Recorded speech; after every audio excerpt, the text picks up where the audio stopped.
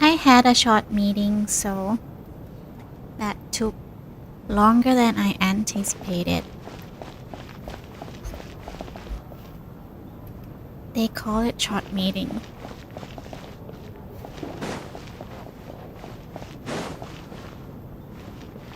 Let's talk to Vodyanisa.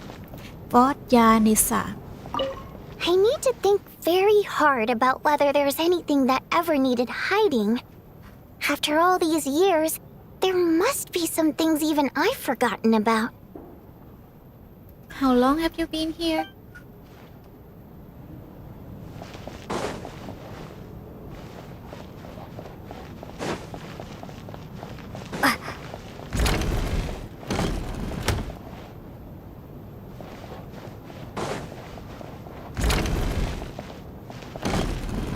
Odette? Valeri, come take a look at this. Some sort of notebook. What is it for? It's the on-duty logbook for the theater. Kulish was the main person to use it. He mostly used it to record any unusual incidents during a show, audience numbers, exit times, and so on. I saw Coolidge at the entrance before coming in. I think he was holding this book at the time. Yes, he'd always have this logbook with him when he checked tickets at the entrance. Poor Coolidge. This should confirm a lot of key details about the recent show. So, you find anything unusual? Yes. The number of people. I've checked and double-checked, but the numbers just don't match what's recorded in the logbook. Apparently, we have an extra person among us. Oh no. Extra person? Are we certain that logbook is accurate? Could someone have sneaked in without buying a ticket or something? Unlikely. Kulish took his duties very seriously. I've rarely seen any errors in his work. Not to mention that this was a dress rehearsal, meaning smaller audience numbers and tighter ticket restrictions than usual. We no longer have our tickets with us, do we? They got collected on entry. I assume there's no way we can check them again. Unfortunately not. The theater recycles tickets. Once people are in the door, they don't tend to leave until the show ends, so we collect the tickets at the point of entry.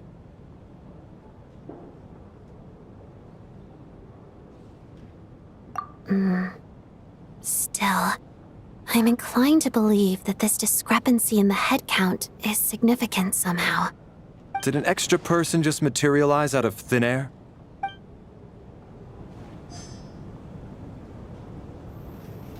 Paranormal activity. I tell you. Spirits. Oh, Tonya is alone in this room. Tonya? Did you find anything? Not yet.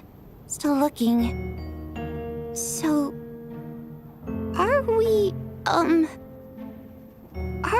supposed to be looking for something paranormal? I think I'd prefer teaming up with you than looking around on my own. Yeah, I understand This looks like you, Tonya. somebody's notebook. Shall we read it together?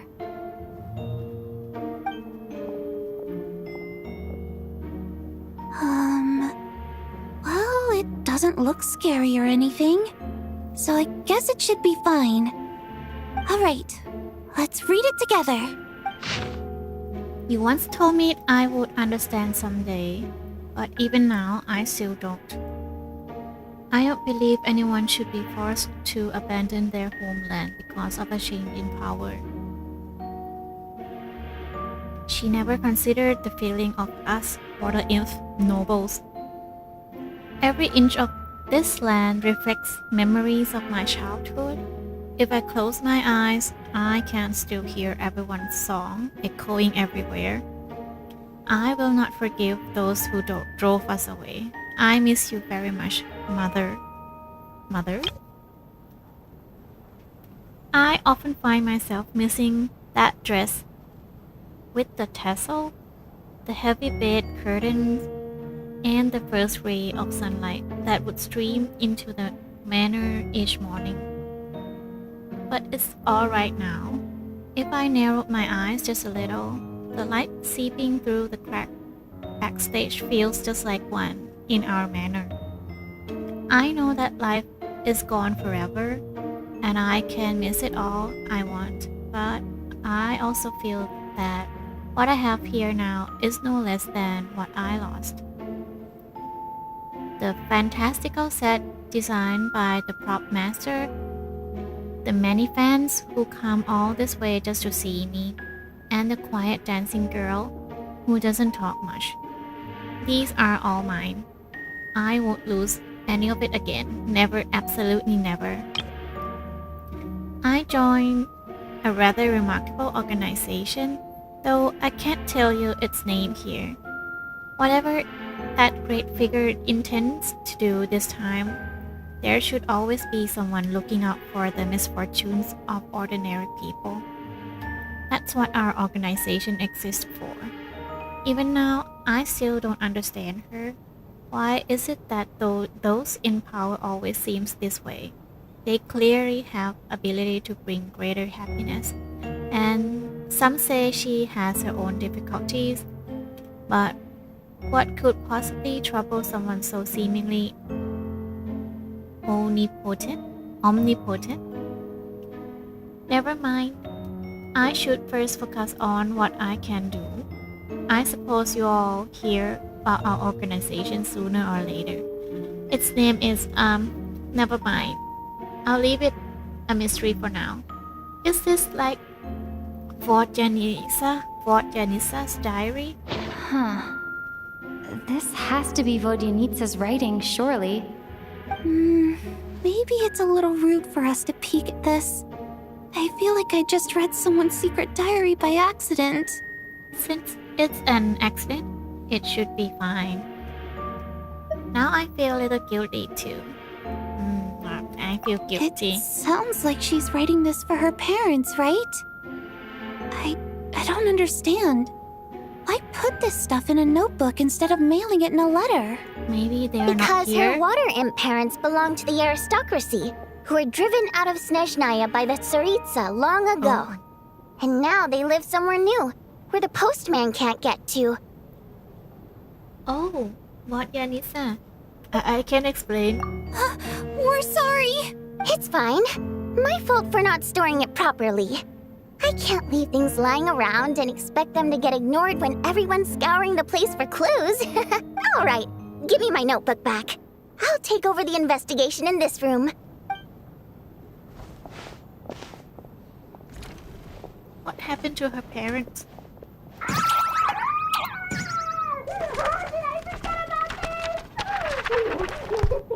Oh God! And this one. Oh my! Why am I so embarrassing? So cute.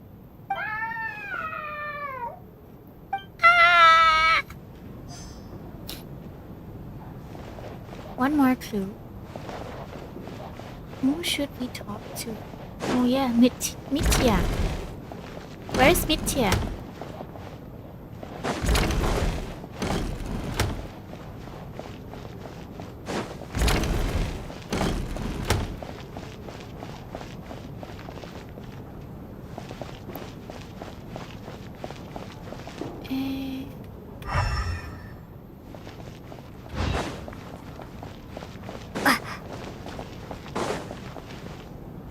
Chin up, my man. That soldier guy just gave you a bit of a fright, that's all. Think about your wife and kids back home. That'll get you your mojo back. Me, for example? Whenever I get hungry, tired, sleepy, or thirsty, I just think about that water imp friend of mine. And everything's suddenly alright again. Is So she a daydreaming friend? about women somehow removes your need for food and water, does it? Don't be absurd. You'll never fall in love. My man, Shugunov. You've never been in love.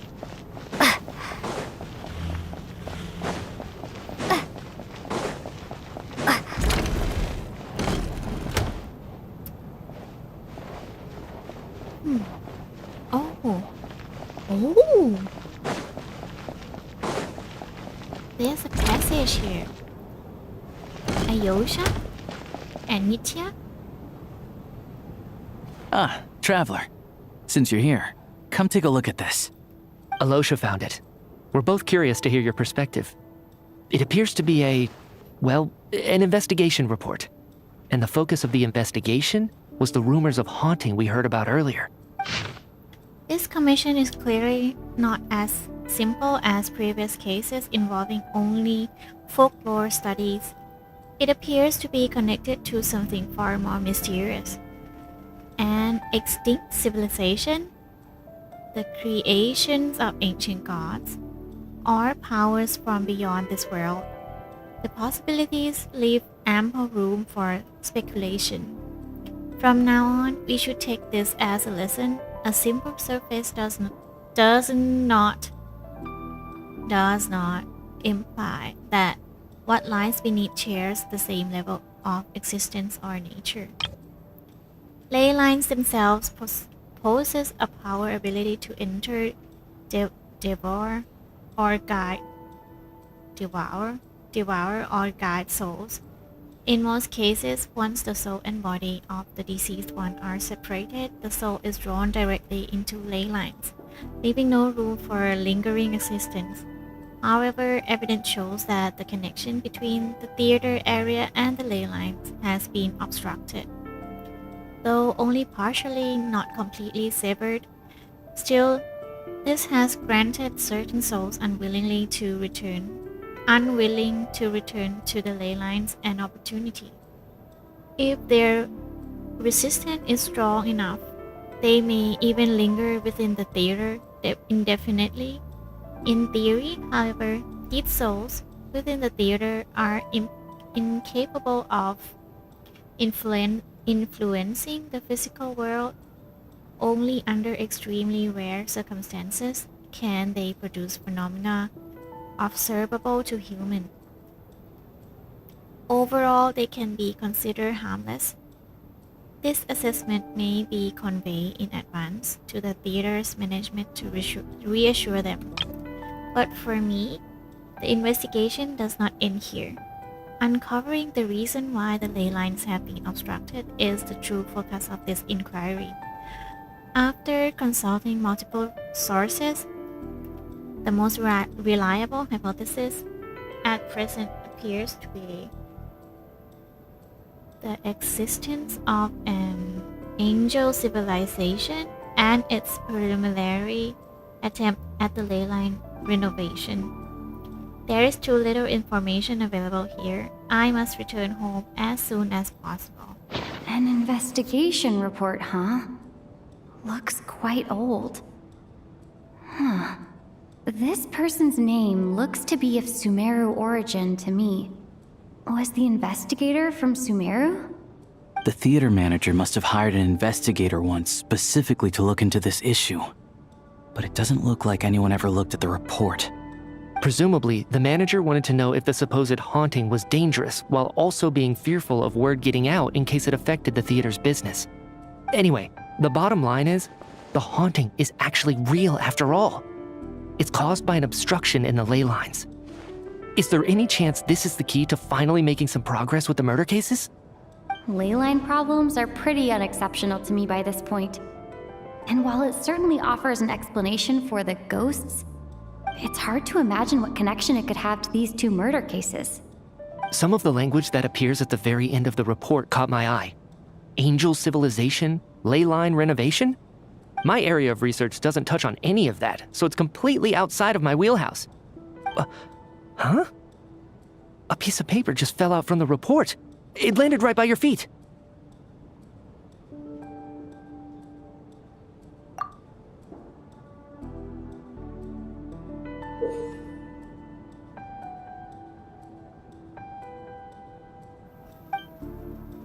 I just got goosebumps. It's pretty ominous, no matter how you look at it. How unnerving. It was tucked inside the report, so it must be a note left by the author. Death is near. Is that supposed to be what's going on here? With us, in the theater? But if so, how did the author foresee it? Could he predict the future somehow? Maybe things are more complicated than we thought. No, wait a second. If we take the report and the note at face value, they completely contradict one another. The report definitively concludes that the hauntings in the theater Hello, are harmless Violet. and cannot affect the real world. I was But so the note focused seems on to be the warning of potential reading danger. the storyline. The question is, what exactly does the note mean by Good death? night to you. Have a sweet dream. Thanks for stopping by.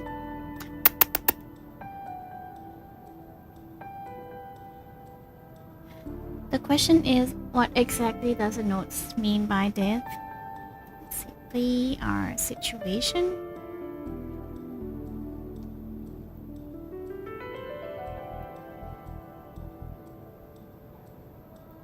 It is.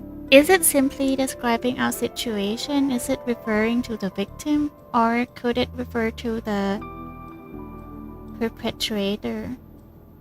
Describing our situation? The various ways we could interpret this keyword lead in completely different directions. Let's pause our analysis here for now. I think we need more information. Let's go snoop around for more information. If we take all this together, it's not impossible, is it? If anything, it's the natural conclusion.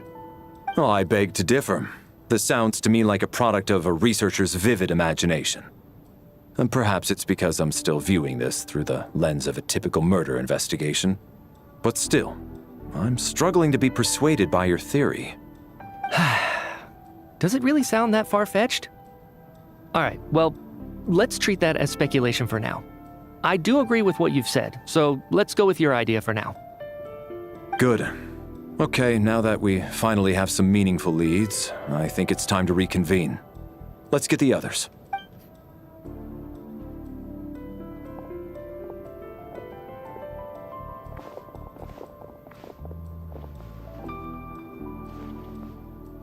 So, that's about everything we've discovered so far. I'll share my theory first. Based on what we've learned from the logbook, I believe the extra person among us is most likely the killer. If the killer had simply bought a ticket, it would have greatly increased the risk of their identity being exposed. I expect he or she either hid in the theater ahead of time, or found a way to slip past the ticket inspection. They then blended in with the group and waited for an opportunity to strike. What about the note found in the investigation report? Any thoughts on how that fits in? The killer may have simply planted it there as some sort of sick joke. I've seen my fair share of psychopathic killers. Is it that They love playing complicated? cryptic mind games. So, it has nothing to do with the haunting of the theater after all. This theory makes sense to me. If we have an audience member unaccounted for, chances are they didn't come here to watch the show. Could it really be that simple? So, in other words, all we have to do is find out who got in here without a ticket, and all our problems will be solved? Then let me make one thing clear. All the theater staff should be well aware that I came here for the rehearsal legitimately, yes? There's no way I'm the one who didn't have a ticket. It's true. I hear you used every trick in the book to get a hold of that ticket, too. Everything short of throwing a temper tantrum and rolling around on the floor at the entrance. I most certainly did not degrade myself in such a way. Probably a stupid question, but I might as well ask. Did anyone here get in without having their ticket checked? Who's gonna admit to that? Guess it was naive of me to expect them to just admit to it. Especially after the unprompted Lelik reveal. Once was already a miracle. Twice would be unfathomable. Coolish disease. No. I hope the list doesn't go on. Why? What do we have to check? The most likely extra person who entered without a ticket is... I'm suspecting Mitya. Yeah, Mitya. Valeri came to the theater to catch Mitya. Those two should be able to vouch for one another, and their motives are clear. Not Mitya. Oh.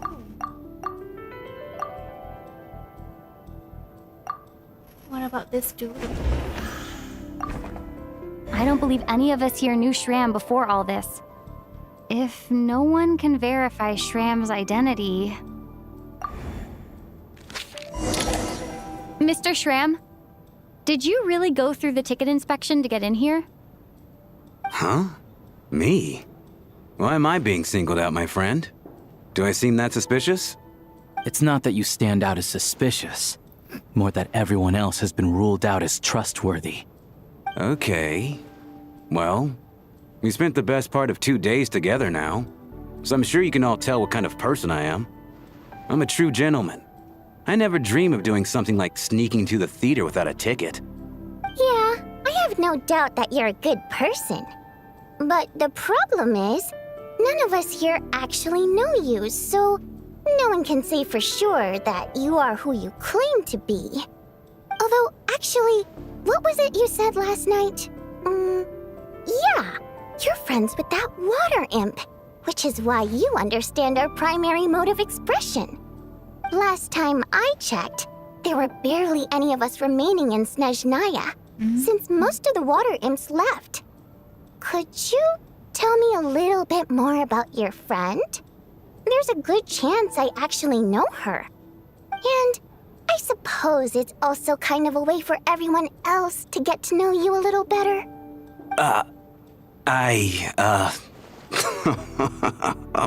Is that black? Good grief. Are Black you blushing? mist? Pull yourself together, man. Stop Is giggling that like a teenage black boy. mist? It's revolting. His friend, his water imp. Hey, revolting is a little strong. Oh no, All right, he's admitting. fine. I'll admit it. We're That water dating. imp friend of mine, the truth is, we're dating. I was just a bodyguard hired by our family. But the stars must have aligned, because sparks began to fly between me and their daughter.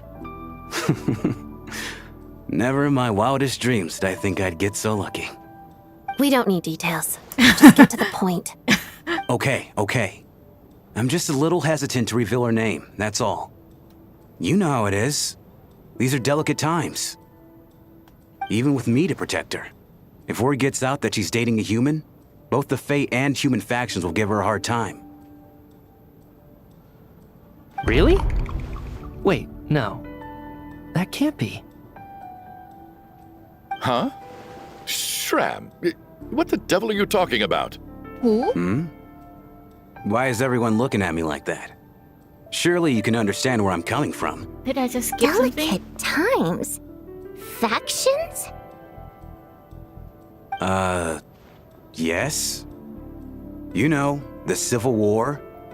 Last time I checked, the Fae and the humans were still at each other's throats.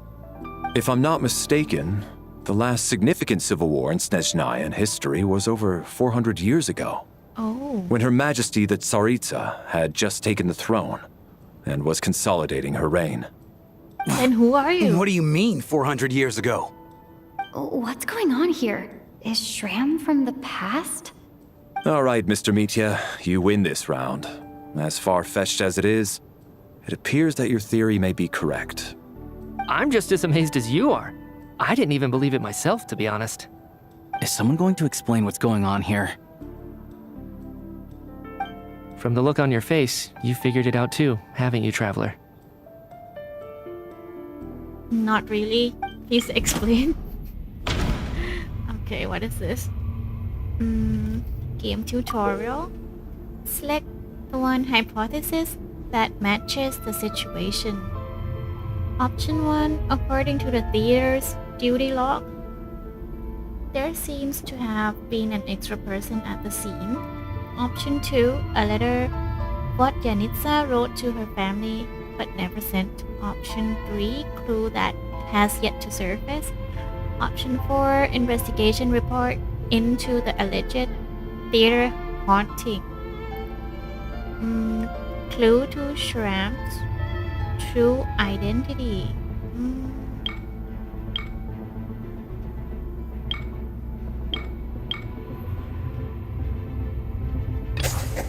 The theater's ley lines have been modified to block souls within its grounds from returning to them.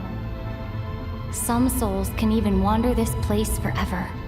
Mr. Shram's statement proves he's from hundreds of years ago, and According to the investigation report on the theater hauntings, Mr. Schramm is very likely a lost soul wandering the theater.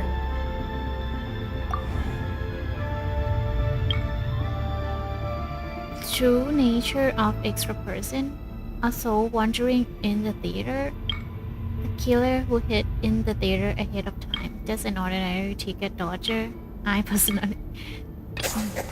For some unknown reason, the soul that has been wandering the theater due to the ley line issues has joined our group and blended in. Yeah, that must be the immediate reason why the ticket count doesn't match the number of people present. Spooky. Death is near. In this case, death most likely referred to the murderer. No? Since we discovered that Mr. Schramm is from the past, it seems we need to broaden our assessment of this incident beyond the bounds of common sense. Beyond the amount of common sense.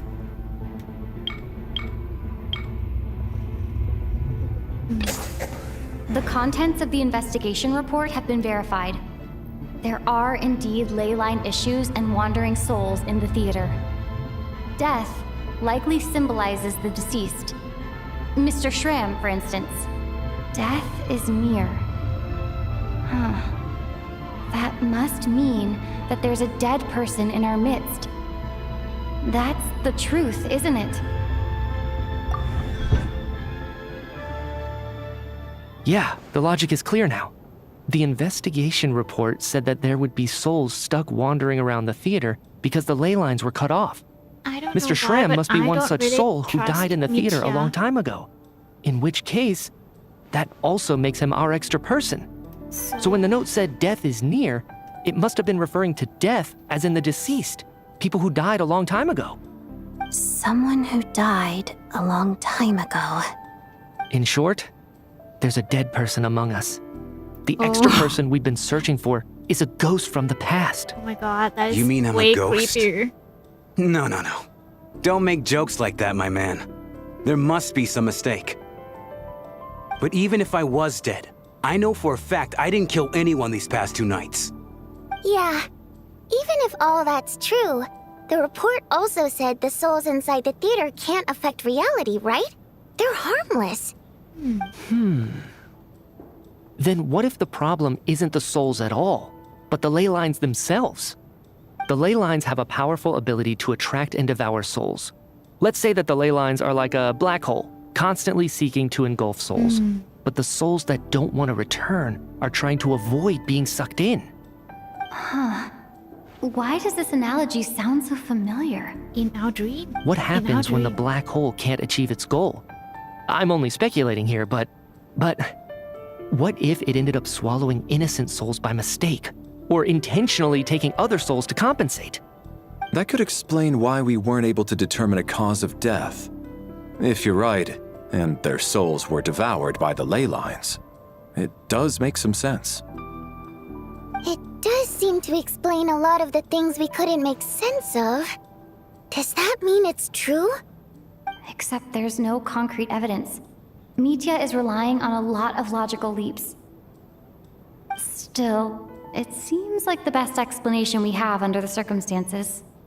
All right, so how could Schramm not know that he's dead? Seems a little unlikely that he hasn't noticed anything unusual even after several days interacting with us. On the contrary, Poor it's Sham. perfectly normal for a soul to wander the theater for centuries without questioning their existence or reason for being there. It's People simply are what's like- natural for them. Breaking bad news. Without actually trying to comfort Sham. Yeah, that's what happened when you break too many bad news. You know what, Mr. Brainiac? I think you might actually be right after all. I'm trying to remember and... even though my head feels like it's going to explode, I think... it's all coming back to me. What's coming back? Memories?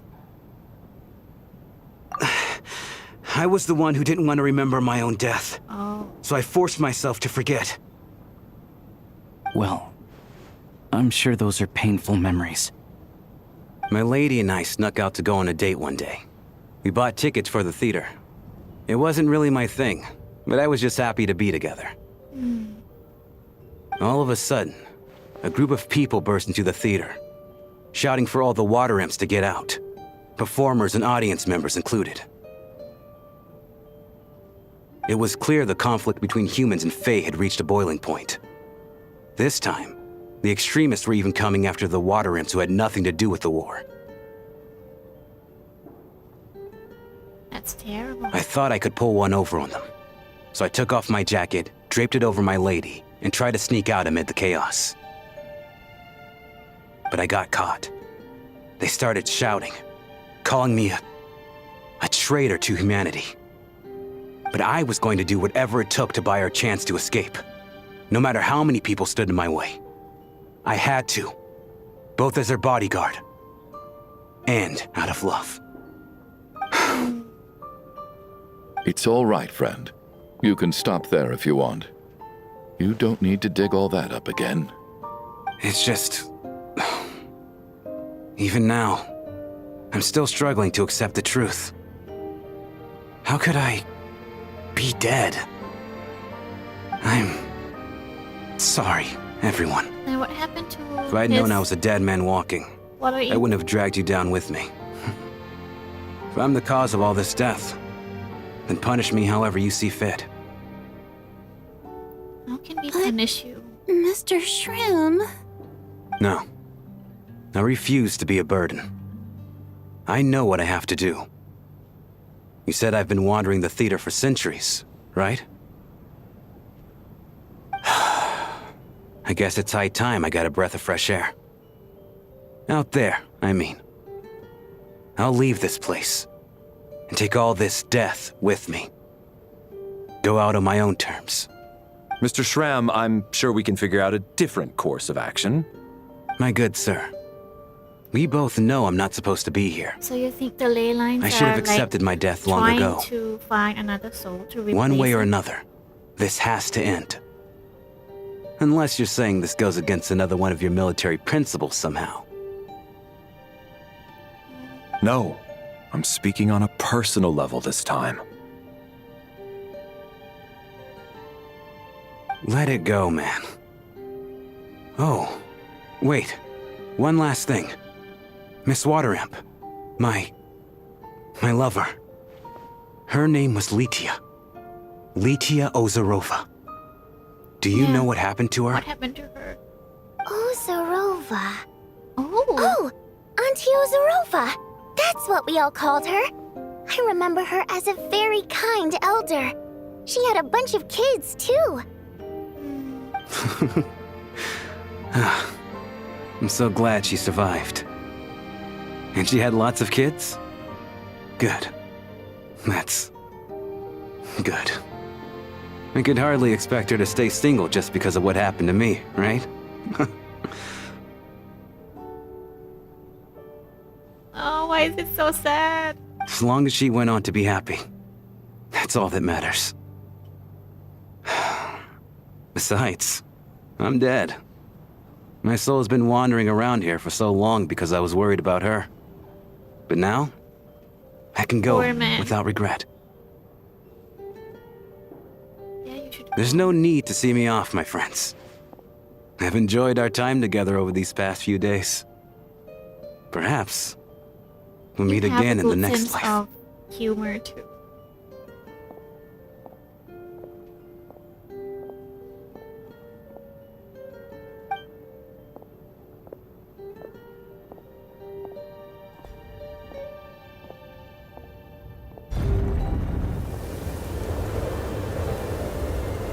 Take care, my man.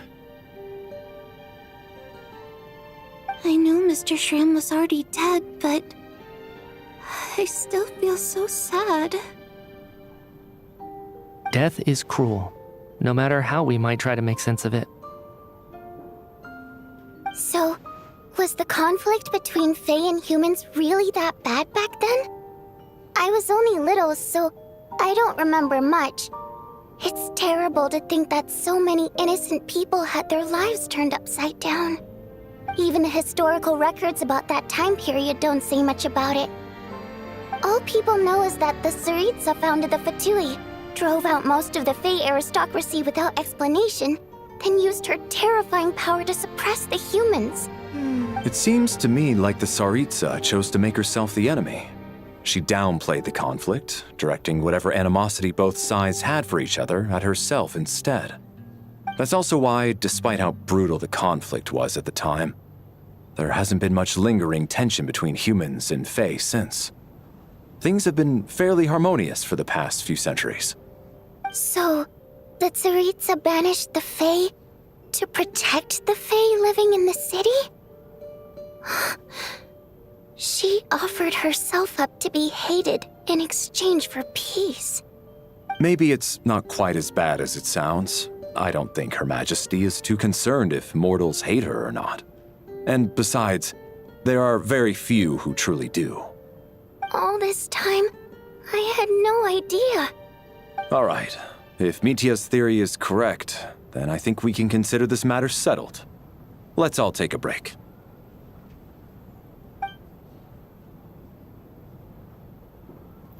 Ugh, if only The this snowstorm blasted stopped? storm wasn't still raging on. Has it stopped? Let's talk to Tonya. Well, at least it seems like Mr. Shram stayed optimistic until the end. The information he revealed, it's given me a lot to think about.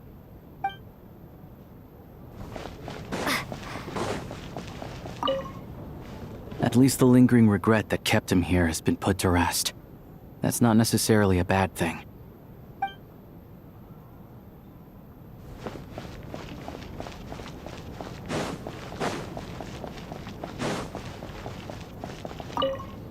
I'm sorry, Even though I Shram was suspected already you. deceased, his decision to walk into the snowstorm was still a sacrifice, and a very brave one.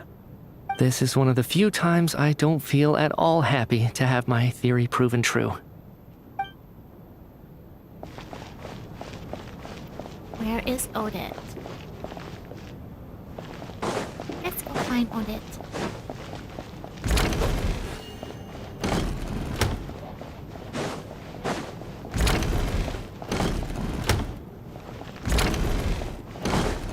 Hey, where did Odette go?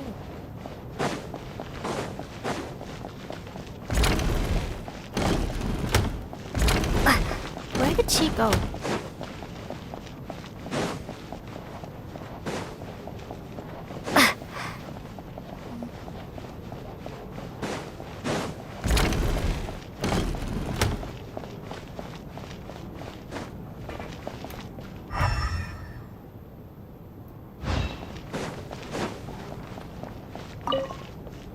I was actually planning on hiring him as my bodyguard after we got out of here, you know. Oh, poor guy.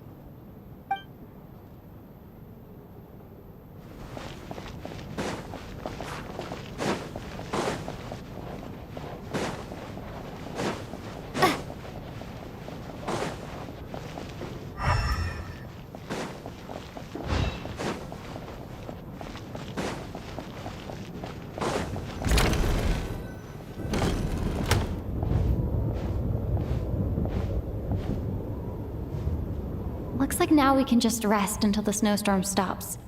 Wait, I still can't believe It's Shram been turned 2 out to be a days. ghost who'd been in the theater for hundreds of years. To think, Knock, knock. Knock, knock. you know the door isn't closed, right?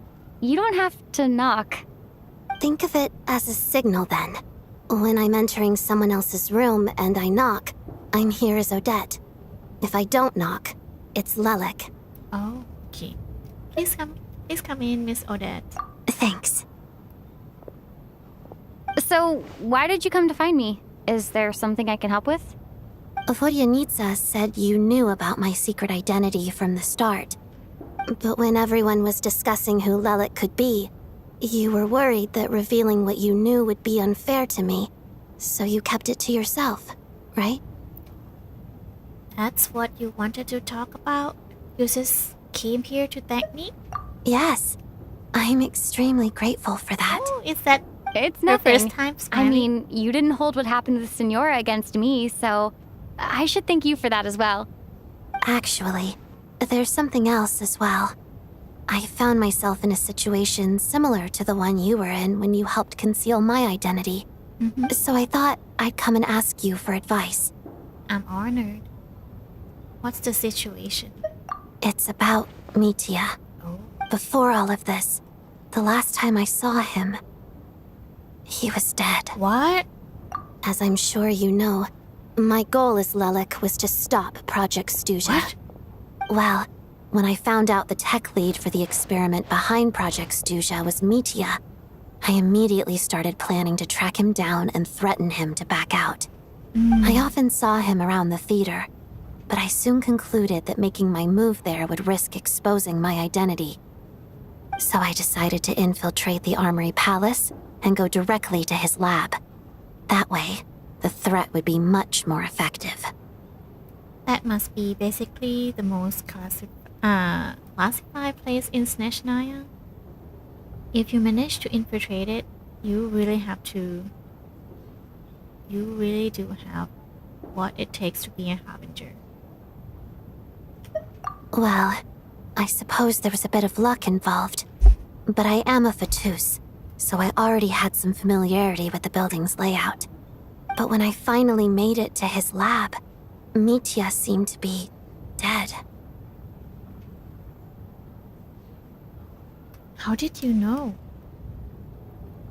Are you sure he wasn't just dozing off? I checked his breathing and Oh, his no. pulse. Oh no. He had no vital signs Oh whatsoever. no, that I'm confirmed. certain of that. I thought maybe another anti-Project Stuja activist had beaten me to it, and chosen a much more brutal method. So I made myself scarce. That's why you were so on guard around Mitya that first night here. Yes. When I saw him sitting in the audience during the performance, I could barely contain the shock. To me, it was a miracle. Somehow, he'd come back from the dead. But then, the murder started happening and things got so complicated that it wasn't really at the front of my mind. That is, until Mitya himself said there must be a dead person among us. Then I couldn't ignore it any longer. And yet, you thought that bringing it up right away would single Mitya out, just like when everyone was suspecting Lelik. Exactly. I thought there could be something I was missing. Besides, we soon figured out that Mr. Shram was a ghost, and we knew there was only one extra person, so we thought he had to be the one. But now it seems like there's another candidate. I understand why you kept it to yourself. There was so much information being thrown around during that discussion. Bringing up Mitya would have just introduced more confusion. So, what do you think we should do? Let me confirm one thing first. When was it that you found Mitya dead? Around a week ago, sometime in the afternoon. A week ago? That's earlier than I thought. I saw him just a few days ago at a restaurant. That definitely would have been after you found him dead. He seemed completely normal to me, chatting with Vojenitsa, trying to avoid Valeri. So he was definitely alive on that day. Huh. Well, all I can say is I know what I saw. Here's a thought. The reason we even suspected a dead person could be among us was because of the problem with the theater's ley lines. But Mitya's death happened inside the Armory Palace. The ley line issue affecting the theater shouldn't reach that far. You're right. I guess he doesn't fit the profile of the person we were searching for. I think the chances of it being him are very low. Surely he can't have died for real in the Armory Palace. Unless what? Unless he really did come back from the dead. You're right. Do you think we need to disclose this to the others? Huh, what's this? A private meet and greet? Where do I line up? That's not what's going on here. Well, I was just making the rounds. Thought I'd try to lighten the mood a bit. Vodyanitsa's handing out food if you're Oh, hungry. that's scary.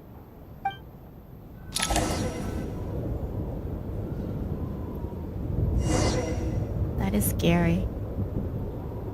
Then who are you?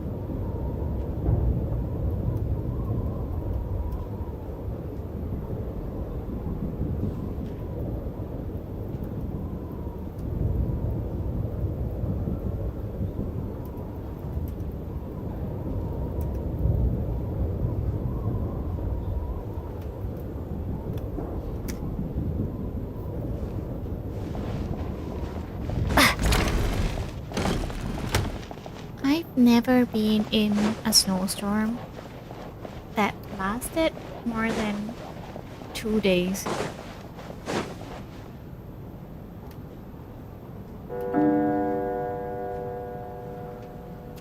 The third night. What is going on with this storm? Could it be connected to that monster that just arrived in Snezhnaya? I almost hope it is. Her Majesty the Tsaritsa left to vanquish that beast herself. We just need to wait for her triumphant return. Do you think people still feel the cold after they die? I'm wondering about Shram. Oh, maybe we should have given him a coat before he went out there. Oh, he have Death a soft itself is spot cold, for isn't it? Sham. I'm sure the storm will embrace him. Well, I hope he has a safe journey. I'm going to miss him, I think. It's not like we can blame him for Rampana and Kulish's deaths. Thinking back on it, we barely made it out alive ourselves. Once we get out of here, how are we going to explain what happened to their families?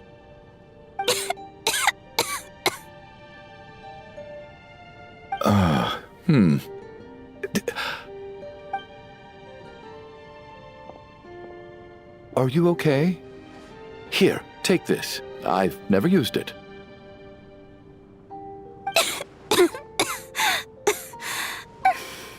Thanks. Look who's Mr. Nice Guy all of a sudden. Is it because Tonya stood up for you this morning? At least you know how to return a favor. Yeah, without Tonya, who knows how badly he would have been hurt. I told you already, I never intended to resort to violence. Duh, bunch of rascals. Little girl? I was rather surprised when you spoke up for me this morning. I didn't think I had many admirers here, so, thank you. Oh, no need to thank me. I said some bad stuff about you too. I've been, too embarrassed to admit it, but, you remind me a lot of my daughter. So kind to everyone, but never lets her old man off the hook. Unless my wife and I are having a fight, then she's always on my side. Especially when she was little. Every time I took her out. Oh, Tonya. All right, easy now. How Where's long her have medicine? you had that cough, Tonya? Yeah, is it like I don't know. tuberculosis? It's probably been a while. Or is it pneumonia? I'm Why is she fine. coughing all the time? Are you taking anything for it?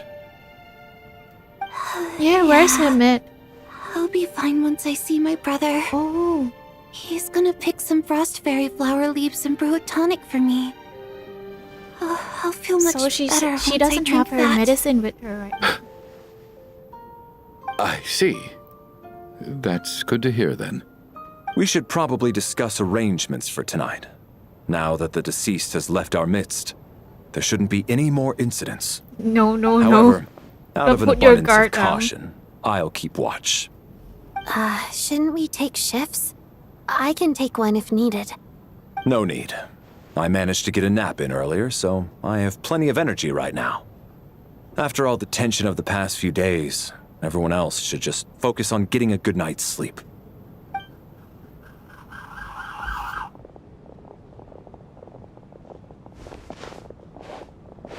What a long day. This whole situation turned out to be way more complicated than I expected. But Valeri's right. I should just try to calm down and get some rest. The last thing I want is to give myself nightmares.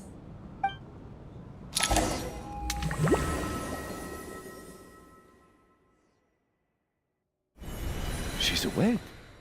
She's awake! Get over here, you big lug, and take a look! If you must call me something, call me Mr. Door. The Black Mist is coming. You need to go.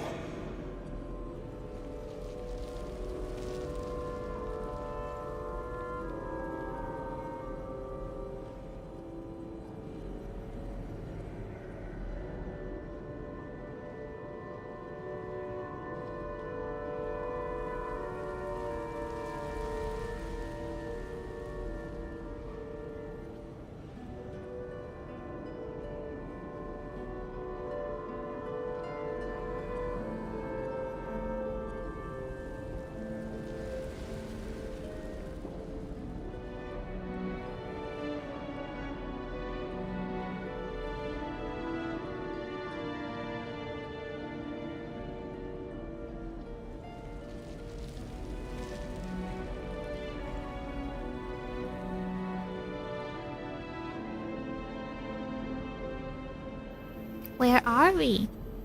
Black Mist? Haven't I heard that before? Yes, we heard of it multiple times. Are you all right? Can you walk? We just got attacked by monsters on our way up. That Mr. Door fellow protected us. Door He just seemed fellow? to come out of nowhere. Not much of a talker, but when it comes to taking down monsters, that man doesn't hold back. Oh, the Black Mist again. Curses! The Black Mist is catching up to us. We need to keep going.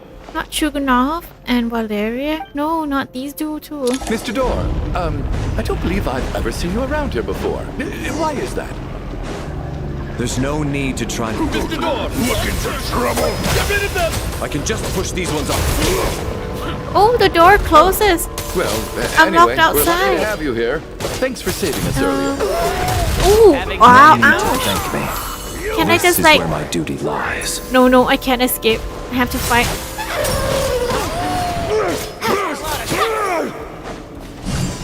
Oh, ouch, ouch. Oh no. I died. R.I.P.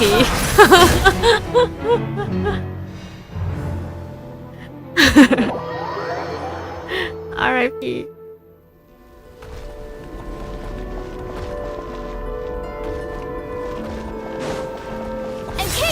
Looking for trouble? No, I'm not. Ooh. To taste my fist? Where is Valeria? Having second thoughts?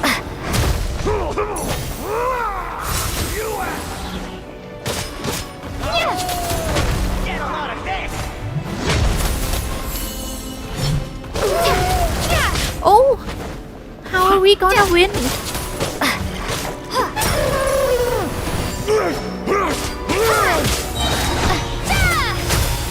Ouch, ouch, ouch. No. Ah! Damn you. Oi. Having second thoughts? Yes. Open the door. Open the door. Let me go. Oh no. Firestorm! Oh. Get a lot of this! Oi. Having second thoughts? Encase! What the? Condense! Ouch.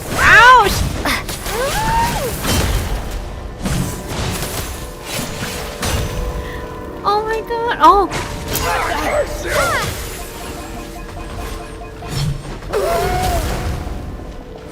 Why I can't press on Valerie? No.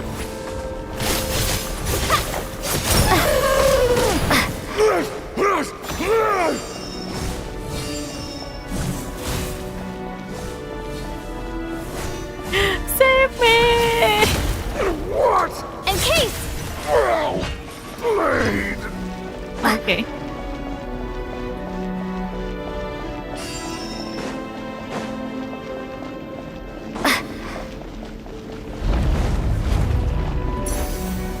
Oh no. Halt! Is that Valeri just now? I think I saw him. Oh! My man. Oh, remarkable work, Mr. Door. Oh, if I had your muscles, I'd do the same.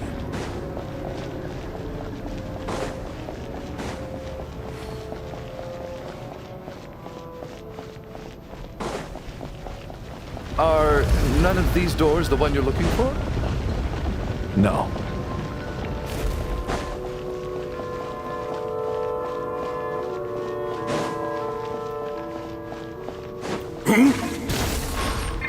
Firestorm! Lightning frost! No! Yikes! Yikes!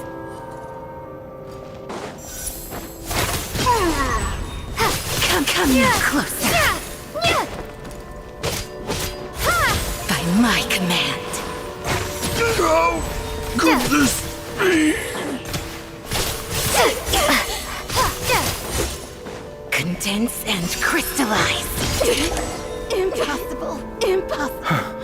I'm so exhausted. And the black mist is still rising. Oh. Don't give up. Wait, look! There's more monsters down there. Are they coming from within the black mist?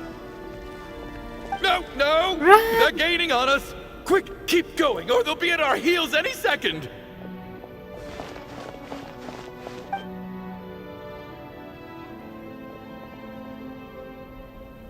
Mr. Door, what are you doing? We need to get out of here. They're coming! Found it. Found what? This is my door. My door? What? You mean you're going to stay here? No. I am a door. This is where my duty lies. So he meant a door for closing, not for opening? No! You saved us. We can't leave you behind. No, we can't leave You you must behind. keep going. No, A door no. can only keep things out for so long. You No, must I make refuse haste. to But leave you behind. you're right. Let's go. We can't let Mr. Door's sacrifice be in vain. Shugunov, you go by yourself. I'm gonna stay with him. No, we did not just leave him there. The black mist isn't moving anymore.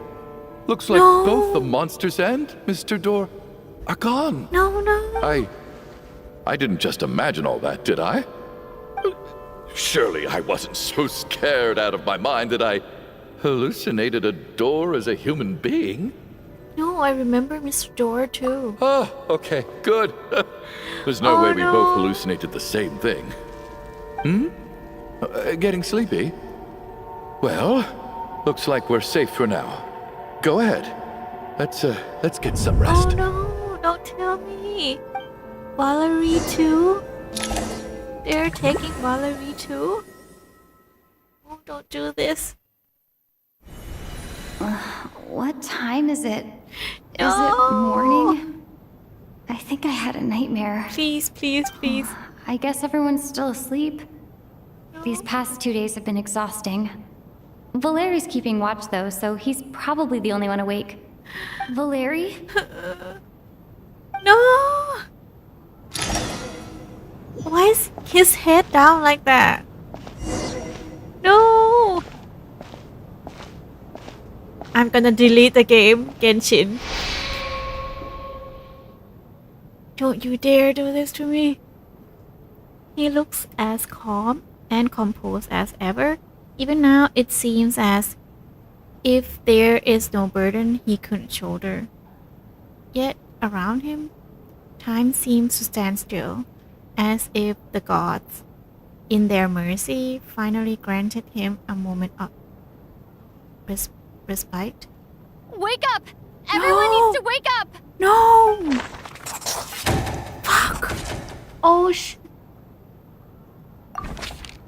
Just like the last 2 nights. No clear cause of death. I've been a real thorn in your side, haven't I, Mr. Valeri? Oh crap. Now you can rest in peace. No, But don't for me, RP him. Don't RP him. Life Oh, will be all the duller for Oh. not having to run away from you, my friend. don't take my man. no. How's Tonya? Is she okay? I just checked on her, and it doesn't seem like anything serious. This place is haunted. She's just exhausted from the We past have to couple get of out of days, here. and she's still recovering from her illness. We No, should no, let her no. sleep a bit longer. We should check That on her. means Valeri was the only one who died last night. If Valeri was awake and keeping watch, it would have been impossible to kill him without waking everyone else up. That much is certain. This is This so place is frustrating. haunted. Why has nothing changed since yesterday? I thought we already dealt with the dead person causing all this. Actually, one thing has changed. There's only one victim this time, Oh. not two. Does that mean... There's two souls thereafter. Oh. Even at his death, he still looks cool and handsome. There was only one victim last night instead of two. Perhaps that was because nobody died twice in a single night. No.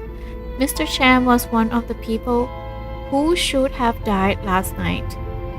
Valerie sacrificed himself to save someone else. The number of victims each night corresponds to the number of disease around us. I think so. I think number 4. After the deceased I'm Shram left, heartbroken. there was one Why less victim Valeri? last night. That more or less tracks. It's a reasonable conclusion, considering the only variable that changed. You better resurrect him or I'll be deleting this game like forever. Oh, the number of people who die each night is equivalent to the number of dead among us. That's your theory, right? Exactly. We identified Mr. Shram, and the night after he left, the death toll dropped from 2 to 1.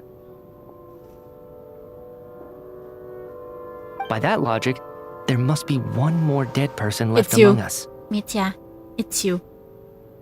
Odette. Another one? But there was only one person unaccounted for in the ticket checks, right? The head count should match up now. Let's break the bad news. It's you, Mitya. Having an extra person died. was definitely a cause for alarm. Like, But being one person a short couple isn't weeks nearly ago. as unusual. Someone could have left in the middle of the show, or made it out before the storm hit. One more dead person among us. If Mitya's theory is right, then what Odette told me seems a lot more relevant. Yes. It's just, at the time, we had no reason to think there was more than one dead person. Tell him, If tell only him, we'd tell taken it him. more seriously as a possibility, maybe this could have been avoided. I'm sorry. This is my fault. I had information that could have been helpful, but I held back.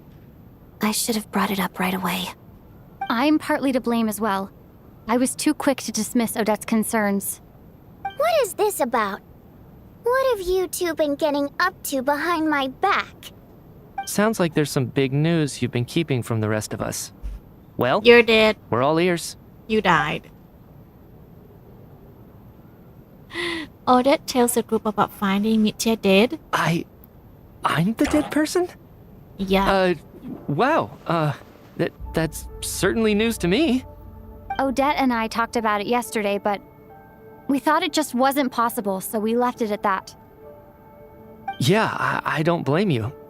If I'd been there, I probably would have reached the same conclusion. It just sounds too unbelievable. Let me just try and verify this. I just scoured my memories trying to think back to the afternoon Miss Odette mentioned. But I honestly have no recollection of dying. That's where I'm different than Mr. Shram. Having seen Mr. Mitya a few days ago myself, I also find it hard to believe he could be the other dead person among us. Well, if it isn't Mitya, then who? Do we vote on it? If you don't mind me asking, Traveler, I believe you mentioned that you know Tonya's brother. Had you ever met her before all this? Oh crap. It's Tonya? No, Oh, never. Wait, are you saying... Now, just 1 minute. I know where this is going. You can't just randomly point a finger at anyone you want. You're in the hot seat, and all of a sudden you want to divert our suspicions onto somebody else? Trying to pick a fight, Mr. Chuganov? Whenever you open your mouth, all you do is attack people, and I've had enough of it. If you don't want to Don't tell engage me. in a civil discussion, you can Tonya? shut up. You little brat! Did Nietzsche ask about Tonya because he suspects her? I suppose I only identified her by age and nothing else. Yeah, she does look Could that older be- than what we expect her to be. I think we saw her in the photo before. Child showed us the photo before. She's a lot younger. I'm just saying, you're going around casting suspicion on people for no reason. How could Tonya be dead? I can vouch for her, if nothing else. I've seen her before.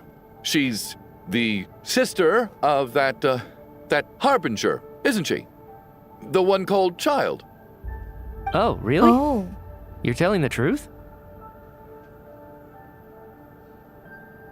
Since being here, I don't think I ever mentioned she was Child's sister specifically. Does Chuganov actually know her? so he knows her. If Chuganov can vouch for her, then it can't be Tonya either. In which case, it seems unlikely that there's another dead person It's among you. us at all. It's you. It's gotta be you. Miss Odette, could you go over that afternoon with me one more time, when you found me dead? No problem.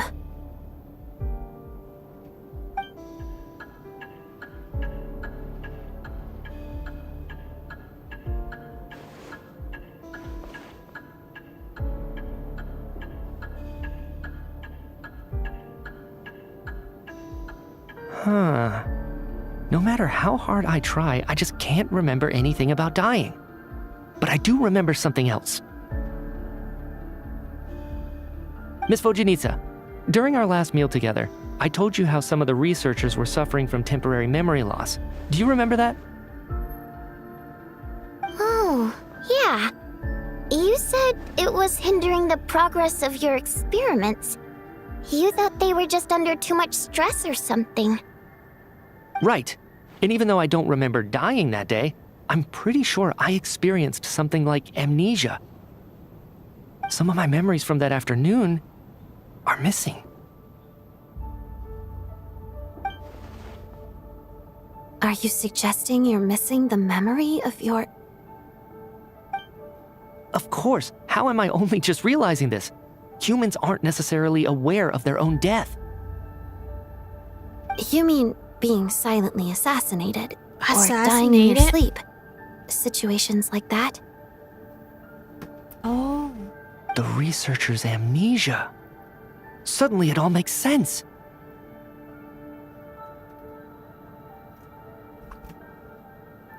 you guys.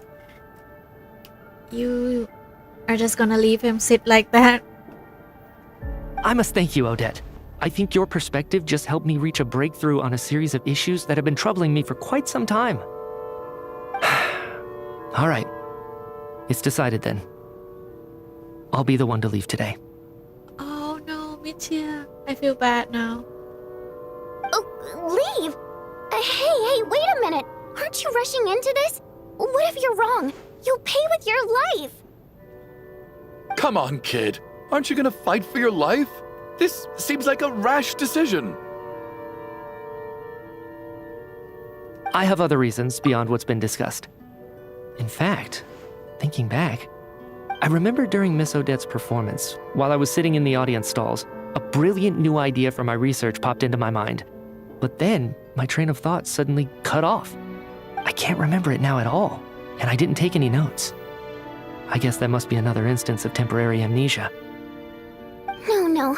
Hold on. I see where you're going with this. You're suggesting that each instance of temporary amnesia is a death, right? What? There's a glaringly obvious flaw in that idea, no? How can one person die so Yeah. many times? I believe Miss Odette's account. During the period where my memory is blank, I must have been either dead or in a similar state. Oh. All it would take is for the same thing to happen in the theater, and I would come under the effect of the ley lines in this vicinity. This increases the likelihood of me being the deceased, does it not? But There's no evidence to suggest that anyone other than me is a candidate for the deceased. So allow me, as a scientist, to treat this as an experiment. Experiment. Please relax, everyone. I don't think things are as bad as they may seem. If I really am the deceased, then to leave the theater will be a relief for me. If, on the other hand, I'm still alive right now, well, apparently you've all witnessed my resurrection recently anyway. Who's to say I won't return from the dead again this time? Mitya's right. This is the only thing we can try right now. I think he's deliberately downplaying the gravity of the situation, though. He probably doesn't want to burden everyone. What is a scientist if not someone who gambles on experiment What after about we experiment in an all attempt to obtain the Walk truth? outside. With this snowstorm, the ley line phenomenon, ghosts of the dead, and my No, I amnesia, cannot deal we've with been more death. paralyzed by not knowing and powerless to do anything about it. It's a terrible feeling. I cannot deal with more death. I'll just go out with you, Mitya. At this point, But if I do get resurrected, you can be sure that I'll come back with the truth of all this. Just you wait.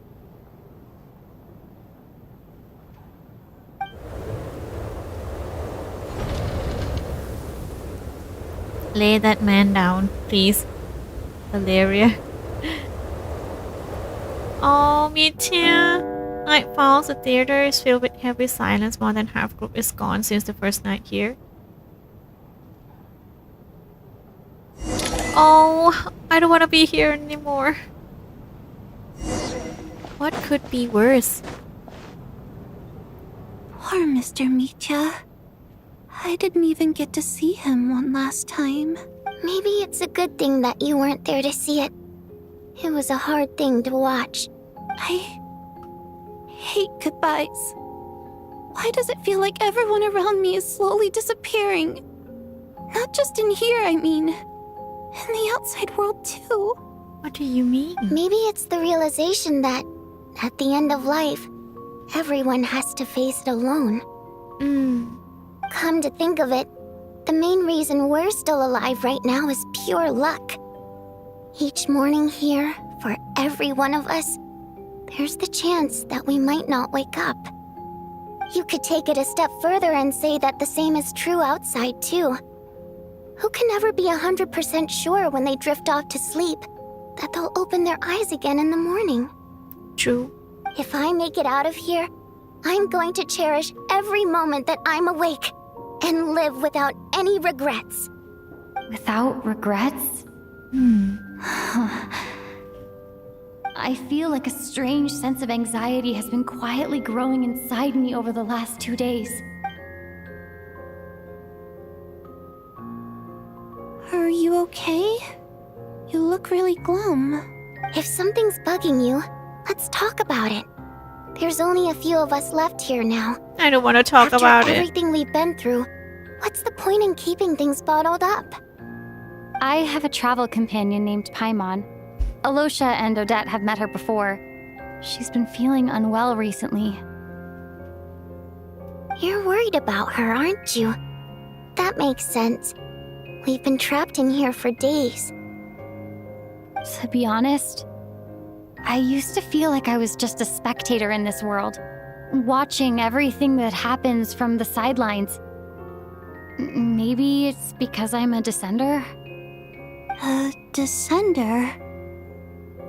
But with Paimon by my side, over time, I slowly felt my connection to this world growing stronger. She loves eating, sleeping, and having fun, but she's also a great guide. It's her authenticity that makes this whole world feel more real for me. Over the last few days that we've been apart, I've often caught myself wondering, what would Paimon say if she were here right now?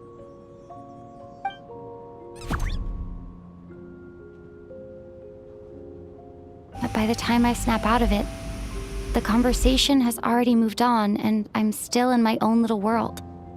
I'm trying to overcome this sense of detachment, but I really miss Paimon. I miss Paimon too. I guess, in a way, she means the whole world to me. I bet she misses you when you're not there as well. Maybe you're her entire world too. I don't know if this will make you feel any better, But back when the water imps left Snezhnagrad in droves, I also felt like the whole world was suddenly empty. I could be surrounded by people all smiling and having fun, and still feel completely separate from it. So, I totally understand how you feel. Later on, I started to think, maybe accepting the fact that our loved ones won't always be with us is something that takes a lifetime. All we can do is cherish their companionship from moment to moment. So, once we get out of here, you better hurry back to our side as fast as you can. You can't let your story end in regret. That's the trope I hate the most. Thank you. That's exactly what I needed to hear. But Vodyanitsa, if you hate goodbyes too, Yeah. why didn't you leave with your people? That's just the choice I made. I used to regret it, but I don't anymore. Like I said before, singing is a water imp's primary mode of expression. It's how we convey our emotions.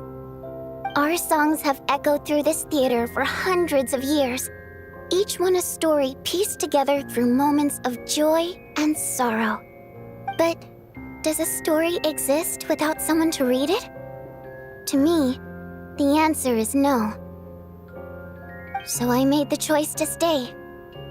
That way, there would still be someone left to sing these songs and listen to their stories. Otherwise, they could have been lost forever. Could you teach me how to understand your people's songs sometime? I want to be able to truly hear them, like Mr. Shram. A fan after my own heart. Thank you, Tonya. How about I sing something for you, and you tell me what you hear? Okay. Okay, I'll do my best.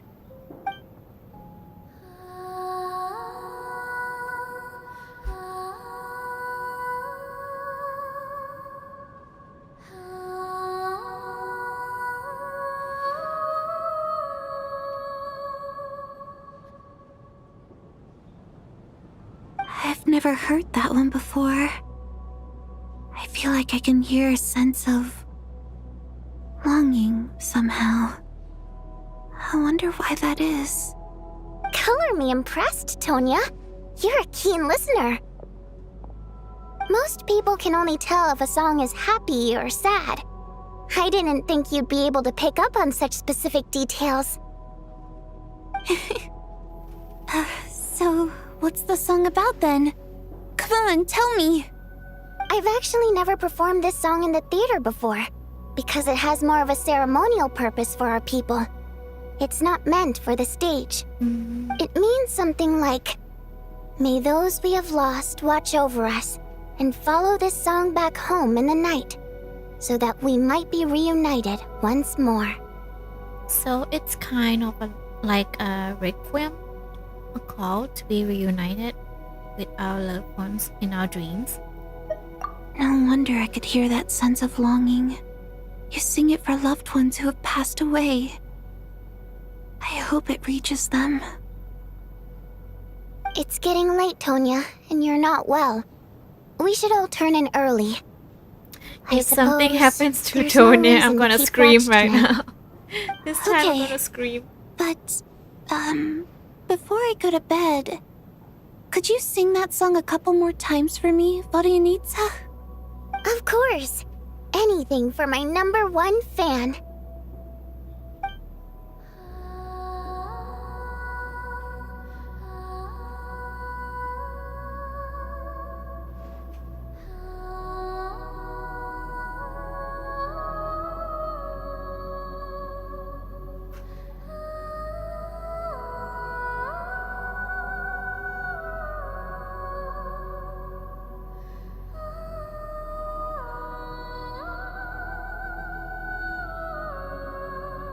Once I get out of here, I definitely don't plan on ever coming back. But I guess that means I'll never get to hear Vodyanitsa sing again. That's a sad thought.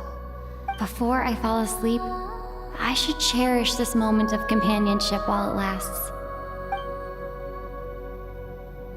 Where is Odette?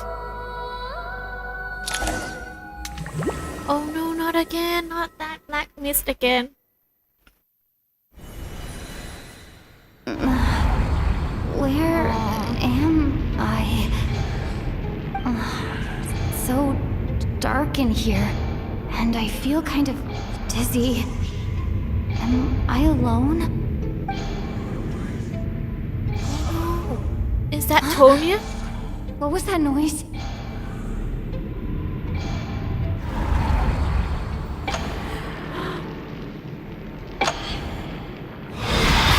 Aya! That is scary. Oh my god. Return, O spirits. Fulfill your oath of protection.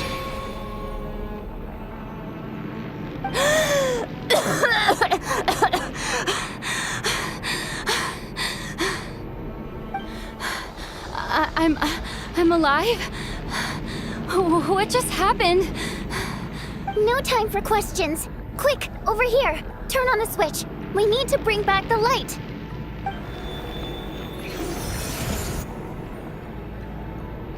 No, not All what, right. Janissa. We're safe. The spirit just now is called Night Prayer. The light subdues her, but she'll attack without a second thought in the dark. Sort of. I know it's hard, but you can't let this place go dark, or she'll kill you again. Did I really just died? She really just killed me? Yep. Luckily, I was here to resurrect you. Otherwise, that'd have been a real bummer.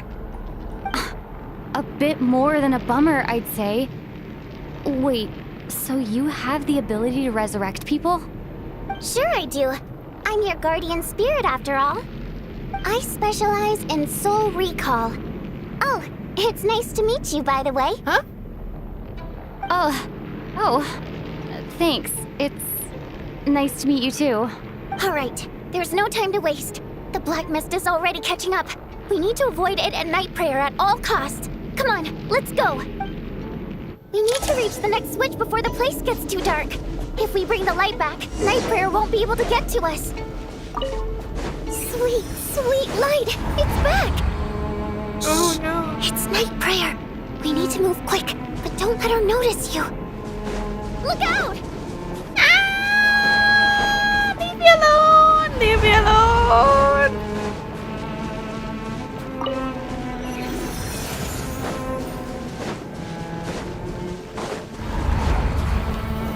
Oh no, I'm stuck! Oh crap, I'm stuck! Oh, The next switch is over there. I need a rest, I need a rest.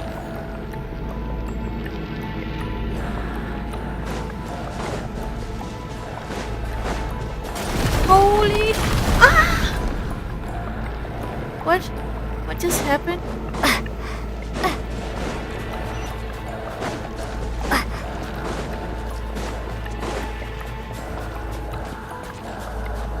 The train wrecked.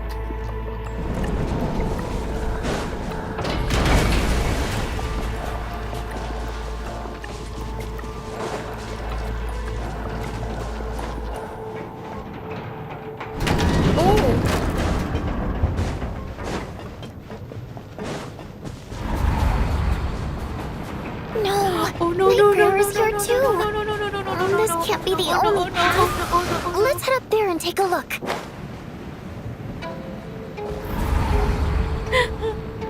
We died.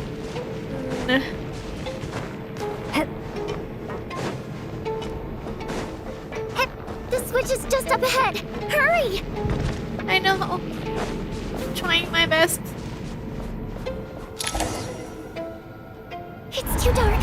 We're not gonna make it. Come on, faster!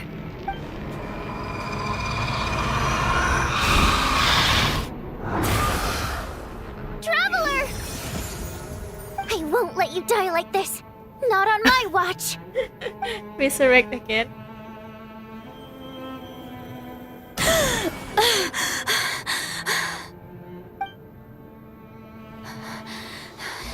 Even though it's not permanent, dying is definitely not a pleasant experience. Yeah. Great. You're back. Yeah, I think thanks she's to you. a healer.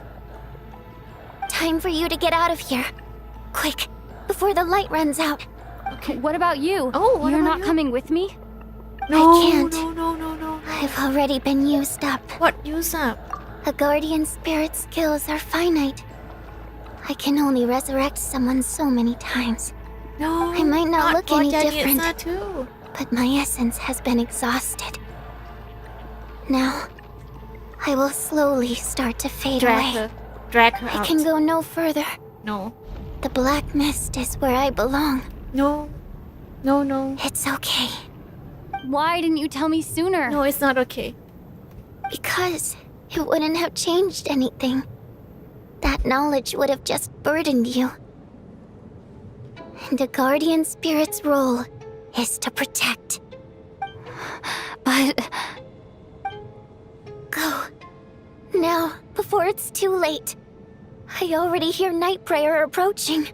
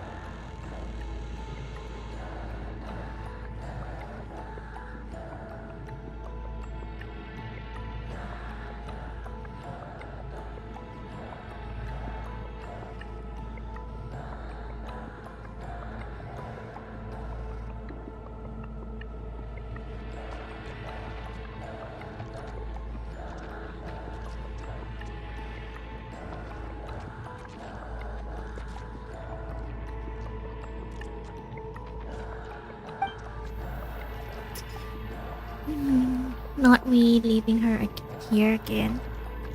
Oh no, not Bot Janitza too.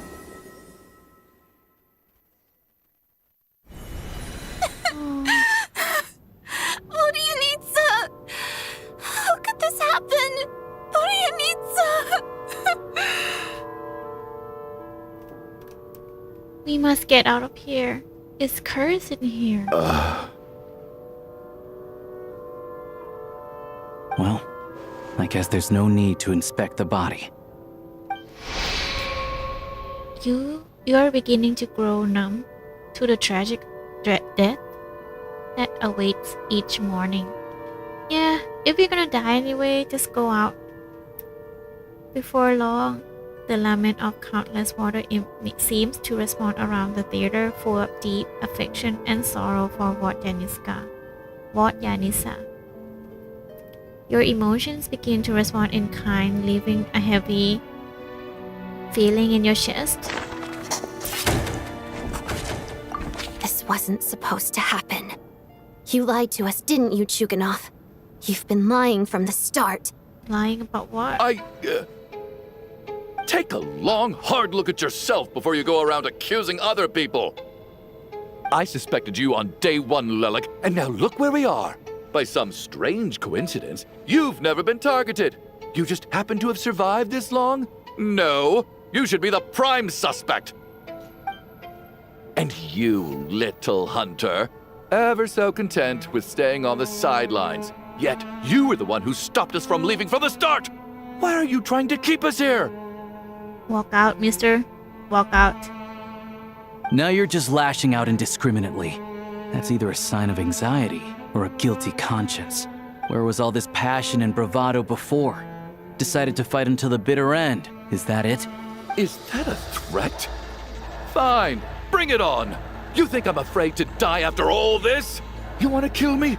Go ahead. I'd like to see you try.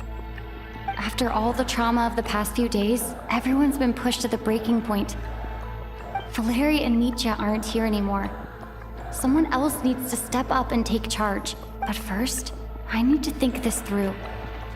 Considering everyone left, who's the most likely candidate for the deceased? It's not Mitya? So it's not Mitya.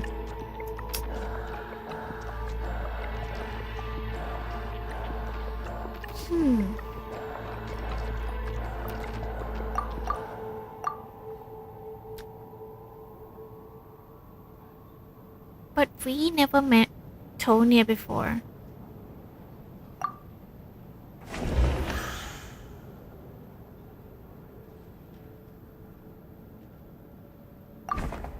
Of those who remain, the only person we've never met before is Tonya. There is room to doubt her true identity. People are easily misled by first impressions. Now that I think about it, Child's sister was in fact a label I imposed on her due to my own assumptions. But Mr. Chuganov vouched for Tonya's identity yesterday, with basically no other possibilities left. Could it be...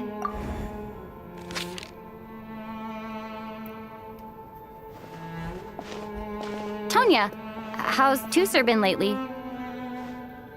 Tusser? Oh no, yes. It's her. Your brother Ajax must have mentioned me in his letters home, right? Did he say anything about a blonde traveler? No. And my brother's name is Razik, not Ajax. Oh, crap. Chuganov, looks like it's your turn to do some explaining. Yesterday you said you could vouch for Tonya. Why did you give us a false testimony? Is she her daughter? His daughter? I knew you were behind this, Chuganov. You've been lying through your teeth from the start. Wait, I need a quick toilet break. Can't hold this. Okay, be right back.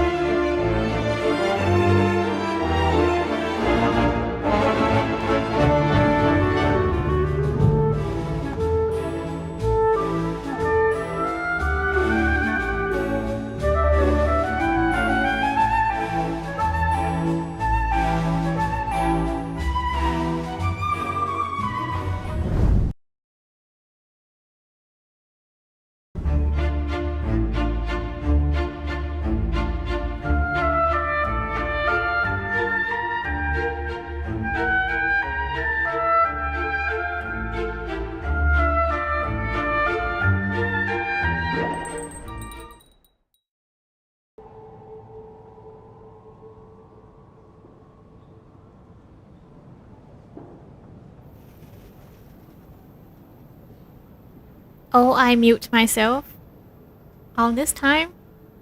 I just know. Never mind. How long have I been muted? I think more than 1 hour. It's okay. Everything about you is fake. Down to the wife and daughter you're always talking about. Your entire family man persona is a charade, isn't it? That night, when I infiltrated your place as Lelik, I noticed you were home alone. Didn't think much of it at the time. Just thought everyone else was out.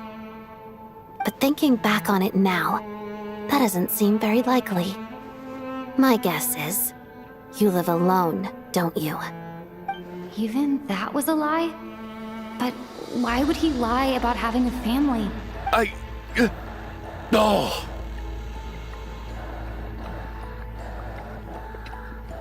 Curses! Oh, why is there no end to this blasted snowstorm? If it would just stop! If it would just stop. I think I remember now. I know how I ended up here. It feels like a distant memory. But at the same time, it's just like it was yesterday.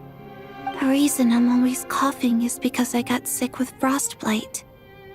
The locals usually call it the snow cough. It's not a very common illness. It's partly genetic and partly caused by the cold climate, but it can be fatal. They sent me to the hospital as soon as they found out I had it. And I spent so long lying there in that hospital bed. After a while, I felt myself growing weaker and weaker. Nothing seemed to be working anymore. Neither the treatment that the doctors were giving me, nor the medicine my brother was brewing from frost fairy flower leaves. So one day, I told my brother that I wanted him to take me outside for once, so things could be like they used to, just Maybe for she's one day. his I sister? wanted to meet loads of friends, experience new things. He agreed. He snuck me out of the hospital, and we escaped. We got to the theater, bought tickets, and went inside. Oh, it was all so exciting. I remember the show very clearly. It was amazing. But I found myself getting sleepier and sleepier. Oh, Tonya. When I woke up, I couldn't find my brother anywhere, so I guessed he'd already left. But there's no way he'd leave me behind. So I decided to stay here and wait for him. At the time, I figured he'd probably gone to brew some more medicine for me. I was planning to chew him out for abandoning me when he got back. Tonya, it sounds like by then you'd already... Yeah, I know. I understand now.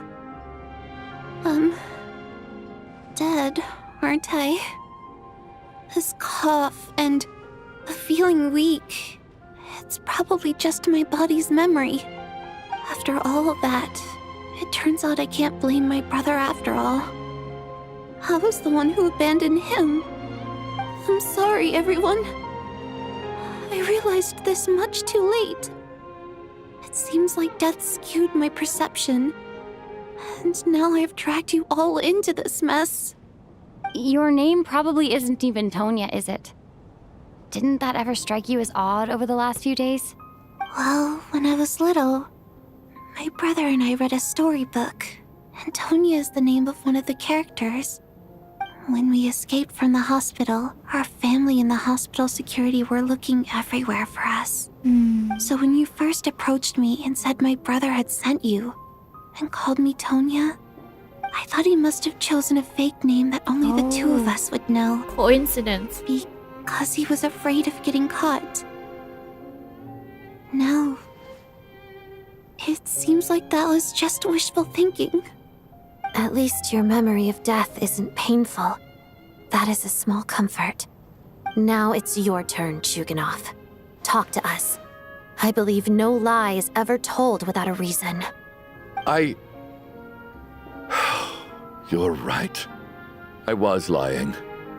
I happened to know that the Harbinger child and his sister Tonya managed to get tickets, so I lied to you and pretended I knew them.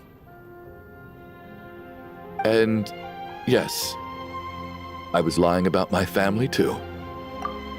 The truth of the matter is, I lost them a long time ago. My daughter's name was Iskra. And before you ask, yes, Iskra, as in Iskra Manufacturing Plant. She also died from the snow cough. Oh. She was just 6 years old. If she were still alive today, she'd be around the same age as little Tonya here, after Iskra passed. My wife couldn't bear to face those memories either. So she chose to start a new life, without me. One day when I came home from work and saw the empty room, I felt like I couldn't breathe. Subconsciously, I started to imagine that they were still there. I soon discovered that this was the only thing that made me feel any better, so I just embraced the delusion. Nothing more than a pathetic means of escapism, I know. But at least it's not a crime. So explain your false testimony then. The night before last, when I was chatting with Tonya, she mentioned that her brother would brew medicine for her from frost fairy flower leaves. Combined with her various symptoms, I suddenly understood everything, including the fact that she was deceased. The snow cough used to be an incurable illness. I would pick frost fairy flower leaves to brew medicine for Iskra too. It took hours and hours on the stove. I'm sorry, man. I misjudged you. But the year after my daughter passed away, the jester of the Fatui announced that a cure for frost blight, also known as the snow cough, had finally been developed. It turned out that all previous treatments were completely ineffective. No better than random concoctions. That was the final straw for me. I just couldn't take it anymore. Just one more year. One more year, and everything would have been okay. So, more than anyone, I know full well that in this day and age, no one in their right mind would still be using frost flower leaves to brew medicine for the snow cough. Okay, mate. I understand. Poor Miss Tonya, therefore, had to have been from an era when snow cough was still a terminal illness. So, you projected your daughter onto her? Even though you knew she was one of the dead? Yeah. Even though you knew that protecting her could get you killed. That doesn't make any sense. You knew she was already dead. What did you hope to achieve by protecting her? Spending more time with her. I just don't believe in your crackpot theories, nor do I approve of your actions. How can you just declare a living person dead and throw them out into that snowstorm? Nitia's gone. My good buddy Shram's gone. And now it's Tonya's turn, isn't it? The others I can make my peace with, but little Miss Tonya, here she is, standing right in front of us, alive and breathing, and fighting her own battles. Yet you're quite happy to say she's dead? I just want her to live. Once this snowstorm is over, the very moment it stops, I'm going to march out that door and find someone who can fetch the very best medicine for her snow cough. She's just here in spirit. She's actually dead, you know. I'll be damned if I'm gonna let you cast her out into the snowstorm before I have the chance to cure her. Not again!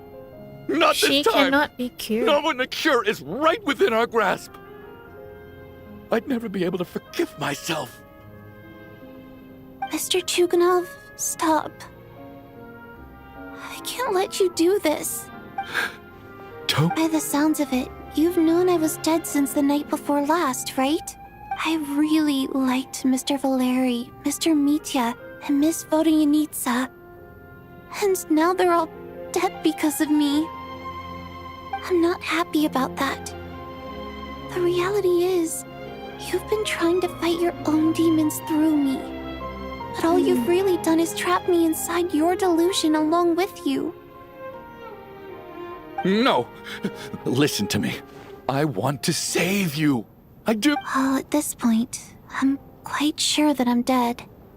I don't need to be saved. The time I got to spend with all of you is more than enough for me.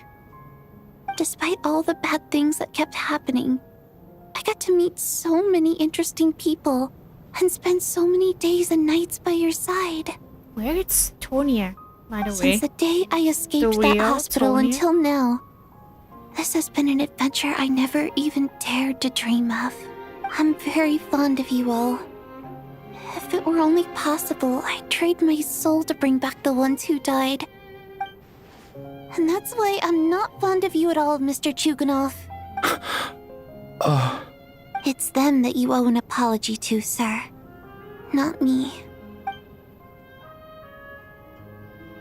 Well then, I suppose this is it. Goodbye, Tonya. It's time for my adventure to end. I've got... You're leaving already? It's still early. Don't you want to stay a little longer?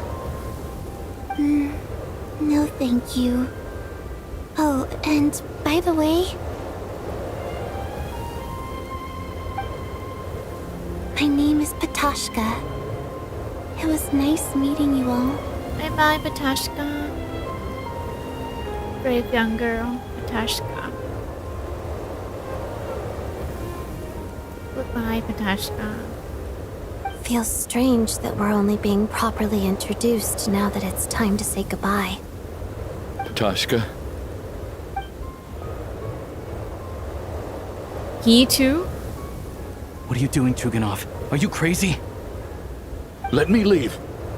I can't keep lying to myself anymore. In your dreams. Don't think you're getting off that easy when you had a hand in the deaths of so many people. The Fatui have honed quite an array of enhanced interrogation techniques since they were founded.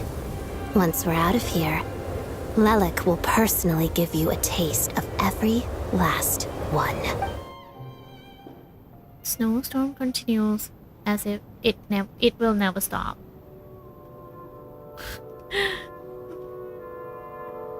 I think we should leave. I doubt this snowstorm is ever going to stop. Yeah, For all we know, this storm might have destroyed all of Snezhnaya by now. Maybe even the whole world. I'm starting to feel the same way. Maybe this is the heat death of the universe. Wait, we finally solved the mystery of the haunted theater today. Maybe let's at least try to enjoy tonight? Oh my god. How can you say the word enjoy? I don't wanna spend one more seconds here. Fair enough. I don't particularly feel like dying in Chuganov's company anyway. Oh my god. And yet you won't let me die first. Hey, Chuganov, on a serious note, if we do make it out of here, you should close down that factory of yours. A lot of people are freezing thanks to you. Is this really the time to be discussing my factory? All right, fine. I'll shut it down. Doesn't matter to me anymore. Am I hearing things? There it is again. But Maybe I the don't storm understand. has brought us some The unwanted snowstorm visitor. hasn't stopped, has it? Maybe the snowstorm has brought us some unwanted visitors, or perhaps it's the rescue team that Valerie mentioned. Should we open the door? Is this it? If the last few days are anything to go by, I probably... Whatever lies beyond that door at this moment, it could be something even more terrifying than everything we've been through so far. No, I don't think so. Open that damn door. I'm not scared of anything anymore.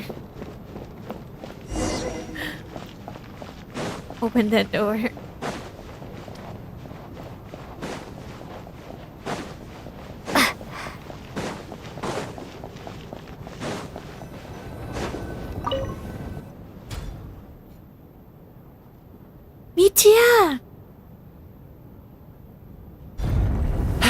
You're back! Hey everyone. I'm back. How are you doing? Feeling any better? Much better, thanks. Whew, it is so good to have you guys here. I was a little worried that the theater would be empty by the time I got back. Let me see. Tonya and Vodyanitsa are missing, which means... Vodyanitsa died last night. And then you discovered that Tonya was the other dead person. Am I right? Not Tonya. Pitashka. First, tell us how you made it back here. Given the conditions outside, no one should be able to return alive. You're right. The thing that got me back safely was... a song. I heard someone singing. Give this man a hot water, a hot milk, anything. After Anything walking at into all? the snowstorm, my mind grew hazy. I don't know how long I walked through the storm before my mind completely slipped away. Then, suddenly, I heard the sound of singing. The voice instantly brought me back to my senses, and I regained consciousness. So I followed the voice, searching for the source of the singing.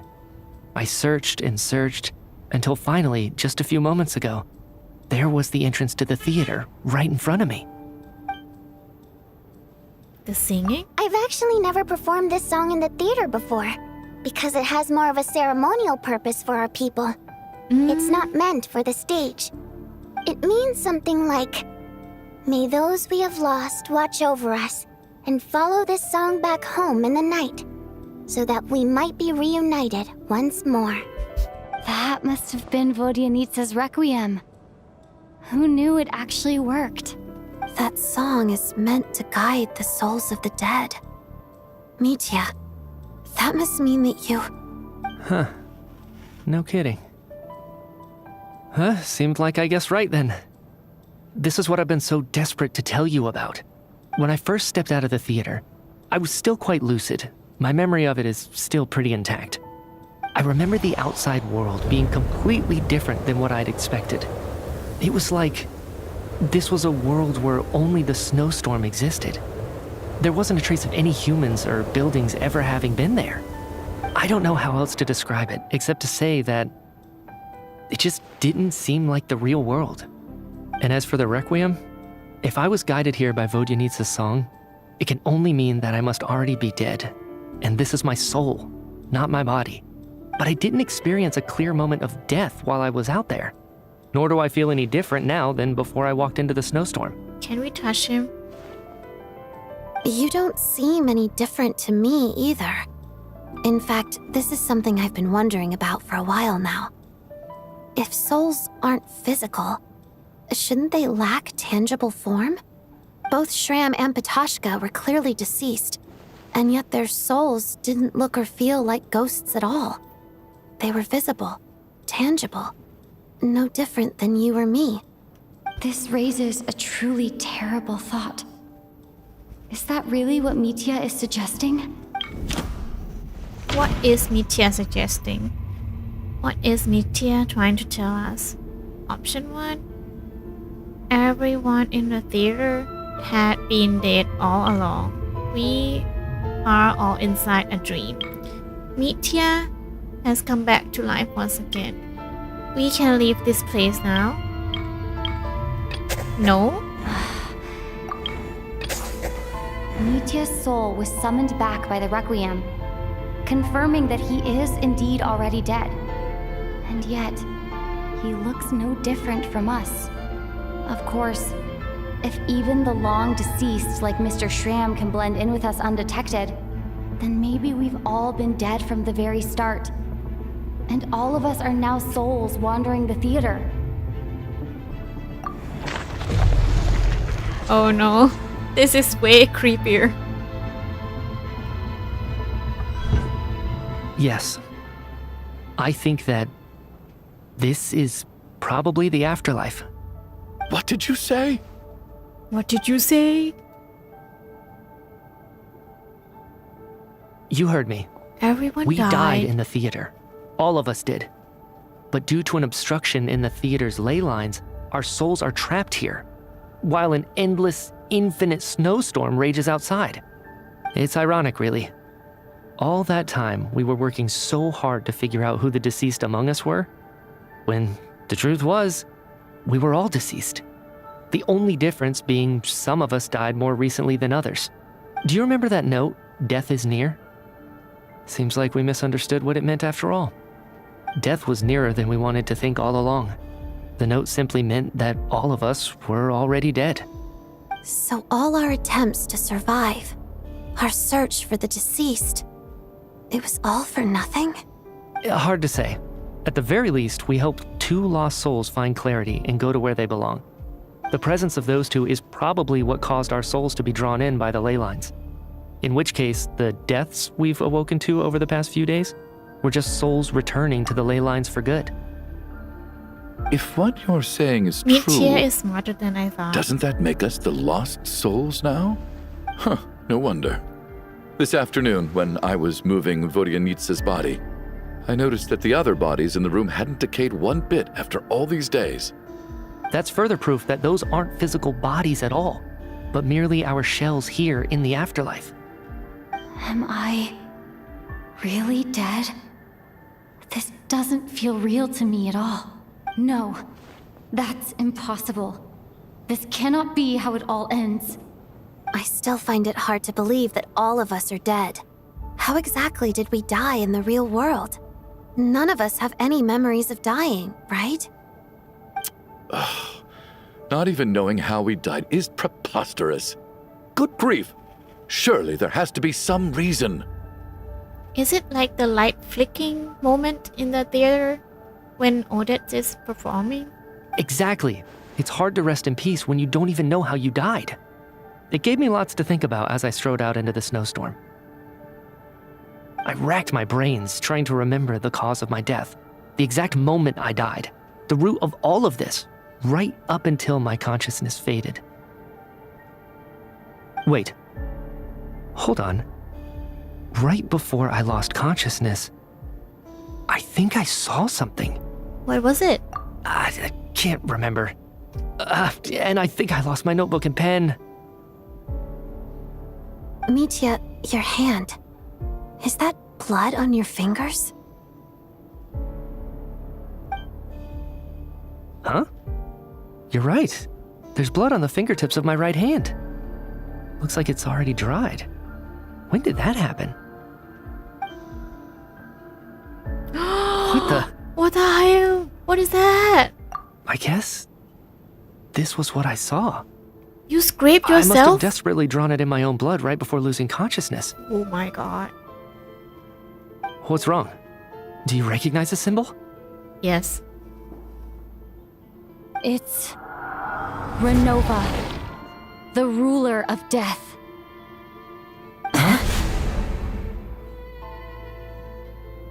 Alosha, do you still remember that Snezhnayan folktale you told me about? It was about the Grim Reaper. When someone's about to die, he appears as an incarnation of someone familiar to guide their soul into the afterlife.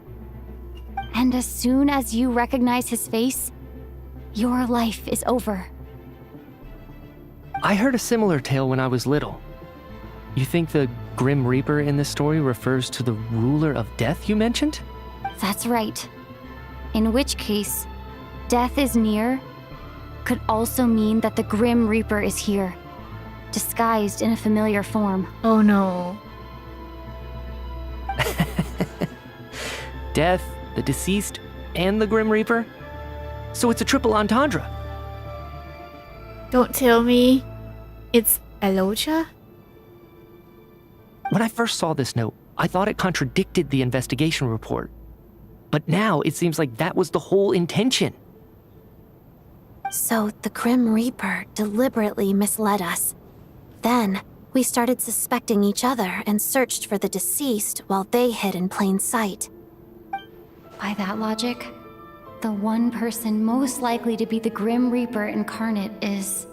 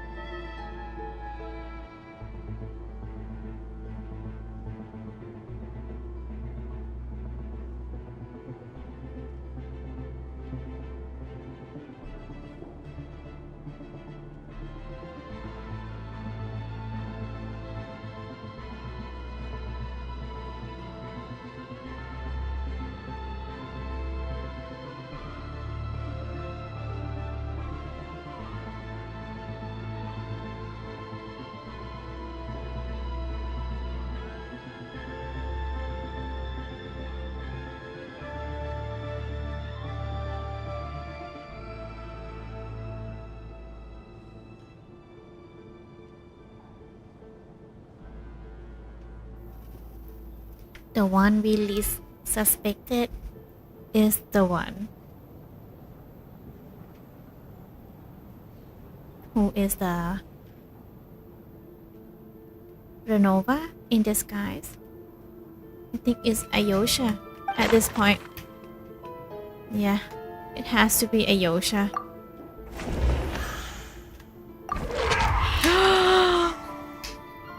We're correct. No doubt about it. Looking back at how everyone has acted over the past few days, Alosha is most likely the Grim Reaper lurking among us.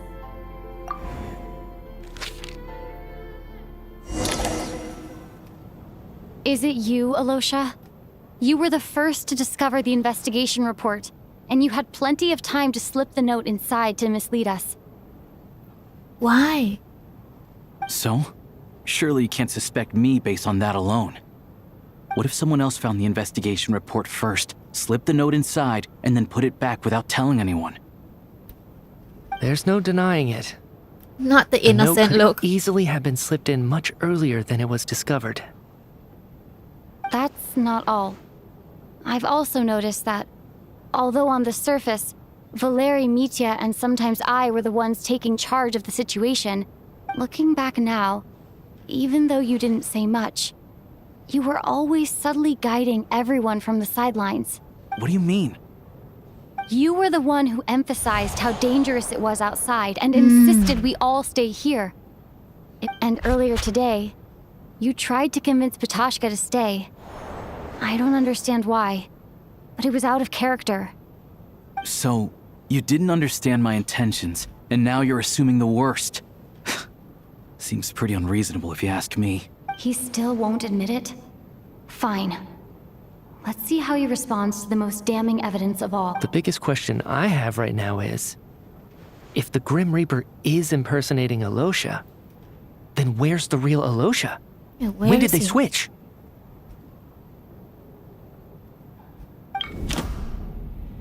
When was Ayosha switched out? After the performance while investigating the snowstorm? The first night we spent in theater when we discovered the investigation spot report? When Mitya returned from snowstorm? No. I think after the performance, sorry, while investigating the snowstorm.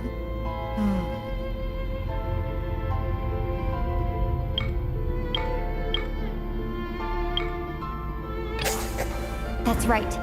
This was the moment. Right at the start, before any victims had even emerged, Alosha was switched with the ruler of death while everyone's guard was still down.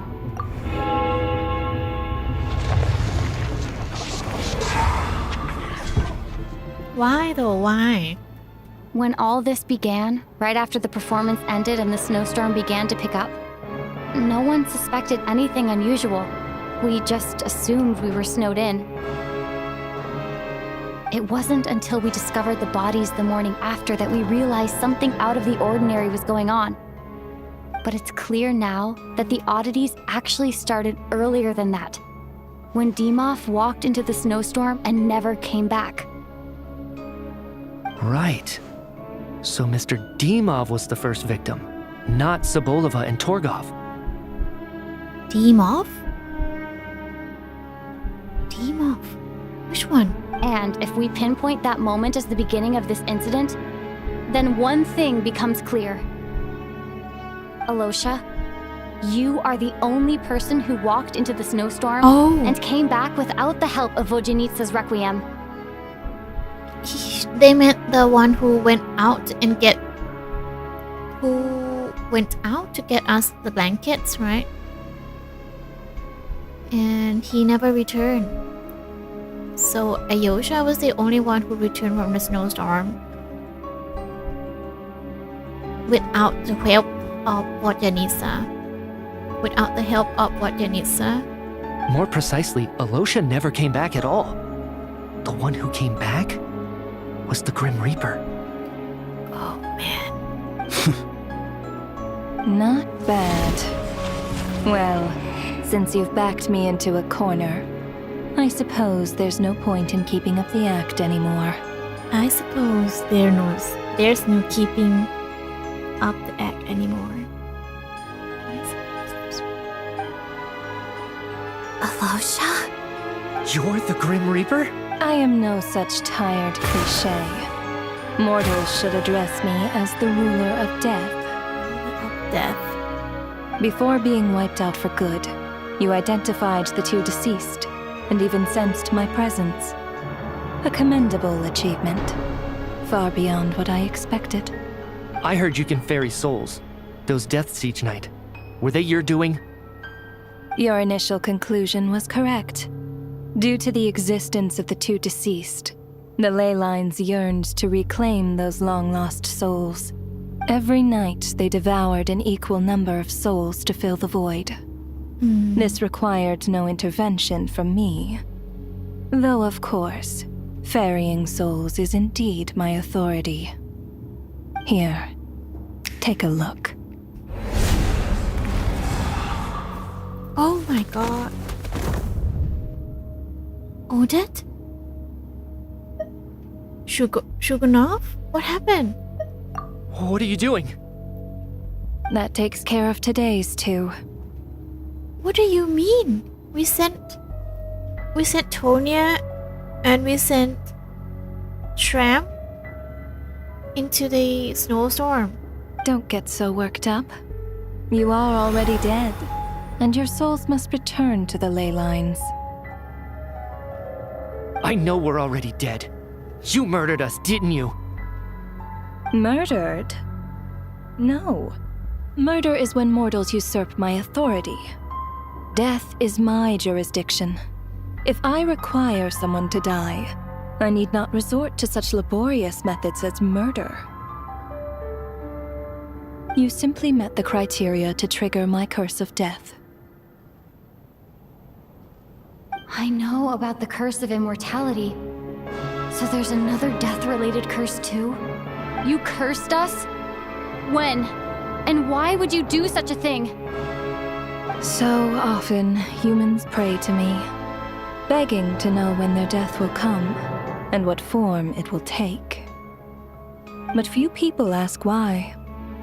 If you must have an answer, know that death comes simply because one's time has come. So you're not gonna tell us the truth? Hold your tongue. By all rights, you shouldn't even be allowed to speak with me.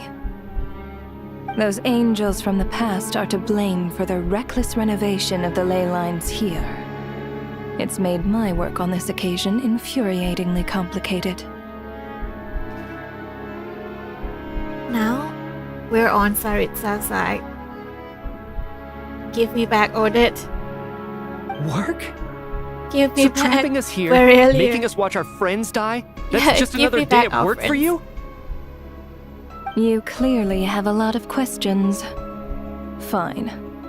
As a reward for your remarkable accomplishments over the past few days, I shall answer a few of your inquiries, provided they aren't too unreasonable. After the physical body dies, the soul must return to the ley lines for that person's death to be considered complete. My work encompasses the entire process of death, including, naturally, the guiding of souls into the ley lines, with which you are now so familiar. You must also be rather familiar with Natlan's Night Kingdom, I presume? It was I who supported the creation of the Night Kingdom. It provided a convenient means of guiding the souls of Natlan. Here, too, the ley lines connected to the theater underwent some modifications. The angels hoped to make them capable of accommodating the souls of some special creations. But this actually hindered their ability to accept ordinary souls to some degree. This effect manifested itself after you died from the curse in the theater, leaving you stranded in the afterlife, unable to achieve a complete death.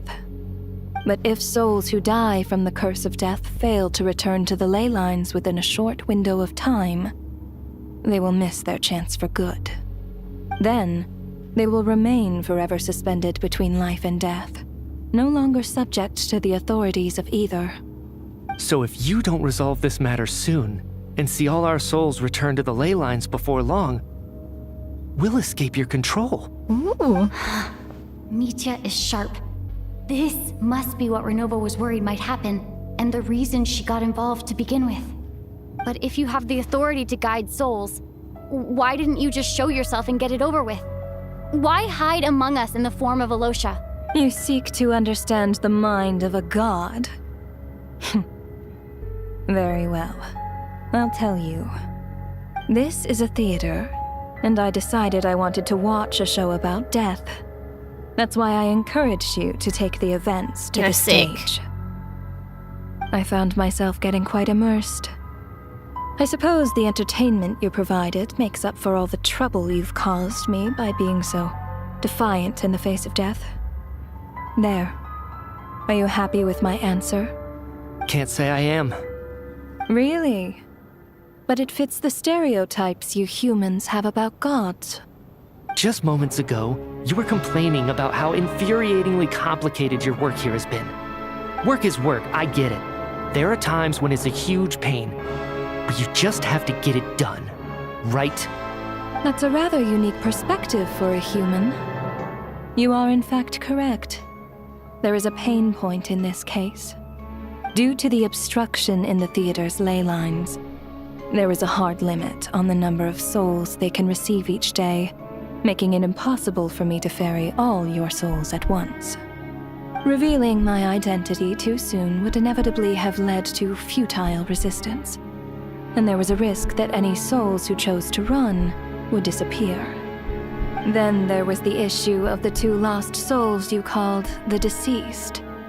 The way you resolved that quandary was all part of my design. That's what I don't understand. If all of us were souls of the dead, what made their presence among us special? For centuries, they have refused to return to the ley lines, exploiting the issues created by the angel civilization to resist being drawn in. Centuries of obsession accumulated during this process. You may think of this obsession as the resentment of the dead, and in this quantity, it was a bomb that could have detonated at any moment. It reached the point where I could not afford to leave it unchecked. But the only way to fix it was to help them acknowledge their own deaths, make peace with their regrets, and willingly walk into the snowstorm. So you borrowed our hands to make them return to the ley lines? Only then, with my guidance, could they finally return to the ley lines. Otherwise, you would not like to know what the consequences would have been. I vaguely remember seeing Patashka, but in the most terrifying form. Was that in a dream? Is that what would have become of her if she hadn't returned to the ley lines? I see your dreams brought you many revelations. So you see, death in fact grants wisdom to mortals. Souls connect to all things in the world and see the chain of cause and effect between them. It's nothing unusual. Anyway, giving psychological counseling to lost souls is not my strong suit. That is more of an angel's role. It was something I could not resolve directly using my authority, so I decided it was easier to leave the bomb defusal to you. Meanwhile, of course, their presence caused the souls of other members of your party to return to the ley lines each night. From where I stand, that was killing 2 birds with 1 stone. As both issues slowly resolved one another without me having to lift a finger, all I had to do was stay close by and keep the situation under control. Then use my authority to wrap things up at the end. And, of course, while I was at it, I thoroughly enjoyed watching this drama, dealing with death from a mortal perspective, play out on the stage. Sounds like you had it all figured out, Grim Reaper. I just did the math. You said there's a hard limit to the number of souls the ley lines here can receive each day. It's 2, isn't it? That much is obvious, even to a fool. It's time to review this whole affair. If the ley lines can So she only can't take in take 2 people per day, so she can't take I us. need to go over the deaths from these past few days again.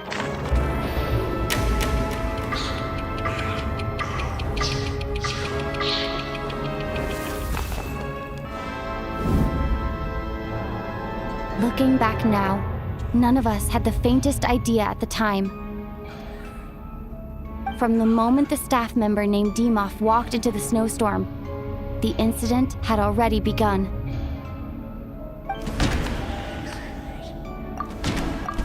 Select day 1.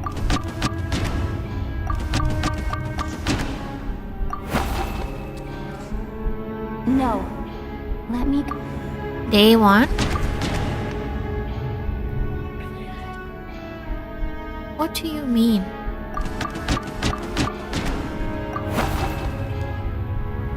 No. Not deceased yet?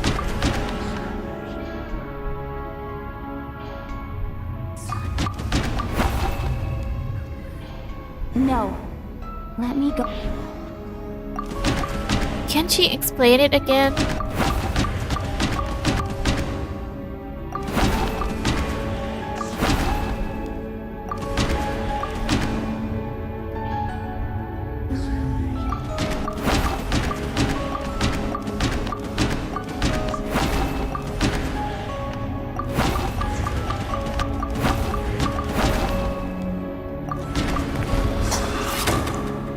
Alosha was the second to walk into the snowstorm after Dimov to investigate. During this process, the ruler of death assumed his identity, making him one of the victims. Oh.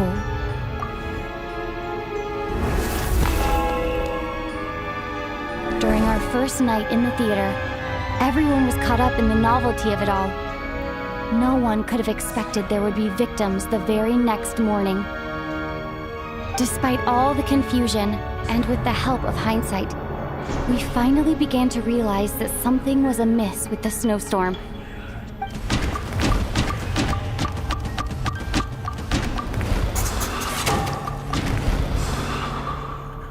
The ley lines devoured Torgov and Sobolova on the first night. At the time, we thought this might be a murder case connected to Lelek.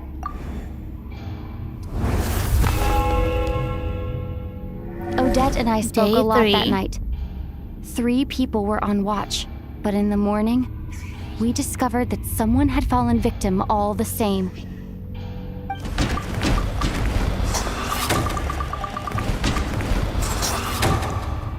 The deaths of Kulish and Ranpana caused everyone to stop suspecting Lelek. Unexplainable phenomena occurred one after another, leading Mitya to suspect that we were caught up in a supernatural event. Day 4. Later, we discovered that there seemed to be an extra person among us, and subsequently discovered the existence of the deceased.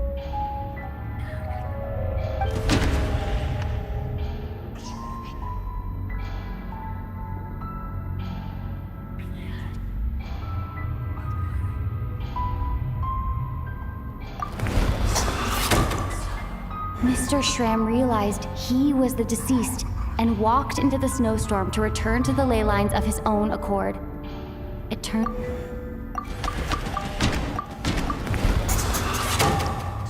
We thought it was all over, but Mr. Valeri's death was a rude awakening for everyone. Once again, the ley lines consumed him during the night. A lot happened today. Mr. Valeri's death led us to discover the connection between the number of deceased and the number of victims during the night.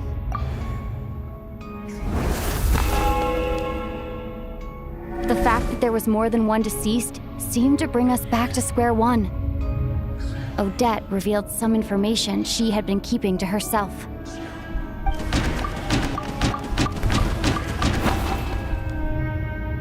Although Mitya did indeed walk into the snowstorm that day, he returned from the ley lines with the help of Vodyanitsa's requiem. The void in the ley lines hasn't been filled. So, let's rule out Mitya for now. Vodyanitsa was swallowed by the ley lines in her sleep, but the requiem she sang before falling asleep was quite a game changer. Okay, it's Rodjanitsa and Tonya. As it happened, Patashka filled the void left by Micha's return from the ley lines by walking into the snowstorm this morning. The girl I thought was Child's sister, Tonya, turned out to be another of the theater's deceased. Come to think of it, Patashka was about to walk into the snowstorm at that time, and Renova, unaware that Micha would return, was concerned that her soul would overflow from the ley lines. Oh, That's why she used Alosha's voice to try and persuade her to stay behind. Looking back, I suppose that was an early slip-up on her part.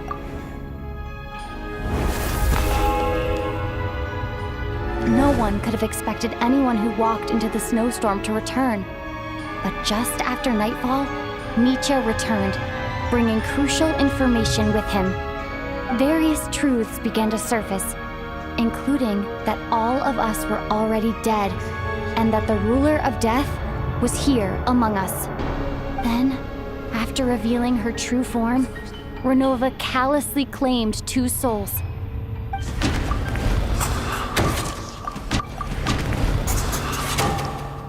In fact, everyone was already dead by the time we took the photo. And in the days since, we've experienced many more partings in the afterlife. Now, only Mitya and I remain. And the true culprit behind everything still stands before us. In Mitya's eyes, I see the same anger and frustration that I feel. she already That took 2 covers souls. everything. It's all So clear now. I think we're safe. Your work Let's isn't attack finished here her. yet, is it? The Traveler and I are still standing here, safe and sound. The water imp's song threw things off a little, but it is of no consequence. The ley lines have already anchored your soul, and the first ray of light tomorrow morning will take you back. I, meanwhile, need to review my attitude towards the water imp race. So the reunion in the night that Vojanitsa mentioned, I suppose that was never meant to be a permanent reunion. That just leaves you, Traveler. My power only allows me to temporarily separate your soul from your body. The ley lines of Tevat would not accept you, and your soul is firmly anchored to your body by your will. For a descender like you, who is not bound by Tevat's rules, your death can only be brought through the most violent of means, such as directly destroying either your body or soul. But haven't you done that yet? Have you? I mean, you haven't done that yet, have you? Thanks for letting me know that at least I can still be saved. I have no interest in involving myself with Descenders. For now. Although, this may change if Asmodee remains missing, or you insist on interfering with our affairs. One last question then. All our struggles and sacrifices here, they were meaningless from the very beginning, weren't they? Death abides no reason. Besides, what you call sacrifice is merely a concept created by humanity. To me, it is nothing more than a self-indulgent charade in the face of death. Mere mortals fantasizing that their actions could reclaim something from my grasp. A truly laughable idea.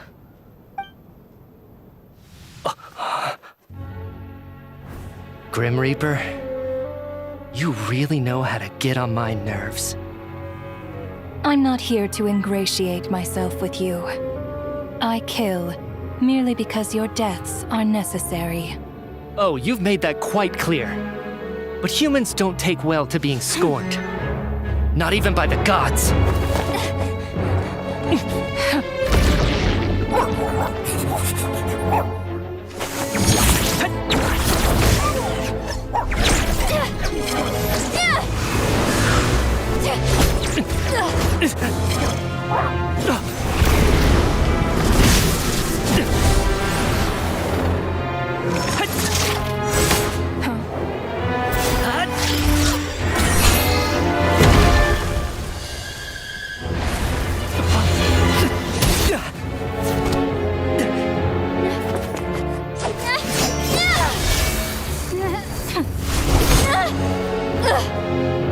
This is futile.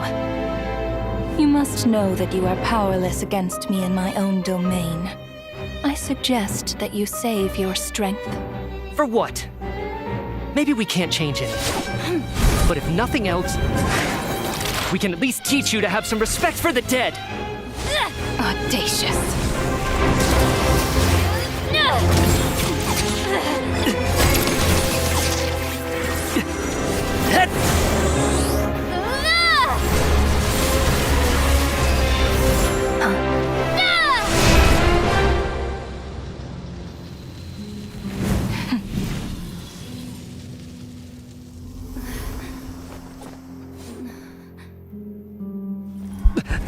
Let's go, Lumin.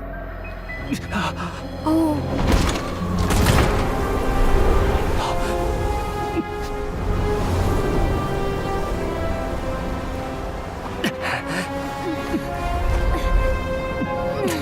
Don't tell me.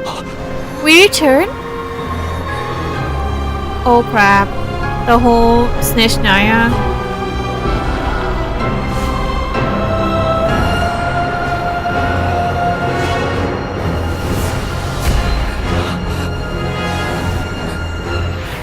We need you, Sarisa.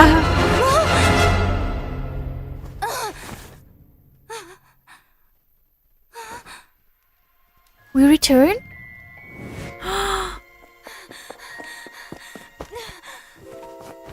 Is that light flicking moment that I told you?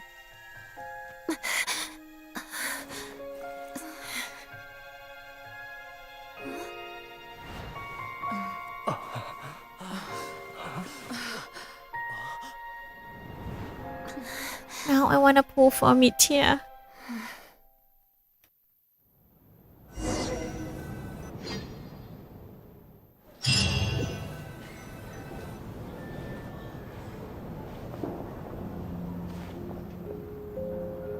How are you holding up, Odette? What happened to me? How much do you remember? What do you mean? Is the performance over? I can't seem to recall what happened. Nothing at all? Has Odette already forgotten? So, like, her identity as Lilik has not been exposed? Mitya?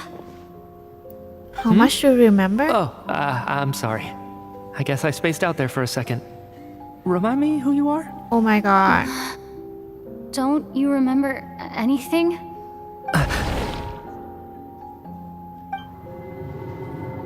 Yeah, I remember now, comrade. Looks like we guessed right. Just like me when Odette found me at the Armory Palace. For some reason, everyone killed by the ruler of death eventually came back to life. Just with one catch. They forgot what happened while they were dead. Odette and the others have already forgotten everything. Why were you able to remember this time? Could this be the reason? You said this is the ruler of death's symbol, right? I don't see anything there. You don't? Huh. Okay, I guess that makes sense. I carved this into my hand in the afterlife, so it's not visible in the physical world. Does that mean I carved this symbol into my soul? What an unsettling thought. Still, at least I get to remember what happened. I suppose it's a blessing in disguise. What about you, though?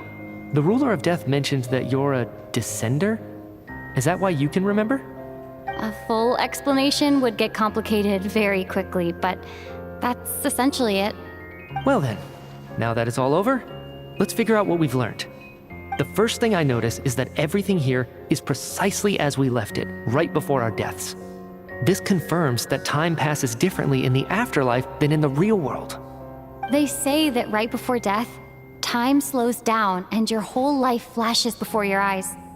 That must be how you know you have one foot in the afterlife by that point.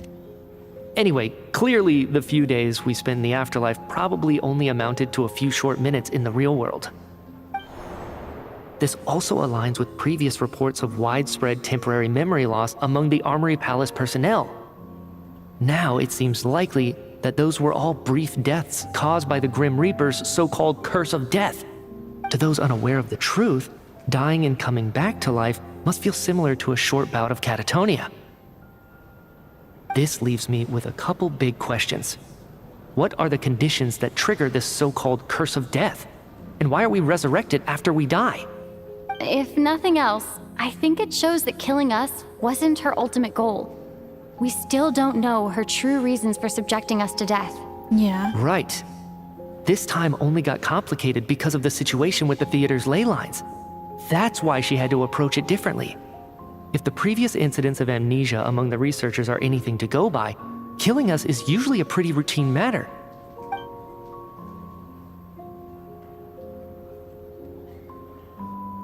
Come to think of it, wasn't I about to note something down before I died?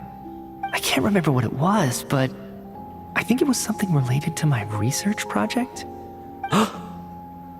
Every time. Sorry, Traveler. I'll catch up with you again later. Right now, I have to make a trip back to the Armory Palace. Ma'am, if I may, no one of your description has ever shown up in my investigations into Mr. Mitia's friends. I mean, every time he's like coming up with ideas about the new way he could use the energy resource, he died. Yet, you two seem very familiar with each other. Could you perhaps tell me where he was in such a rush to get to? And, by the way, have we ever crossed paths? Forgive the presumptuousness, but I feel a vague and indescribable sense of familiarity about you. In your dream. I can explain everything. Could you help me gather everyone in the theater in one place? So you're gonna expose Odette's identity? Everyone gathers on stage once again, but this time you do so in real world without anything outside being devoured by the snowstorm. Due to the unique properties of the theater ley lines, it seems no one has completely forgotten their experiences in afterlife. As you recount the tale of what happened, people slowly begin to remember, as if accessing memories from distant dream. Everyone is lost in thought. Everyone confirms their own fate with each other until finally today's show draws to a close. That's creepy. So Chuganov really is going to shut down the factory. I guess this theater incident actually did us some good after all. So, you said I promised to take you to the Armory Palace while we were in the afterlife, yes? I believe you. I think I even have a vague memory of it. I want to go back and check on Paimon first, even though not much time has passed for her. Agreed. Let's check in on her first. The whole reason for our trip to the Armory Palace anyway is to figure out what's going on with her health.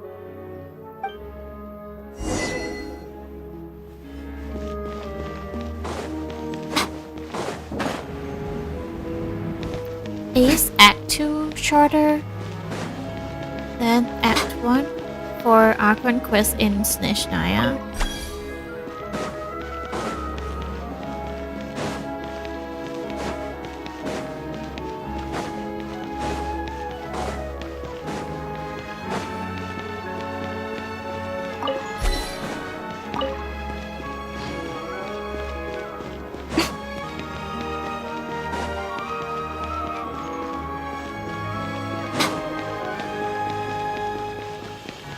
See these non-sentient kitsune pouncing headfirst into the snow, scavenging for food.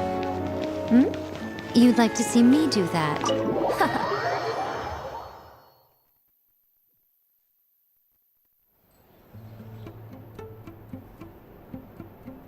I'm finally back.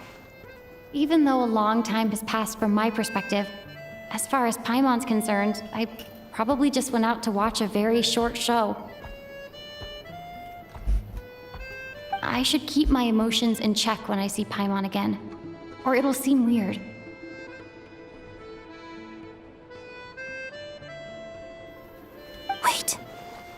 atmosphere here feels off. What do you mean? Is there danger? Shh. Stay quiet. Let's go inside and take a look. Where is Tonya, by the way? Have we still not been able to notify Child yet? We need new orders. What if that person comes back again? Which person? What happened? What are you just talking about? I'm so sorry. Under the circumstances, there was really nothing we could do. What do you mean? Tell me, what happened to It was the Jester. He came here in person and escorted Miss Paimon away. What? He's the director of the Fatui. His authority supersedes all others and cannot be questioned. There was nothing we could do. The Jester? How long ago did he leave? And what was Paimon's status? It was about an hour ago. Miss Paimon was fast asleep at the time. The Jester simply walked off with her as if it was only natural. I assure you, he absolutely did not use any force. Do you know where they went? The Armory Palace, most likely. Lord Piero, the Jester, has been overseeing the experiments there lately. Experiments? Keeping a close eye on their progress. Everyone in the Fatui has heard about it by now. I'm surprised he came in person. Whatever his reason for taking Paimon, he'll most likely return to the Armory Palace first.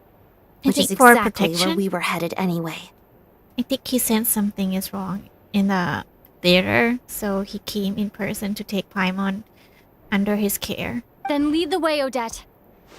Where Okay, is let's go. Tonya? By the way, where is Tonya?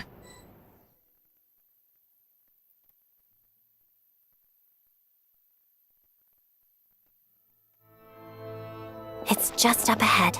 Quick, let's get inside. No, I'll go alone. You know I'm planning to force my way in. You're with the Fatui, so you should stay outside. I was hardly planning on taking you through the official channels anyway. I'm here to force my way in, just What? like you. I may be a Fatus, but I'm also Lelek, enemy of Project Stuja. Paimon's safety is paramount right now. With me around, you'll have an extra pair of hands. There might be devices inside that are easier for an insider to deal with. If you say so. Let's go. There's no time. Yes, let's go. No time to haste.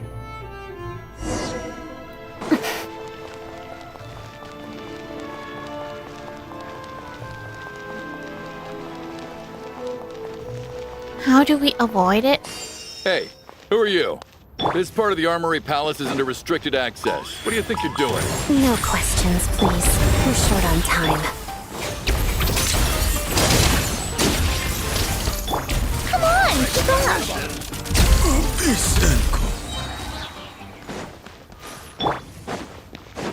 Oh, I need heal.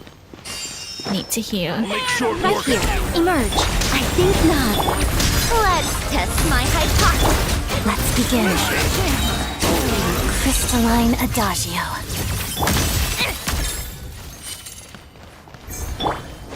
Why is the fight so short?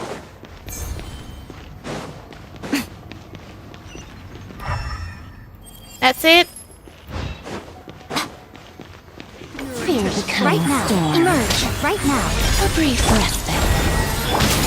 Did I scare you? Together. Pirouette. Take a break. Burial.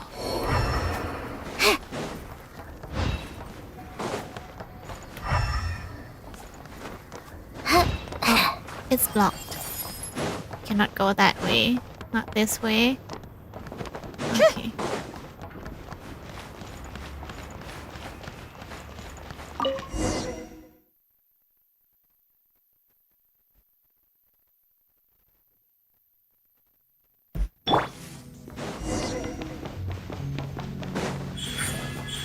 Do you have a pass? Where are you coming from? So, you're intruders, huh? Don't blame me for what happens next!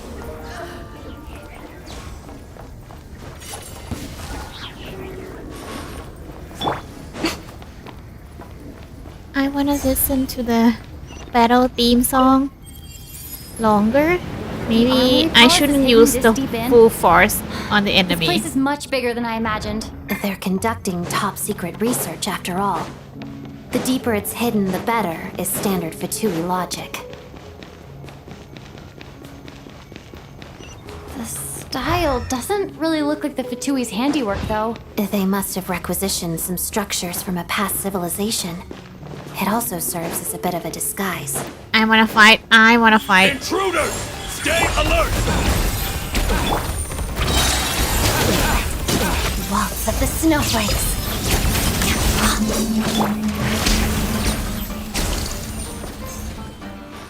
That was too fast. Give me more.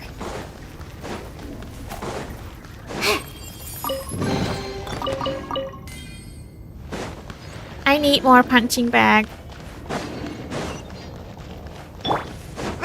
Intruders? Don't come any closer! Just what are you guys trying to do here? Fight, of course. Your scalp! I think not. Witness the snow swan's grace. Wait, I wanna see. She's Constellation. Whoa. Constellation 3. No wonder. Wow. Increased level of Adagio Phantom Night Dancer?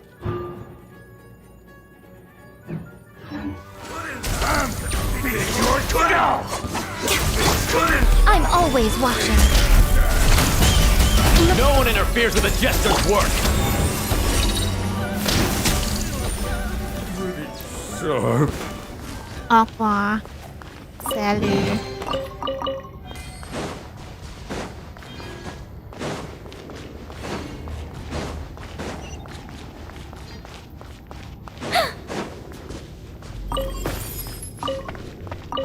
So, this is the recommended team for Odette.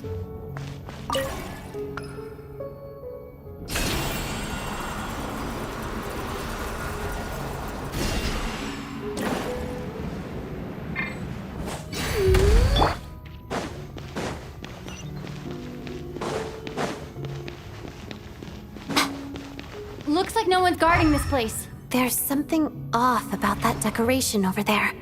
Look out! Let's deal with these before we move on. Right here, emerge. What a joke!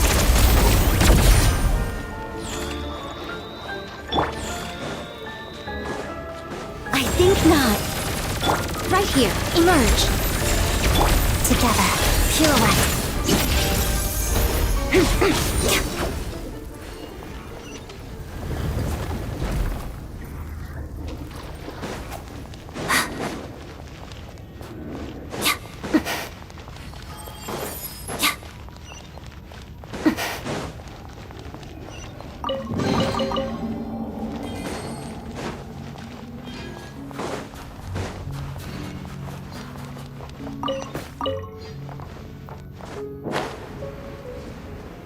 The researchers here probably don't know that we're uninvited guests. Let's try not to hurt them. What's the big star from the theater doing here? That's Miss Odette. She's a member of the Fatui. Don't tell me you didn't know that.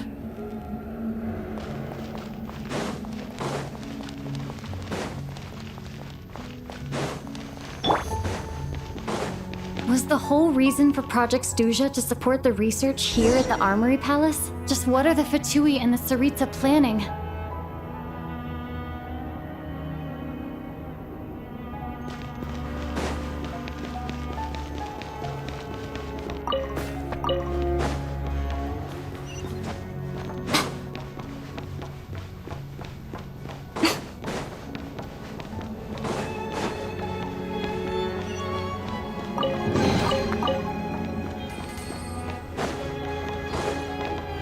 Whoa! Who are you? Never seen you around here before. So we have to keep. Looks like We there's have no to way use through here. Odette's Maybe prop. using the power of this prism could help?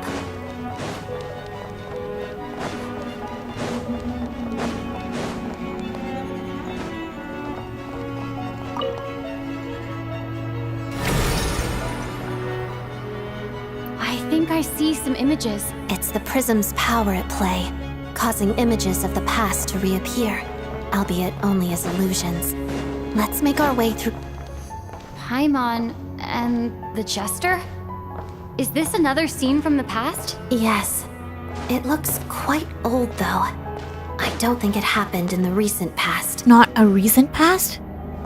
You mean they know each other? What's going on here? What happened? The source seems to be the Armory Palace. They must have started some large-scale experiment. Wait, what if this has something to do with Paimon? We need to hurry!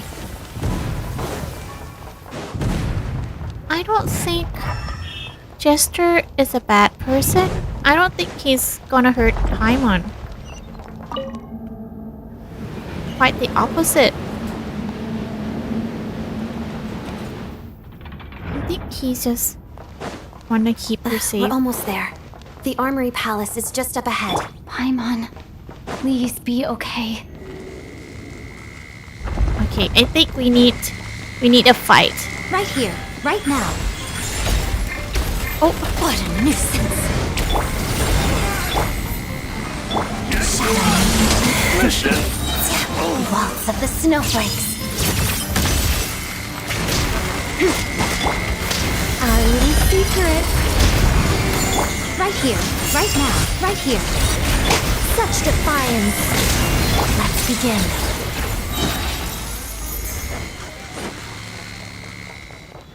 what? What is that? What is this? Sigil. Oh, it's Nicole's. Nicole's sigil. What's going on? Wait, I remember this feeling. Ruler of Death? It's the curse of death. No, no, not now. Why is the curse of death striking again already?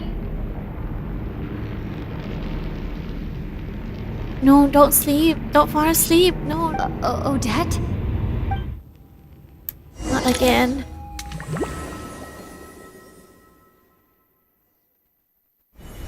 Is this the afterlife again?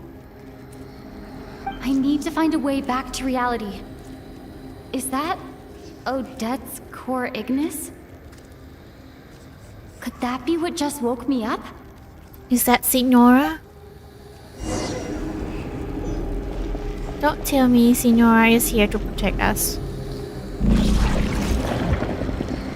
Ew.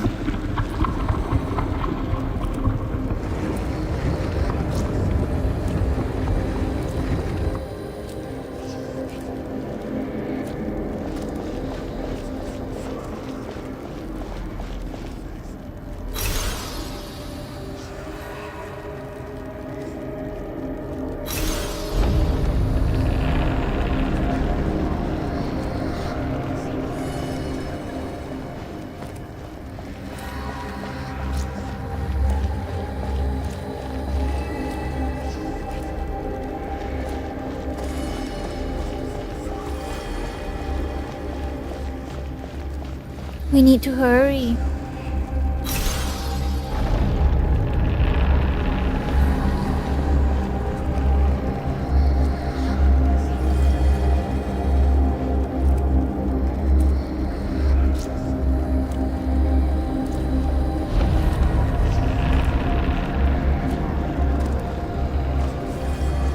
The black mist. The black mist.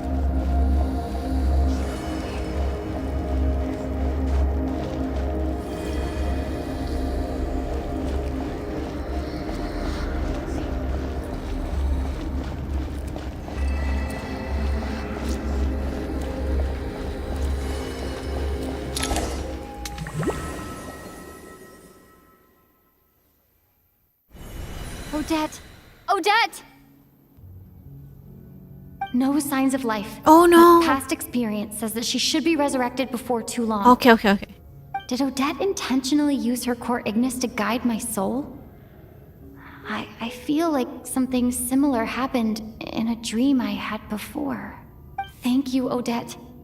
If not for you, my soul wouldn't have found its way back to my body so quickly, and I might not have woken up so soon. But I'm sorry. I don't have time to protect you. I have to use the time you bought me to get Paimon back. No time to lose. Oh, all the Sure Fatuis. enough, everyone here has been a Paimon! Paimon! No, wait. Paimon probably didn't escape Renova's curse either. She won't be able to respond to me right now. I'll have to find her myself.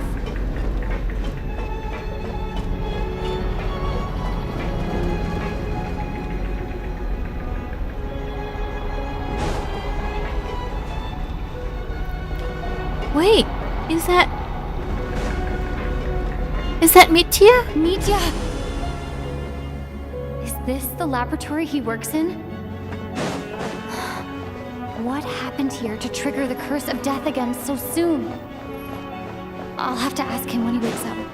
Finding Paimon has to take priority now. Paimon! Found her! Paimon really is here! Oh, look for a way to rescue Paimon.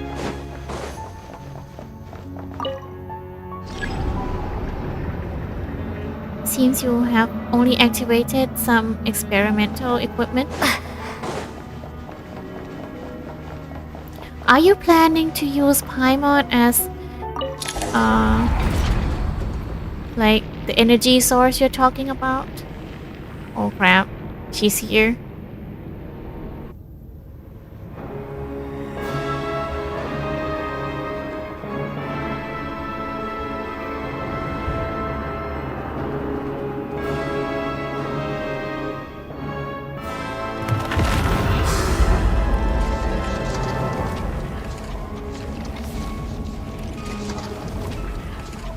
You don't learn, do you? Renova. You've already been involved in one mass death, and now you show up at the scene of another. This might have passed for a coincidence the first time, but a second time? Am I to assume you are intentionally interfering in Snezhnaya's affairs? I'm here for my friend. Judging by your expression, it seems that you understand little of what is going on here. In that case, a word to the wise.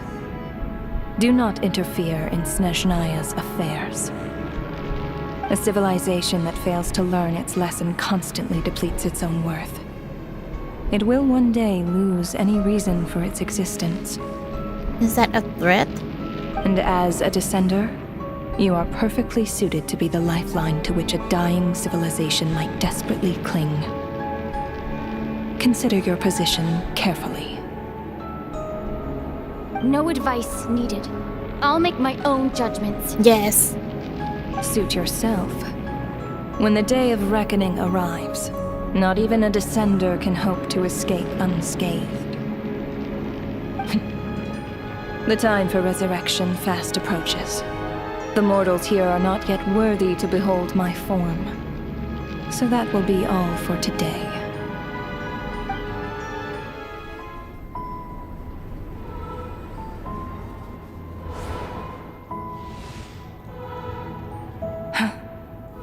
That thing is coming with me.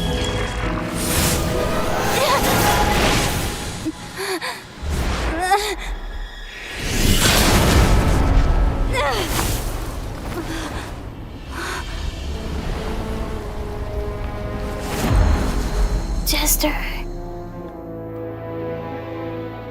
You awoke sooner than I thought.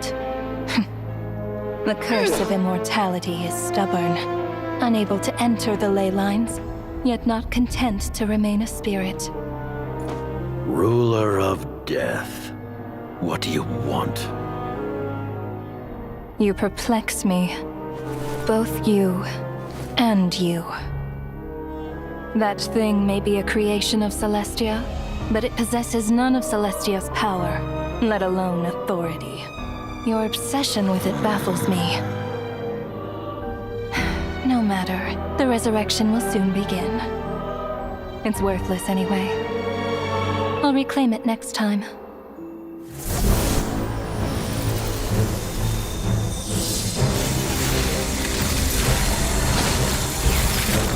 Hey, who says there'll be a next time? Get her!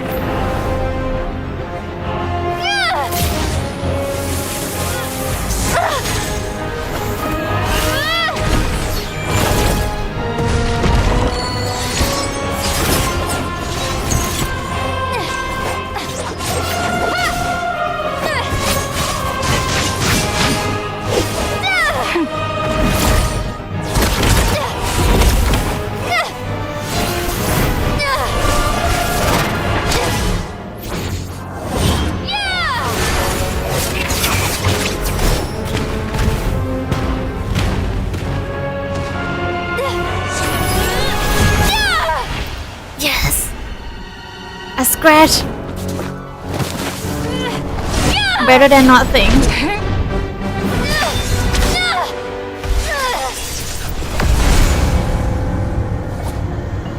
Run all you want. Next time I'll beat you.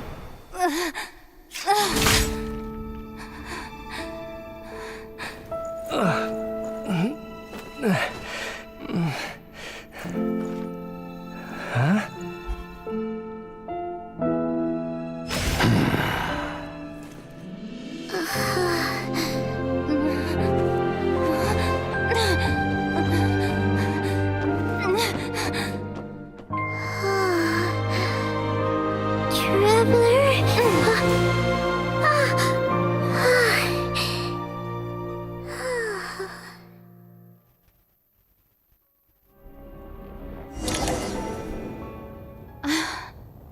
I missed you, Paimon. What are you talking about? We haven't even been apart for that long, have we? It was different this time. You seem to be in pretty good shape. Yeah, Paimon's back in tip-top condition. It's the weirdest thing. Paimon fell asleep earlier, and when she woke up, she found herself here. Piero even put flower in her room. That's nice. The jester and that guy talking to him used some kind of energy on Paimon. And she could kind of feel it canceling out that other thing that was making her feel unwell. So they were helping Paimon. Good to know, good to know. That at least Paimon is not being taken advantage of. So, Mitya helped too? Apologies for leaving in such a hurry at the theater earlier. I was in a rush to verify some theories.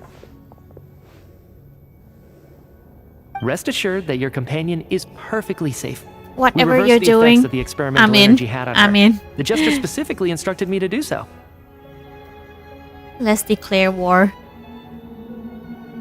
I suppose this is our first official meeting, Traveler. I could not let Paimon suffer in her condition for a moment longer, and so I simply took her without explanation. I hope you do not mind. Well, you definitely gave me a scare. For my part, I hope you don't mind that I beat a few people up on the way. But why would a big shot like you care about what happens to Paimon? As I said when you first arrived in Snezhnaya, we once spent some time together in the distant past.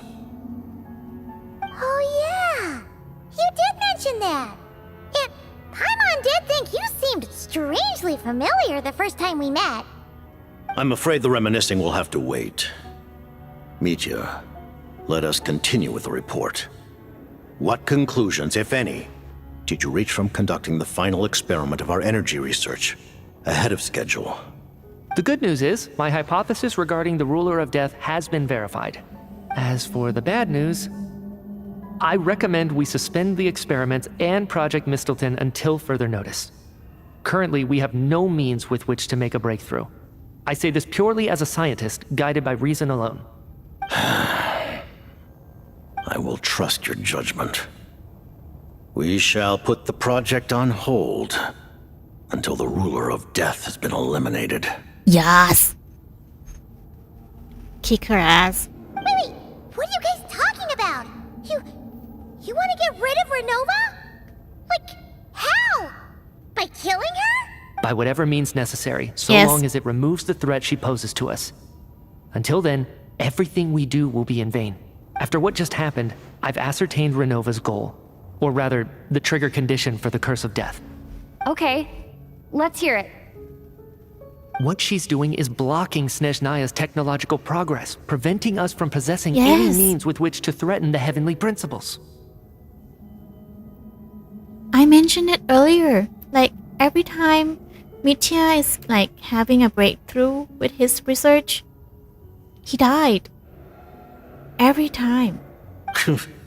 Just like the little lapdog she is.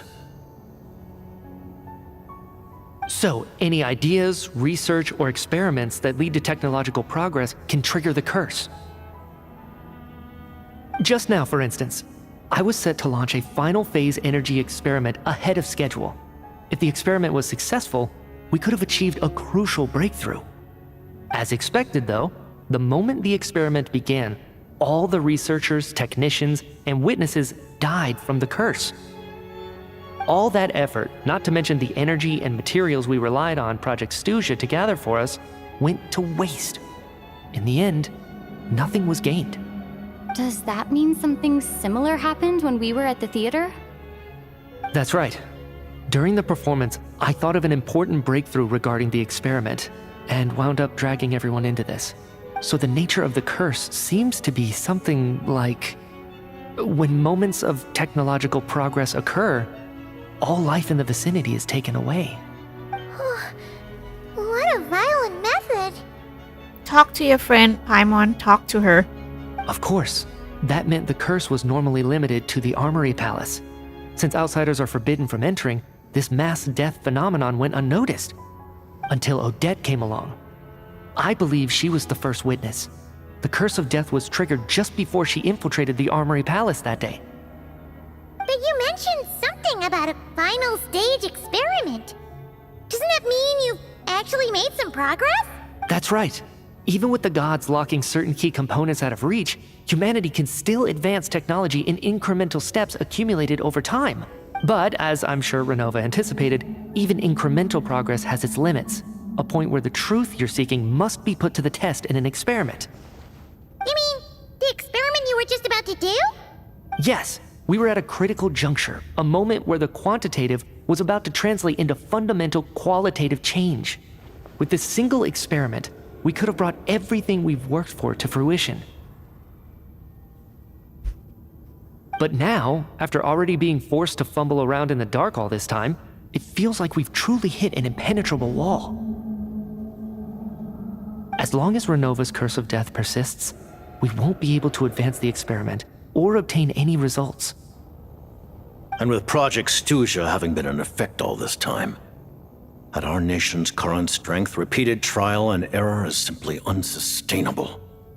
Only by eliminating Renova first will it be possible to continue advancing our plans.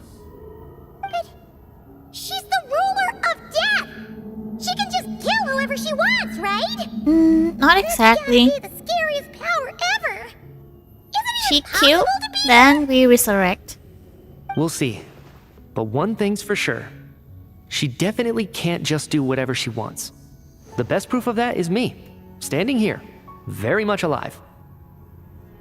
You're saying... Wouldn't it be easier to just kill all of us researchers for good? Why resurrect us over and over again? Why let us advance our technology to this point? Yeah, there's a You're limit. saying Limitation even to the her ruler power. of death has limitations we don't know about? Yes. Exactly. And I think that's where the key to our breakthrough lies. Regardless, the ruler of death has always been an obstacle we must overcome. Indeed, we must face life, death, time, and space. Our goal is the heavenly principles. Can't wait to beat their asses. The Fatui want to challenge the heavenly principles? For a long time, I've had a vague suspicion the Fatui and the Tsaritsa were Count targeting me heavenly in. principles. Count me in. But hearing the jester admit it is still a shock. No wonder that Tsaritsa's goal has always been kept a secret from the people. What kind of road will that lead Snezhnaya down? In that case... Lord Jester? Road I would like to to better request some leave. future. I'd like some time to organize my thoughts and go over the data. Granted. Get some rest, put the experiment out of your mind, and take care that the curse of death doesn't affect any civilians. I haven't seen his vision. What is his vision? Is he playable? What about Piero? I don't think Piero has any vision on him. Let me inspect. Maybe ice? Maybe cryo? While there is yet time, allow me to offer you my hospitality, honored guest of Honored Snezhnaya. guest? Yay! Is there anything you wish to know? A lot. About Project Miss Tiltian? Miss Tiltian? I remember hearing the term Mistelton from Columbina. Yeah, Paimon wanted to ask about that when the name came up just now. What is it? Paimon's heard of Project Stuja, but not this one. As you know, Project Stuja is a series of measures enacted to consolidate our nation's resources, the greater purpose of which is to serve Project Mistelton. Many of the things you have encountered thus far are essentially for the advancement of that project. So now we're on the same team, right? So we are officially Fatui Harbinger. This includes the Kuvaki Experimental Design Bureau in Notdry. Researching Kuvaki was merely a facade. Its core objective was to use local resources and research findings to build Mistelton itself. And that's a weapon built for the final battle against the Heavenly Principles, isn't it? Huh? How did you know that? I was given some intel, and I made some deduction. Wait. You must mean that thing over there. Oh, Paimon's gotta take a closer look at this thing. Especially after you guys sent so many people to Notdry to work on it. Kuvaki alone will not break through Celestia's defenses, let alone challenge the Heavenly Principles. The Heavenly Principles are no doubt accustomed to combating the power of the Light Realm, and elemental energy is simply the power of the human realm, converted to that form by the Heavenly Principles themselves. Any attempt to use this power against its creator would be a futile endeavor. For now, therefore, we have set our sights on the form of energy associated with the Third Descender and the stellar linchpins. This may hold the potential to allow Mistelton to contend with the Heavenly Principles. You could say that by reverse engineering the stellar linchpins to extract the energy within, we have obtained a source of anti-Celestia energy. So this is the energy research that Mitya is in charge of. I never imagined it was such a major project. The Kuvaki Experimental Design Bureau, Project Stuja, and the new energy experiments. Huh. So, Project Mistelton is what ties it all together. And it looks like your plan is almost complete. No wonder the Ruler of Death came after you. Okay, about Tsaritsa of Snezhnaya. Her Majesty the Tsaritsa has embarked upon an expedition to vanquish a monster. Were it not for this, I imagine she would have been delighted to grant you an audience. Seems like the powers that be in Snezhnaya don't intend to hold my past conflicts with the Fatui against me. The Harbingers have been granted significant autonomy in retrieving the Gnosis. But by the same token, they do not completely represent Snezhnaya's official stance. You read my mind. Speaking of the Gnosis, Paimon's been dying to ask this question since forever. Why exactly does the Tsaritsa want to collect them? Is it something to do with the fight against the heavenly principles? The Gnosis will undoubtedly serve as a key bargaining chip when she confronts the heavenly principles. Beyond that, you had best ask the Tsaritsa herself. I am not sure if this information is mine to disclose. What do you mean, not sure? Don't you make the rules? You're the highest-ranking Harbinger! He works under Asarisa. Taking on the heavenly principles is something most people wouldn't even entertain in their wildest fantasies. Why is the Tsaritsa so fixated on this? Intervat today, civilization is nothing but an illusion. Something whose very existence can be negated at any moment.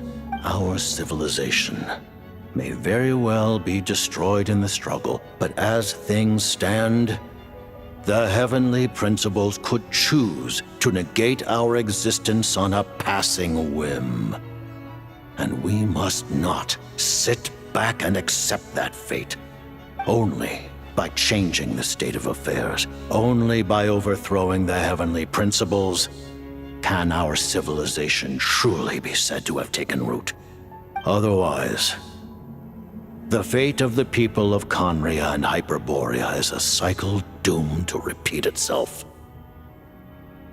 Accepting potential destruction in return for getting to control your own fate. Furthermore, perhaps this is still somewhat difficult for you to understand. Are you aware that all the rules of this world are made up of curses? Huh? No. All of them? Paimon knows about the curse of death you mentioned, and the curse of immortality that you and Dainsleif have. Then, the birth of the Hilly Churls, the rules of Natlan's Ode of Resurrection, those are curses too? Farina's long life seems to stem from a curse placed on her by Focalor as well. Yes. Even a god's love for humanity is a curse the heavenly principles inflicted upon the gods. What? The Tsaritsa has always had ample reason to hate the heavenly principles. If she can seize their authority, she will reconstruct the entire world, and when that time comes, humanity will be completely liberated from curses and lies. Look forward to it. It will be a world beyond your imagination. Though the ordinary people of Snezhnaya may not understand these details, in this frigid land locked in a ceaseless struggle against the environment, in this nation to which the gods have never shown favor, we all believe that standing in solidarity with the Tsaritsa in our shared struggle will surely usher in a new and better world.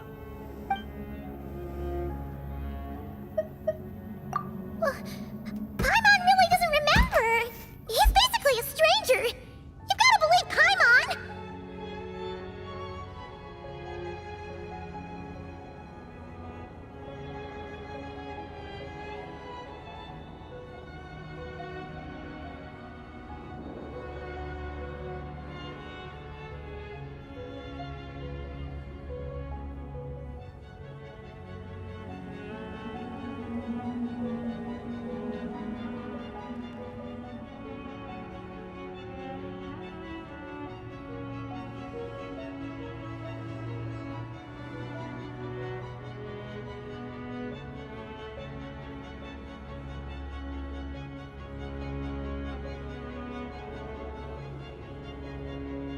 Allow me to explain.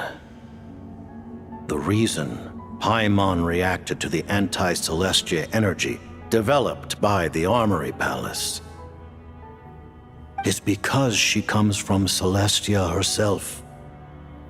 More specifically, she is one of its creations. Paimon! Celestia? Oh, right. I was blinded by anger earlier, but thinking back on it, Renova also said that Paimon is a creation of Celestia, but she lacks Celestia's power or authority. As you know, the lunar fragments in Nodcry were pulled down from the sky using Fatui technology. But the first application of this technology was in Conria over 500 years ago. I used this technology upon the heavens, and the response I received was none other than Paimon descending from Celestia. So I Paimon presented was the her to first the thing Vinster that King, came down from the but he Celestia. took no interest in this gift, nor did it satisfy him. Paimon then took up temporary residence in my palace until, of course, the arrival of the Cataclysm. Wait, Paimon's a little confused. You're talking about things that happened in Conria 500 years ago. You're saying Paimon was there for that? That means Paimon's at least 500 years old. That means Paimon already met our twin. But Paimon doesn't remember any of that. Falling from the sky, being given away as a gift. None of it. Having lived through the Cataclysm, perhaps you too were burdened with some manner of curse. Although, losing your memories would indeed be the smallest price I've ever seen paid. But it's not just her memory from Conria.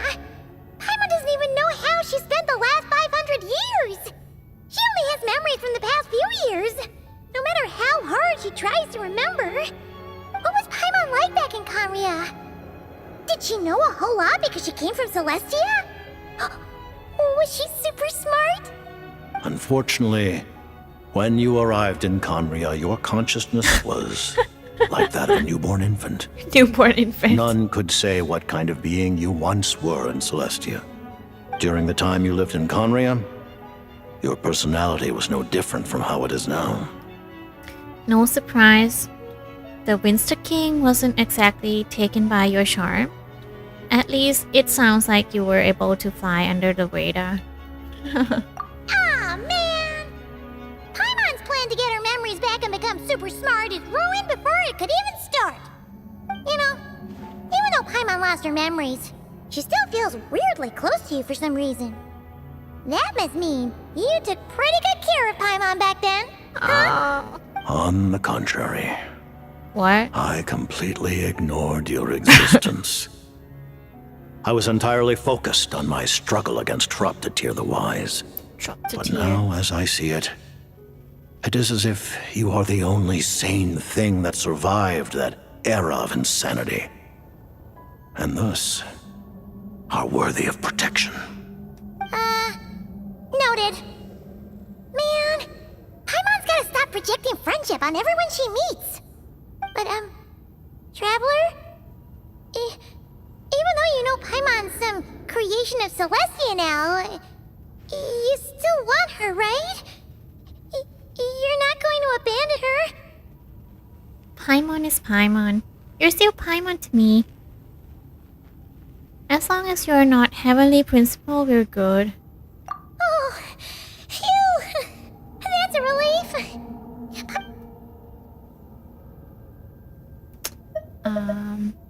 I don't have any more questions. Let's talk about what's next. Thank you for telling me so much. I'm a bit surprised, honestly. I didn't expect you to be quite so transparent with me. Given the circumstances, the Fatui need not hide anything from our allies. Allies? To advance Project Mistleton, we must first resolve our issue with the Ruler of Death.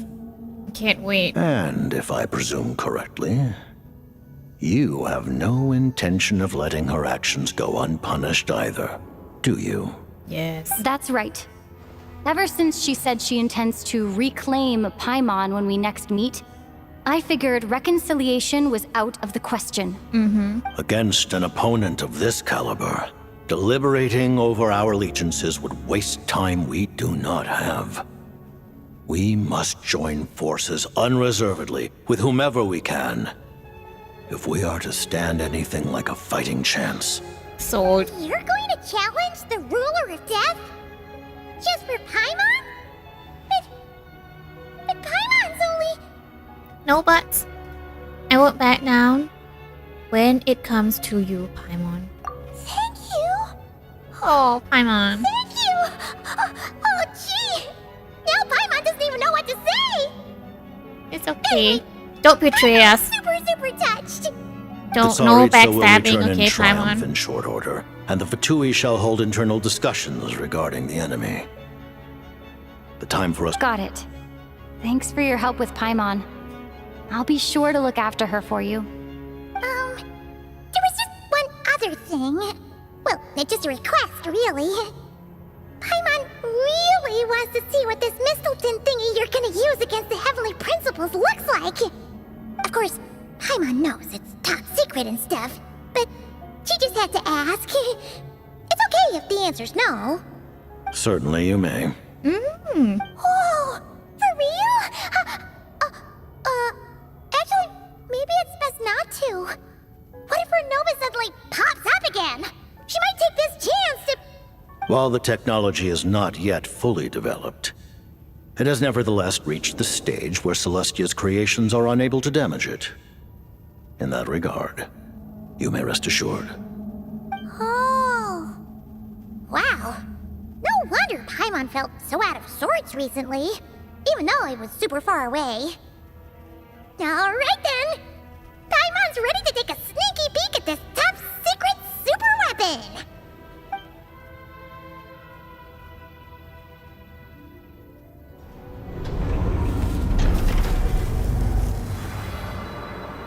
What is that?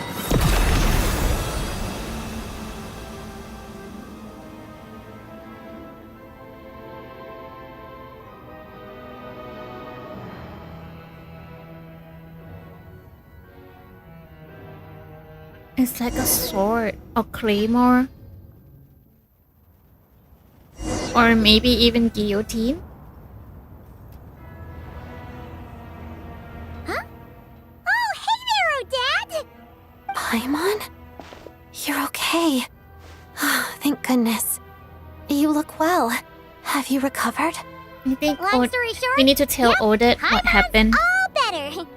What are you doing here? Were you waiting for us? That's right. When I woke up, I wanted to go in after you, but the guards had We woken up changed as well. side, Odette. It would have I'm been sorry. tough to take them on We alone, need to and there was no get easy rid way of to that. sneak past them. So I returned the way I ruler. came and waited for you here. It was thanks to you that my soul found its way back to my body so quickly.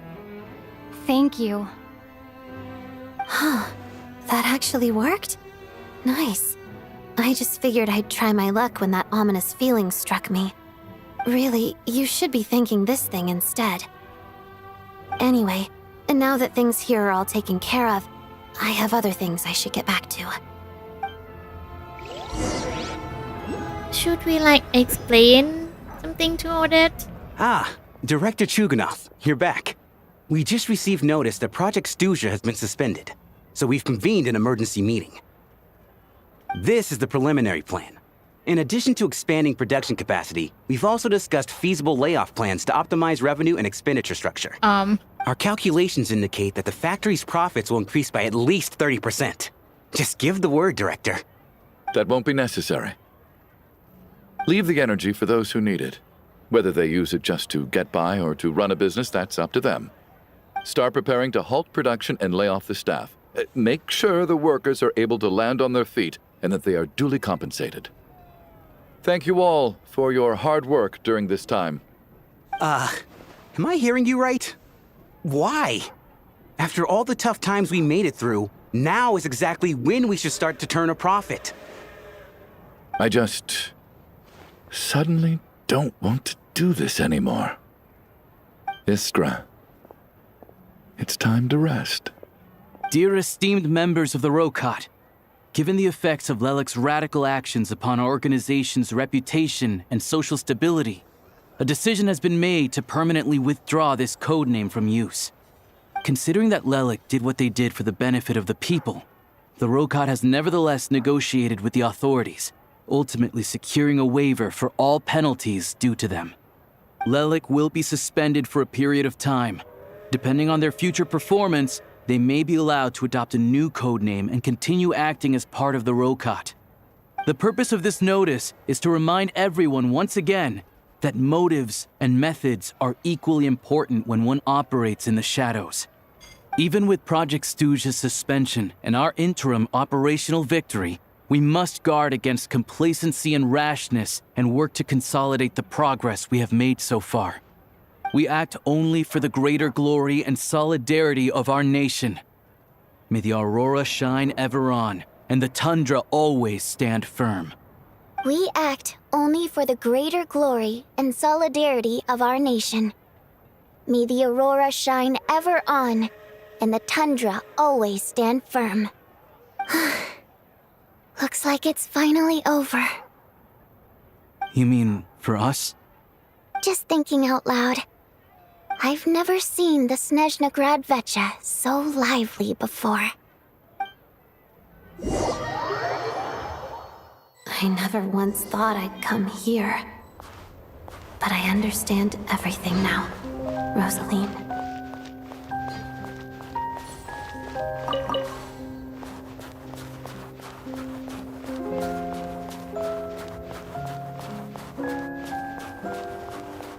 Oh, look at the snow.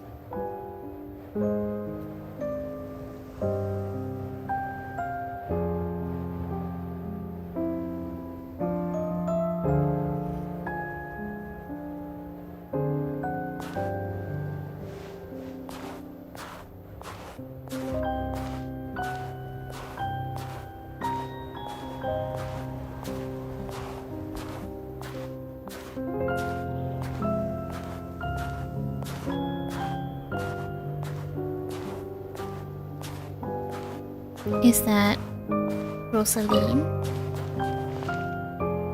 I've Butterfly? seen Spirit Seeker performed many times, including by your mother. Why do you bring that up all of a sudden? Even though the choreography is always identical, every dancer finds a way to make it her own.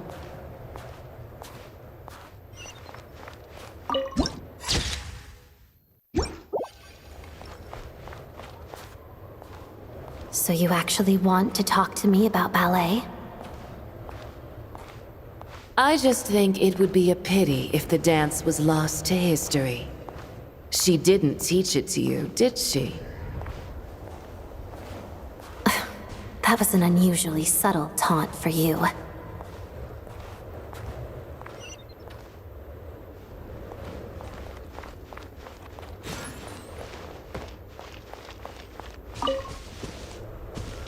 We embraced one another on the snow-swept plains, melting the ruthlessness of time. But when our bodies, in pieces, are cast to the winds, what of our love will remain behind? Can we resurrect Rosalia? Don't tell me you can't sing. Shush.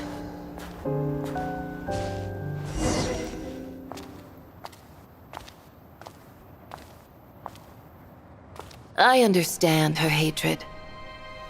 The Fatui robbed her of the life she should have had. I never opposed her dancing. Yet still I became an enemy of her ballet. I'll just keep my distance. Many despise me. I'm used to it. You're certainly not one to shy away from confrontation. But children, they need a different approach. I'm hardly the most maternal figure. Yet, she is a child. In my experience, while a father commands authority, he must still yield to love. You should tell her what you think about her dancing.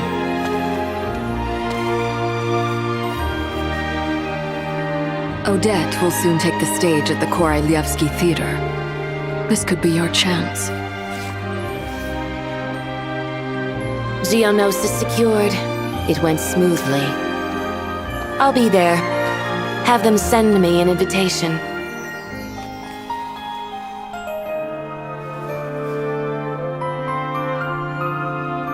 Sadly, things didn't work out. Her final words are inside that block of ice. This? Aren't these for monitoring her subordinates? Not yours. This one isn't her witch's flame, but my two worlds' flames. The two worlds' flames can burn away memories. It was my parting gift to Rosaline.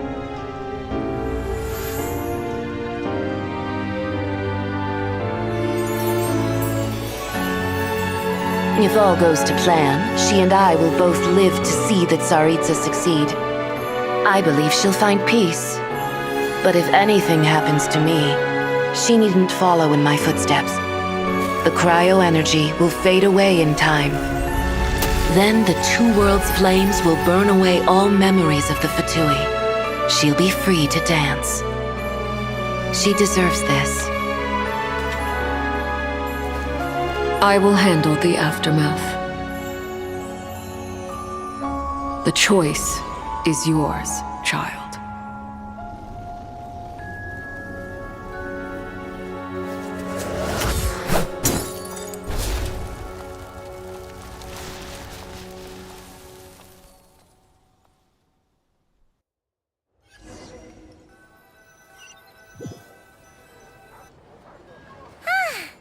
Fresh air at last! Paimon's head isn't spinning anymore, and the fever's all gone. Paimon's finally free to fly again! So like Odette choose to continue being Fatui. Oh, it's nice to finally know where Paimon came from, too. It did make Paimon a little nervous at first, but it's such a relief now. And that's Arakino's flame. She usually gave them to those children who wish to exit Fatui. They have to drink something, I guess, if I remember correctly back in Fontaine. And then all their memories about Fatui will be erased. Like, who cares if Paimon's a creation of Celestia? She's probably not anyone that important. Probably just the fairy of food and fun or something. And like you said, this doesn't have to change anything between us. You're not gonna just... Hey, hurry up! Why are you walking so slowly?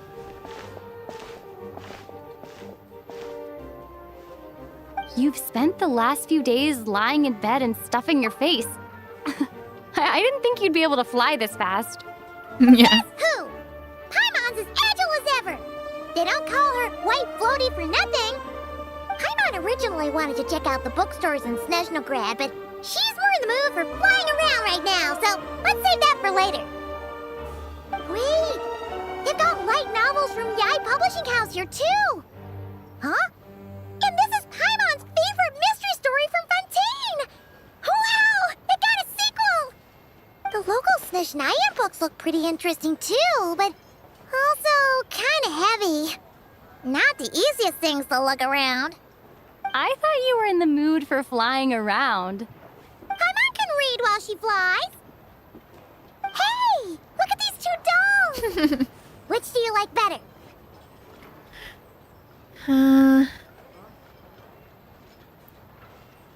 Point to the one that looks like Odette. Alright, boss, we'll take both. Both? Paimon will have the other one. Oh, I thought we were only getting one. All right, fine, I'll pay. There you are. Thanks for visiting. Paimon will grab this and then... Huh? Huh?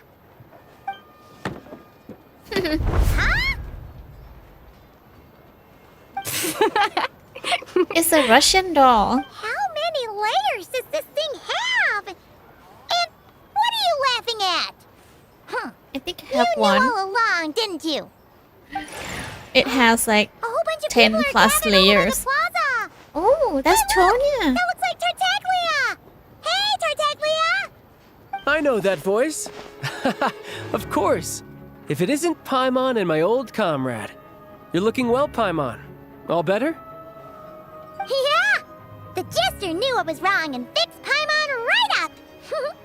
Thanks for sending someone to keep Paimon safe, too. Oh, yeah, about that. That was kind of embarrassing. Who could have known that our director would go looking for you in person? So sorry for the misunderstanding. Oh, right. Let me introduce you. This is my little sister, Tonya. Hello, Tonya! You missed the show. Hello. Firstly, I'm really sorry about my brother. Sounds like he's caused you no end of trouble. Hey now, why'd you have to start with that? Not that it isn't true, of course. So she's the real Tonya. She said you two didn't manage to meet up at the theater.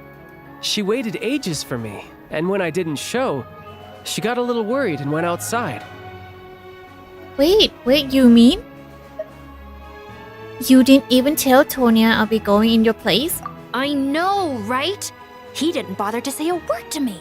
I searched up and down the city for him, and he only told me about it when I finally caught him at the gates of Glupov. I've been rushed That's off a my good feet thing. lately, so I didn't get the chance to go home. I just figured the Traveler would fill you in when she got there. You can write to her? Well, the snow was bad, and you're never late. So I was really worried about you. How was I supposed to know that you'd stood me up? I'm sorry, Tonya. I really am. I'll make it up to you somehow. Just please don't tell Mom and Dad.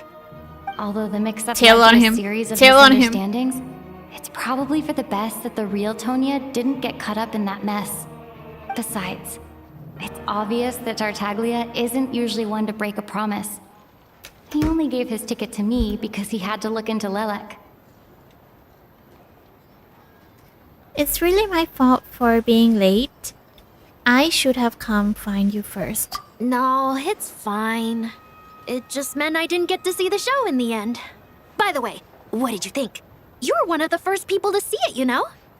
I would say the best is yet to come. Yeah. Huh? What kind of review is that? Hey, look!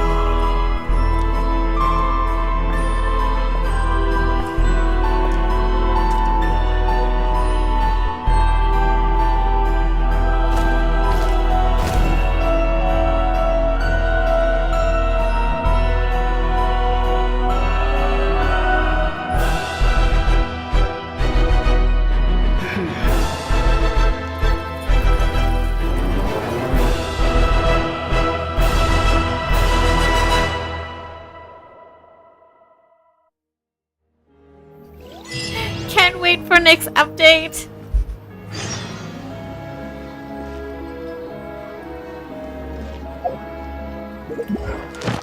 Okay, I'm gonna take short break here, and then I'll be back to build Odette and Ayosha for our imaginary theater.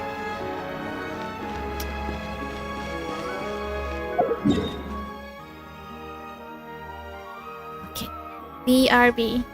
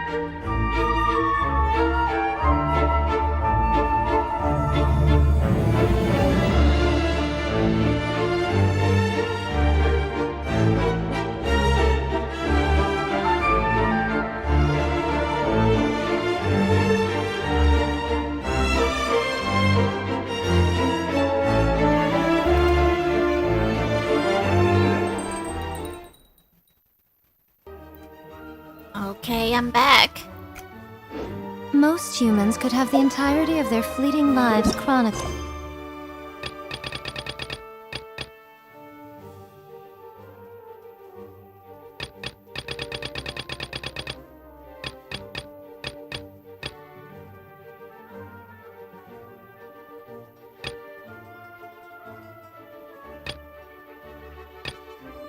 This is the world crest.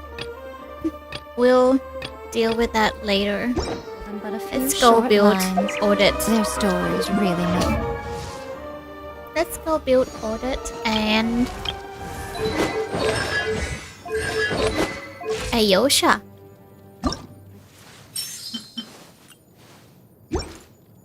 Terribly dull reading.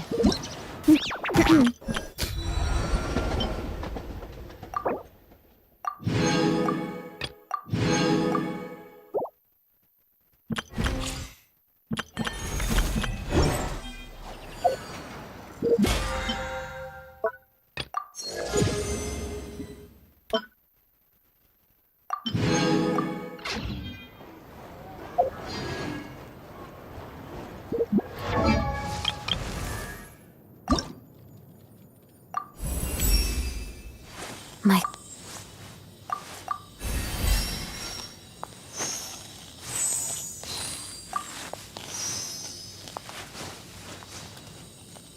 She is 70. What about Ayosha?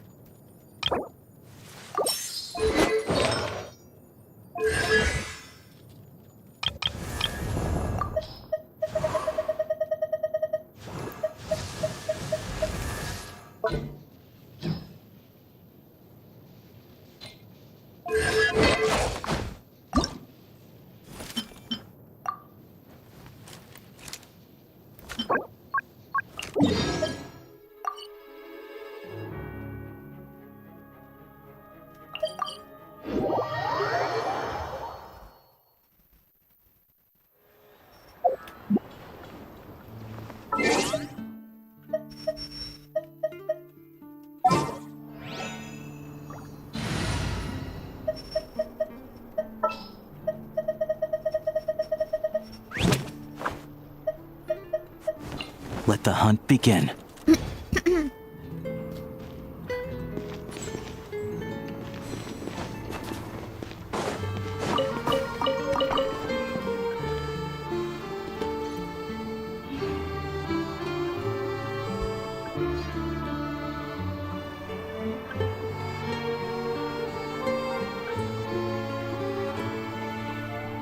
Gotta update the title to audit and Ayosha.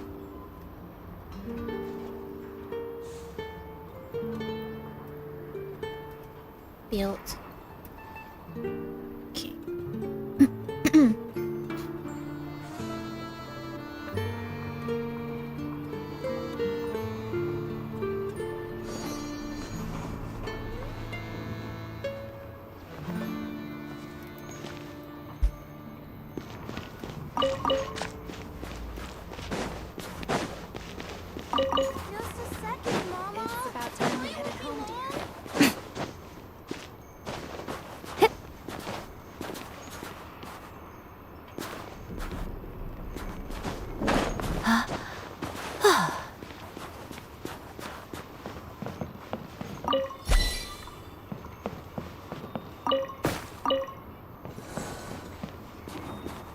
Precious chest nearby. Huh? I don't see any.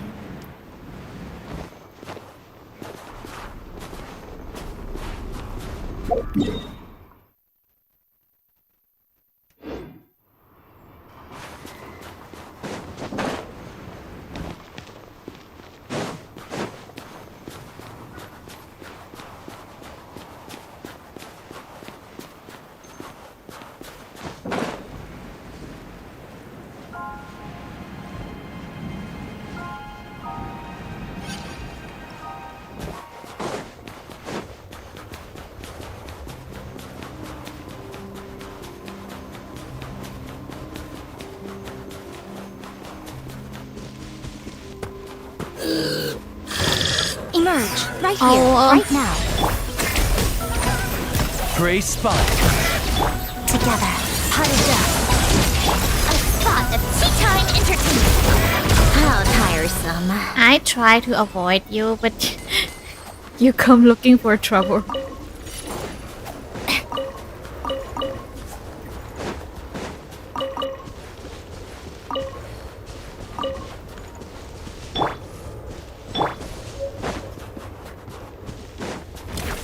Ready or not. Dog eat dog! Right here, emerge. Let's begin. Pirouette. Crystalline. Oh, I almost died. Come on, keep up.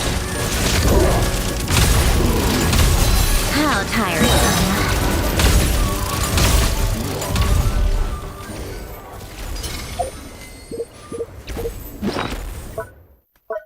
I think we need a healer. Healer in the team.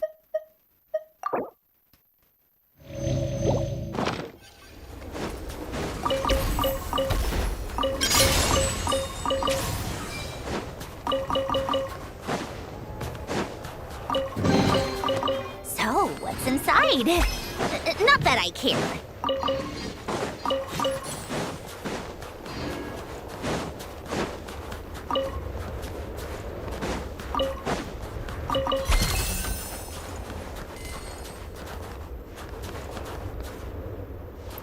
More? There's more?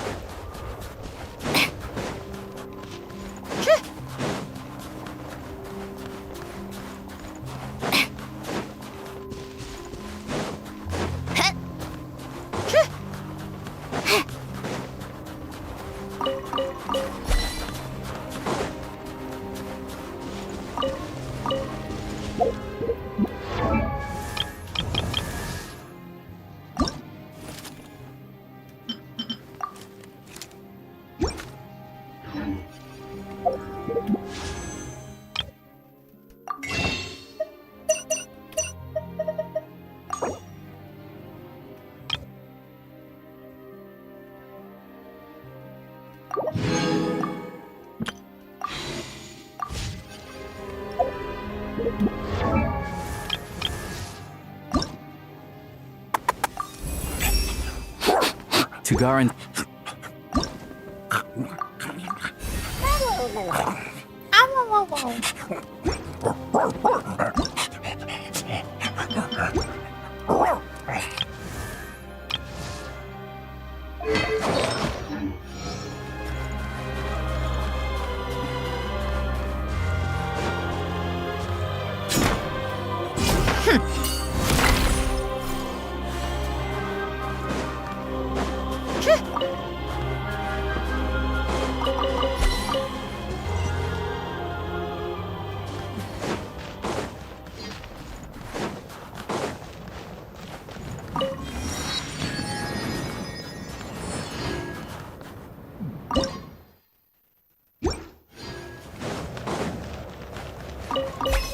What is this? Fluorite? Fluorite?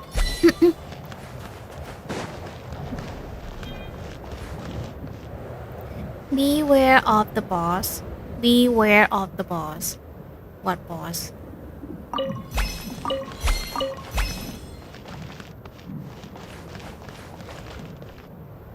Oh.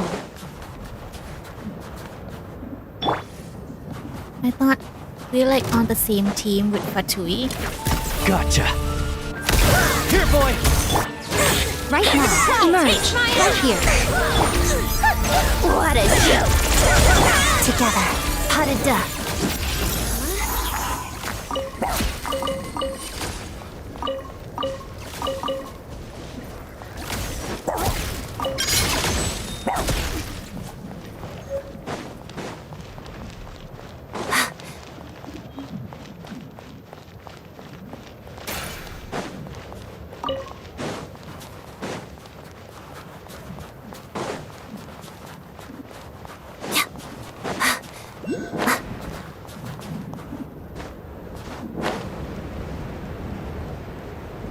The snow in Snezhnaya is always bitterly cold, and it never seems to end.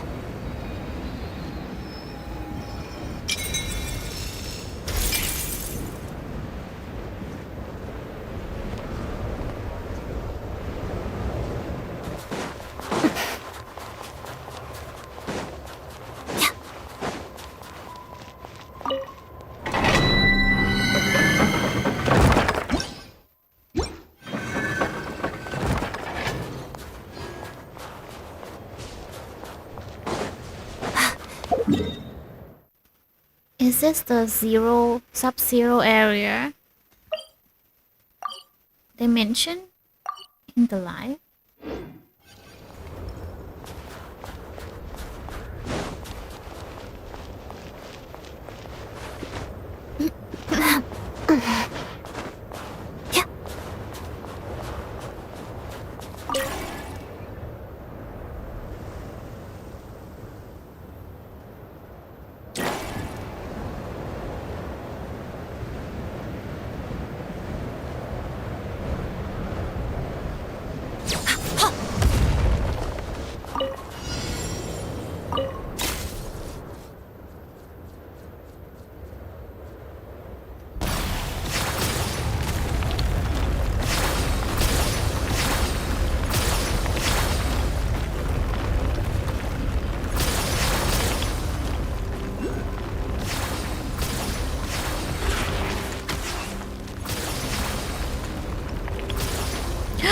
Oh no! I missed one.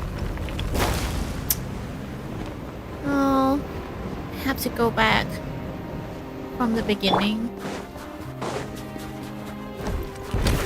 Gotcha. Right now, right here. Show me what you got. Hey, you wanna fight? Let's go. The snowflakes.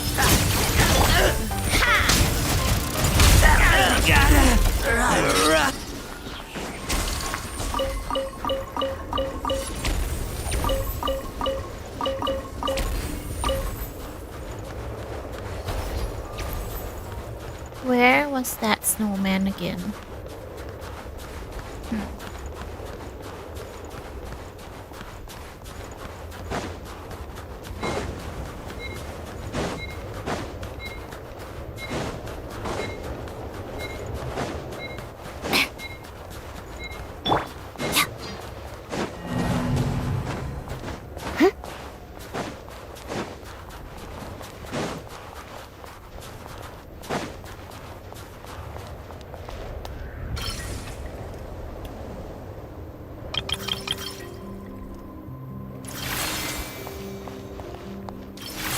Oh, I don't have enough energy.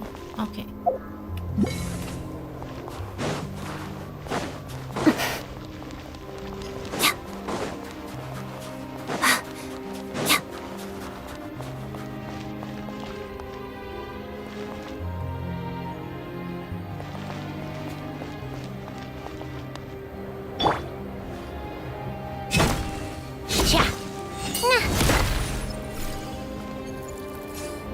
Only 60%.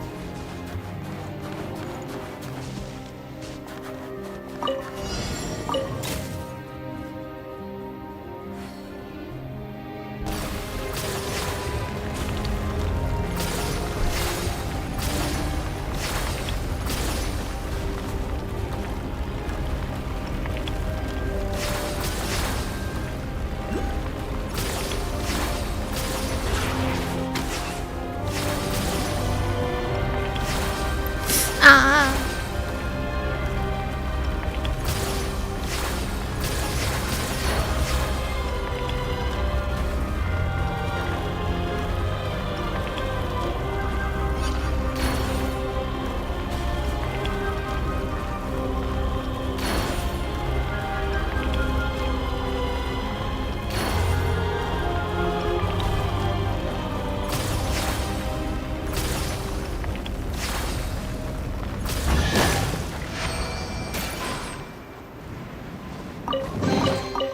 Certainly went out of your way for this, didn't you?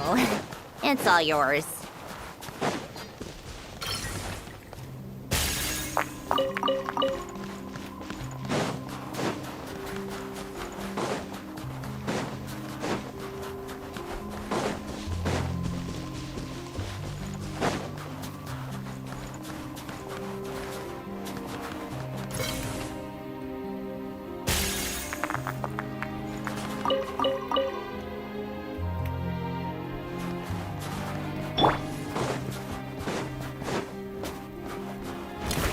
Gray spot. Right now, emerge. Right here.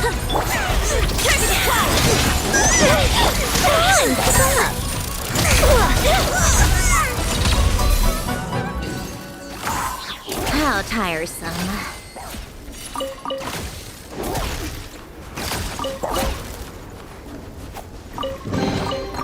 Certainly went out of your way for this, didn't you?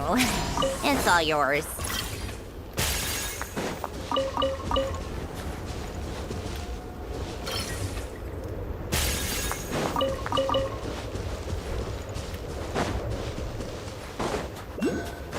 Have to find Ayosha's flower.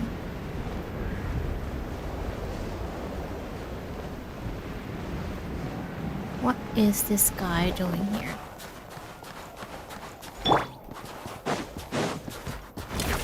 Prey spotted.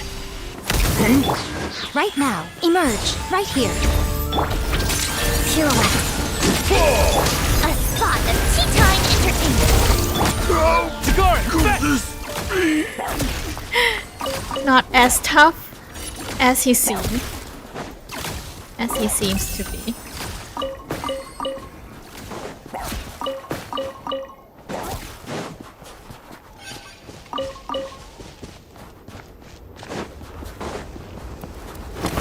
Gotcha. A sight to behold. Right now, right here. Come on, keep up. Witness the snow swan's grace.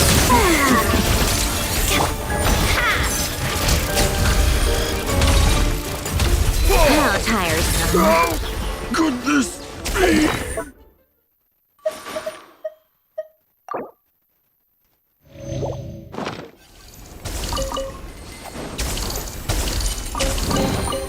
Huh? All that work for this.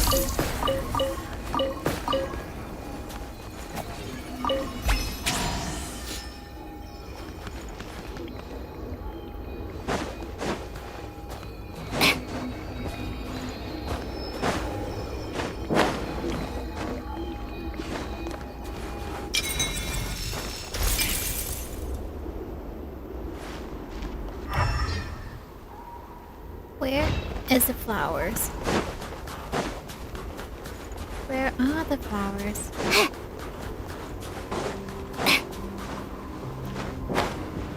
Oh, right there. Right here. Right now. I can show you.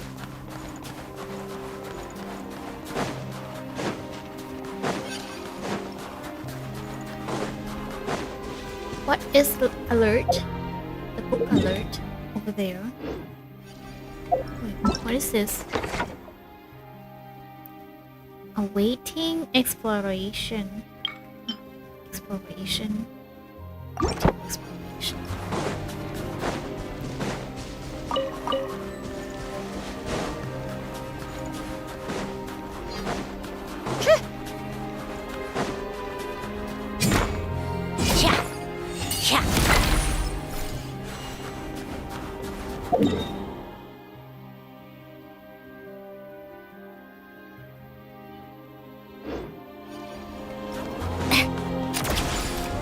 Pick up the pace.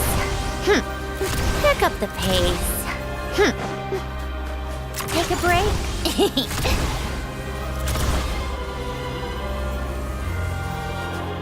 Come on, keep up.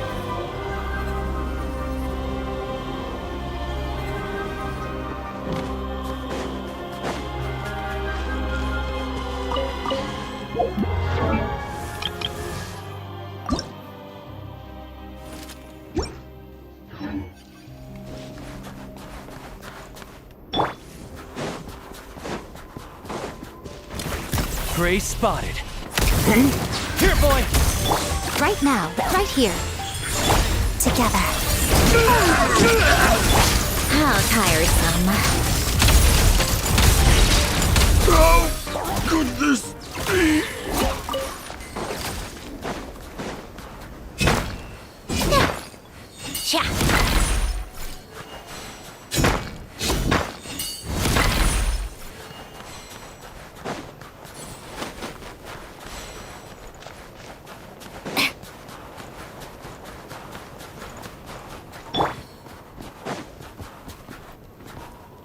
Water nearby? What's all the marking? What's all the marking for? I like me. Okay, I like all of you. Precious you.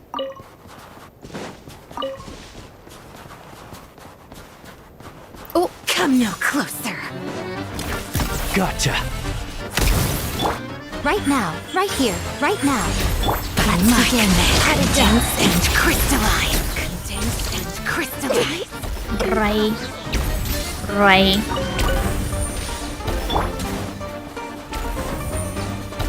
Oh. Up there.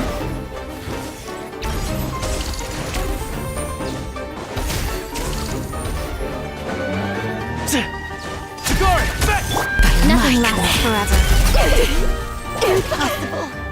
Right here. Emerge. Right now.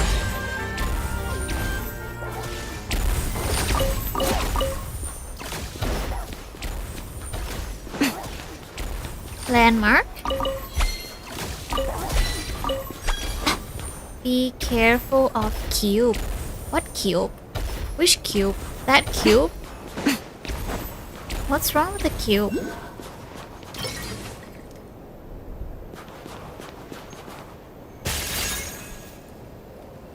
Why? What's wrong with the cube?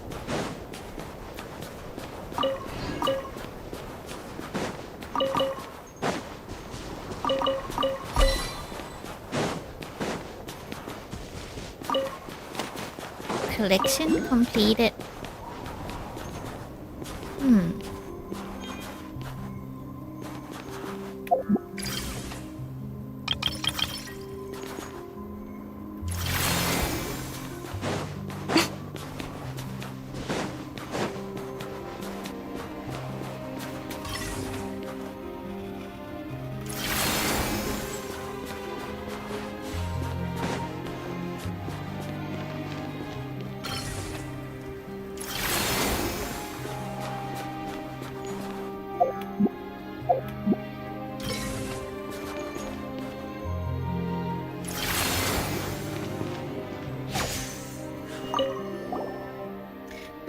I have to finish this before prime ice melts, but what placement works best here? What do you think? And you as well. If only 3 of you could actually talk to me, my work would go much more smoothly. Hey, weird guy over there! I know. A man all alone in the wild, mumbling to 3 animal ice sculptures. Anyone who saw that would freak out and call me weird. Drug off. You have to think of something quickly. Huh? Are you waiting for someone named Dragov? Is he going to help you? Yes, but unfortunately, Dragov is me. I'm waiting for myself to help myself, but I can't seem to lend myself a hand. It's like trying to pull yourself up by your own collar. Do you understand? What if you use a fixed pulley? Then let me try pulling you by the collar. Then let me... What is wrong with me today?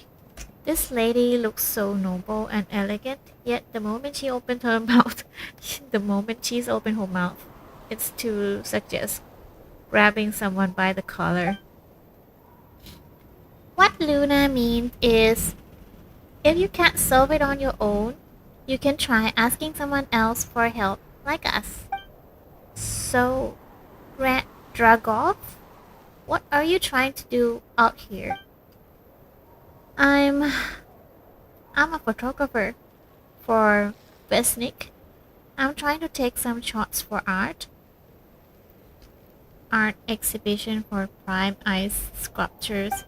I need to find a way to make these 3 prime ice animal sculptures look good on camera. But first, oh my god. Dyslexia. But first, prime ice sculptures are very heavy. I already used up all my strength just to get him here. And second, I do have a vague idea. And I already pick out the spot for the shot.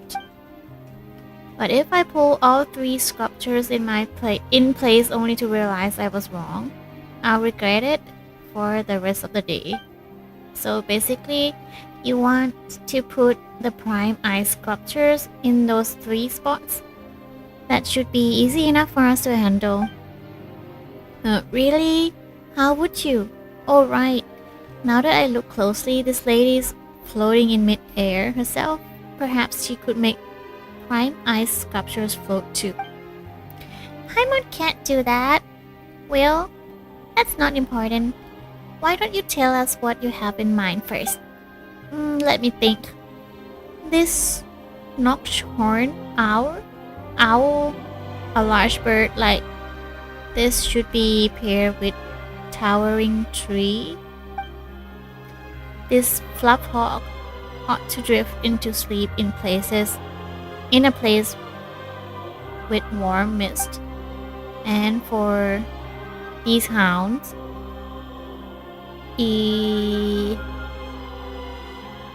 snowy mountain, backdrop and snowy mountain. So the hounds with snow, and the hawk with fire, and the owl with tree.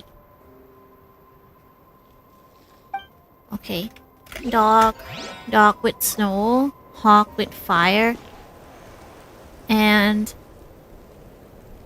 the owl with tree. Where is the tree?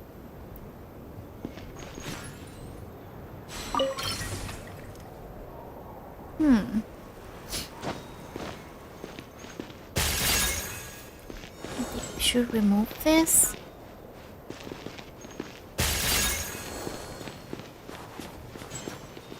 Okay.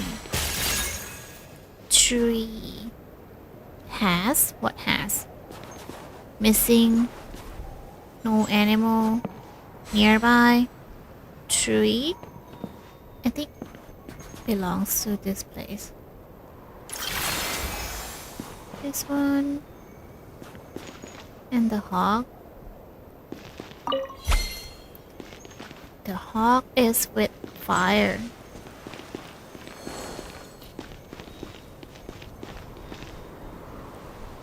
What missing?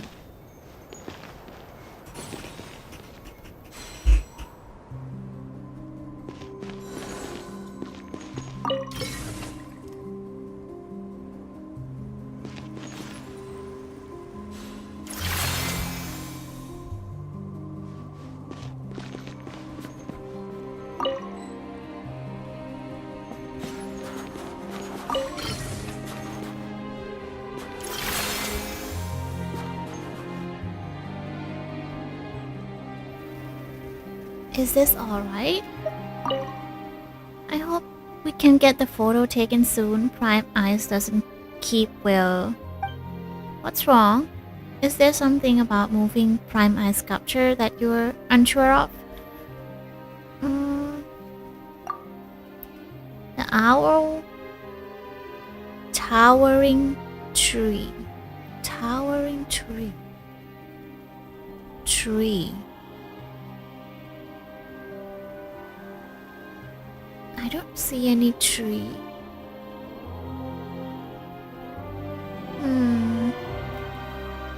Owl with tree? Speaking of towering trees, the largest tree in Snezhnaya would be the Tsar white birch on the pale crown palace. Towering tree?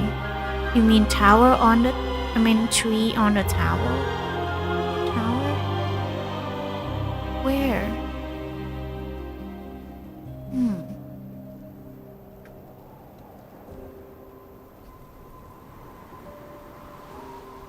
This is confusing.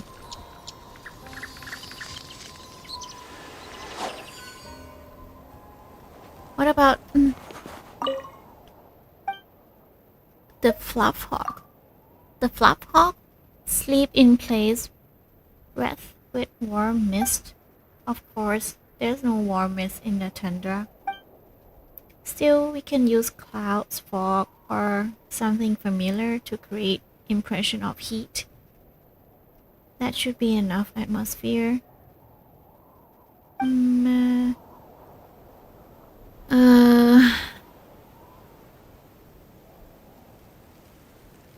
I think no. I'm not sure about the hog.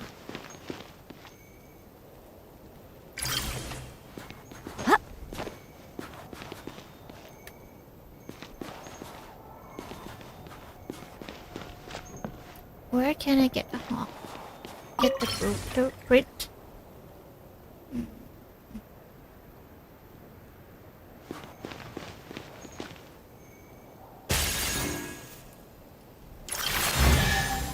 Oh! I just have to place it properly. Everything. Properly place it.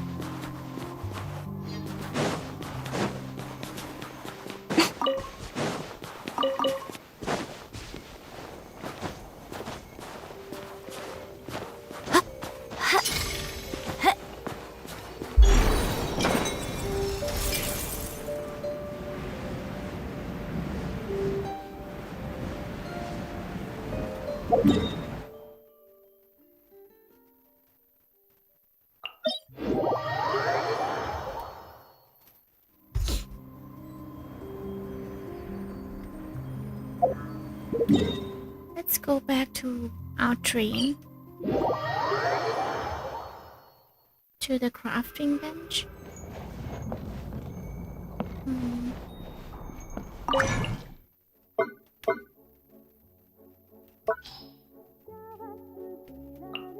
Ayo sha.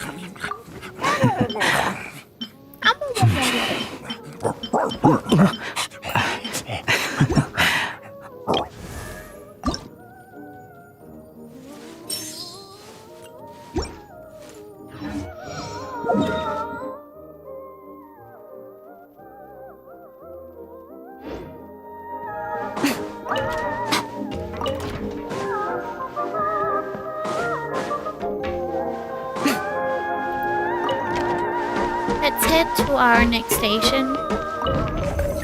I wanna go to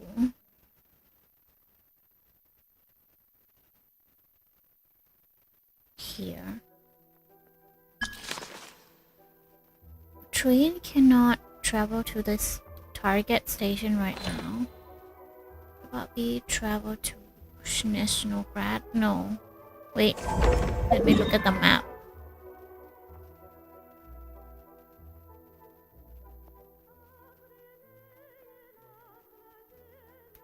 Stratomorox 3. What is this place?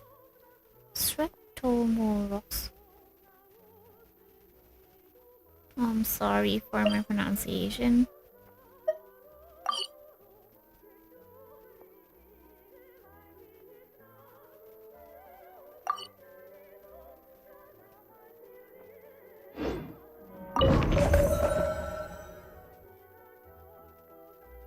What about we try this place?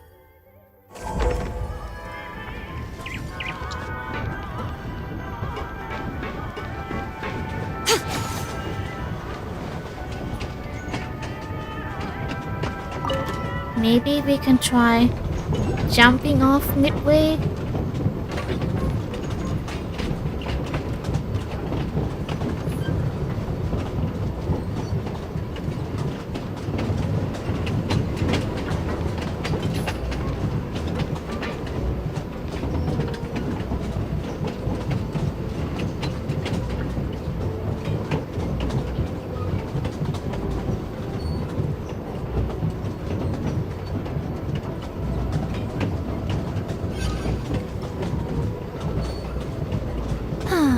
Traveling to other worlds is all that anyone seems to be writing about these days.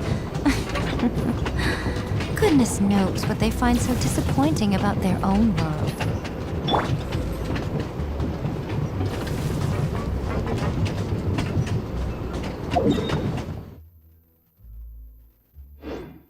Oh no, we have to get down here.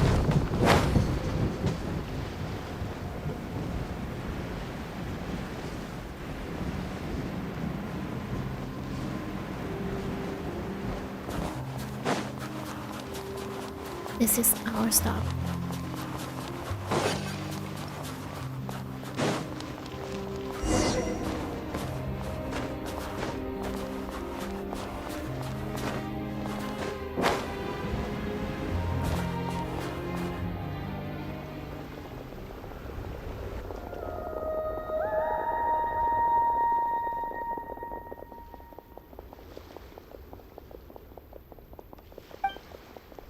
Whoa!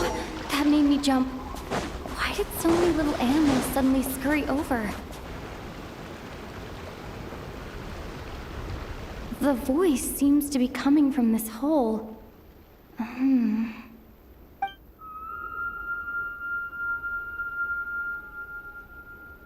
My ears... they're ringing non-stop. Is it like Why does what this voice Janitza's sound so people? familiar? Should I jump down? Jump, jump, jump. Hello? Come out of there! No response. But what exactly is down there? Might as well take a look. Yeah. If I encounter any where is danger, Paimon? I'll make a quick exit. As you carefully climb down the ice wall, something. Just my luck. But looks like there's still a path ahead. This is the same sink.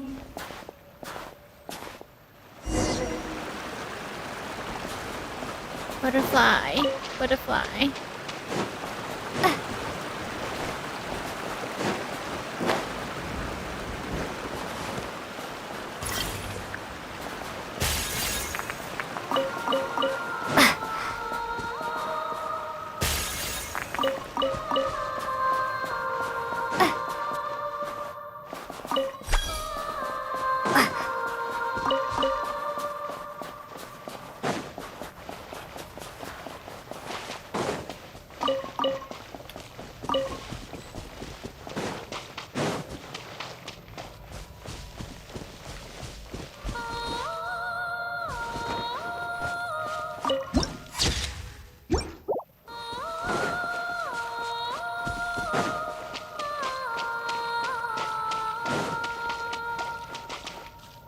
Are these notes?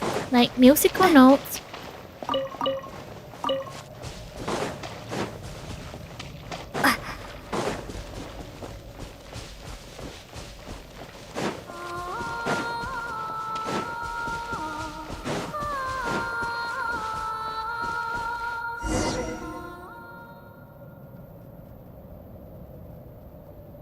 A huge shell? Strange. Did that song just now come from inside? Could it be a fae? Hold on.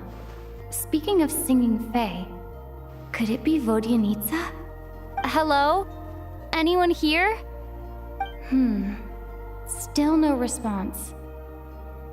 Well, if there are mushroom gods in this world, there might as well be seashell fae. I should check it out.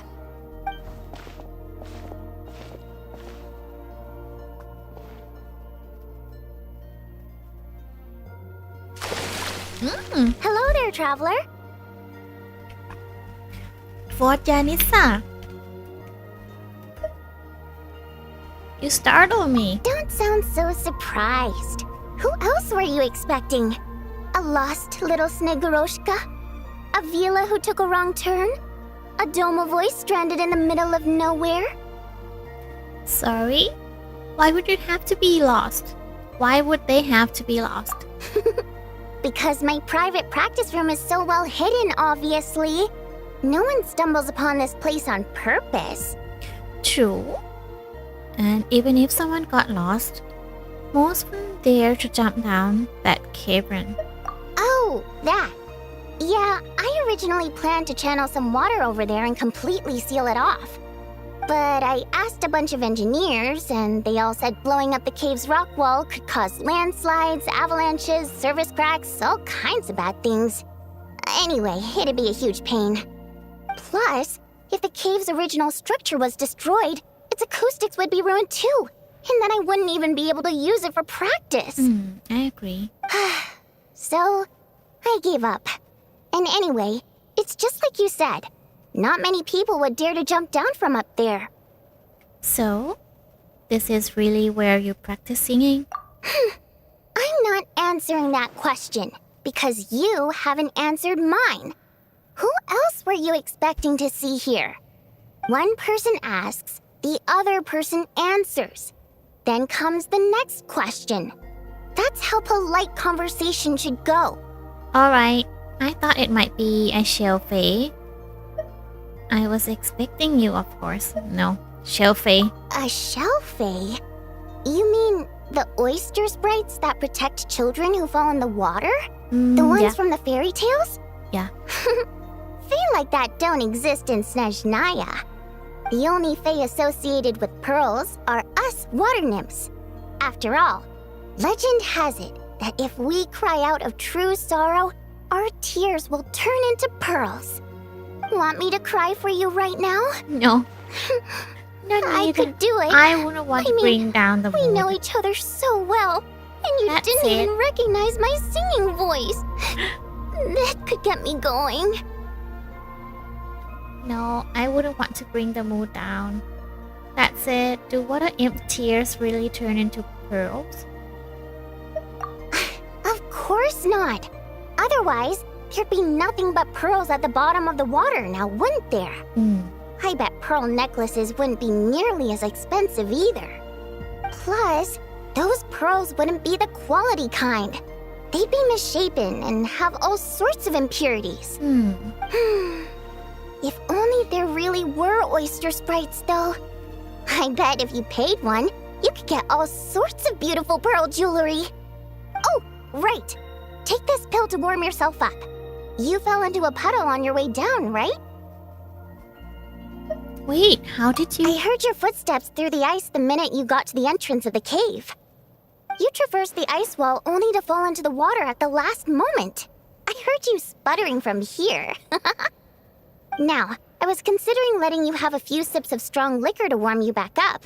But on second thought, spirits that have been frozen lead to intoxication too quickly. So I thought this pill would be better. It's something hunters use to warm themselves up out in the frigid wilderness. Good. Now we can get back to your question. You wanted to know why I practice in a place like this, right? Well, the answer's simple. Practicing in the city would disturb people. Oh, of course. I used to practice in the theater, doing vocal warm-ups, singing a cappella, stuff like that. Letting some fresh air in always puts me in a better mood, so I would usually practice with the window open. And, well, do I even need to say how captivating my singing voice is? Every time I practiced, a huge crowd of listeners would gather down below. And they wouldn't leave until I was done. Honestly, the people were packed as tight as sardines down there. But it's not like I could do anything to help it. That said, there's another reason I don't really practice in the theater anymore. I don't exactly recall when, but one day, this young girl showed up in the crowd of people who had come to listen to me. She turned out to be quite smart. She studied my habits to the point where, at all times, she knew when and where I was going to practice. And sure enough, she'd always be there. People would even pay her to show them where I'd be so they could be sure to grab a spot. She made quite the sum that way. Now and then, she'd even send me a basket of flowers with a thick handwritten letter tucked inside. The letters weren't anything special, mostly the same flattery I've heard 10,000 times. And they read a tad awkwardly too. But at least they were sincere. So, I'd often send her a ticket to my latest show in return. I thought it'd make her happy. I like people who chase after what they love with all their might, but still have some smarts to show for it. I think people like that are fun and cute. I would have loved for our fun to continue. So what happened? She changed. She no longer came to my practice sessions because she liked to hear me sing. She just wanted to make Mora. Lots and lots of it. Enough that she could put all the relentless celebrity chasing behind her. That much I wouldn't have minded, but... Then I discovered at some point, she started selling every single ticket I sent her for several times the price. I suppose she didn't like my music anymore. The innocent version of her who was just there for the love of my voice was no more. In human terms, she grew up. I no longer found her cute, fun, or interesting. And I certainly didn't want to play with her anymore, so I moved to a different practice location. I won't meet anyone interesting here, of course. But at least I can practice my singing in peace. Although, you braved the journey here now, didn't you? Freezing puddle and all. I feel much warmer now. Just now during practice, your voice sounded a bit... No, don't go there. The little animals were... Oh, what? Don't even go there. It's been giving me such a headache. If the acoustics in this echo chamber were still in good shape, my voice wouldn't have come out nearly so... Piercing? Precisely. Thanks, traveler. This place looks like it's in good shape though. Where's the problem? The problem isn't the main cave structure, but the echo pillars made of prime ice. Perhaps I was practicing too hard, or my pitch was too high. But while I was practicing a few days ago, some of the pillars suddenly cracked. Honestly, all I need are a few simple prime ice pillars to replace the damaged ones, and this chamber will be pretty much back in working order. But alas, I'm terrible at making things like that. What's that smile for? You're hinting something, aren't you? Hinting? Goodness, no. I'm shamelessly asking for your help, of course. Well, you did give me that pill. No, it's like I said. All I heard were footsteps at the entrance. It's not like I lured you here or something. I swear. Anyway, since I have you here, there's no time to waste. Let me tell you which pillars to swap. Actually, just telling won't do. I have a better method. And what would that be? Shh.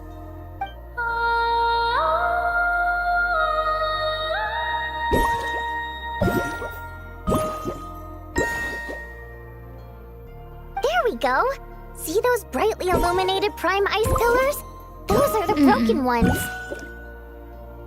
The red one? The prime ice is something else. Your voice is something else. That goes without saying. Otherwise, I wouldn't be nearly so invested in all this. Anyway, I'm counting on you, traveler. If you forget which prime ice pillars are broken, just come back and I'll show you again. I have to remember. Do I have to remember?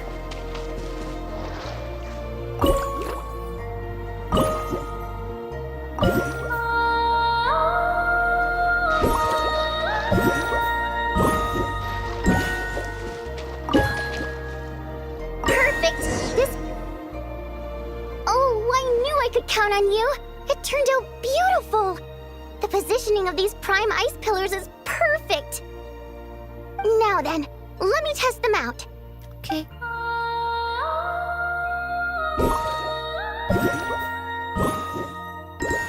Oh.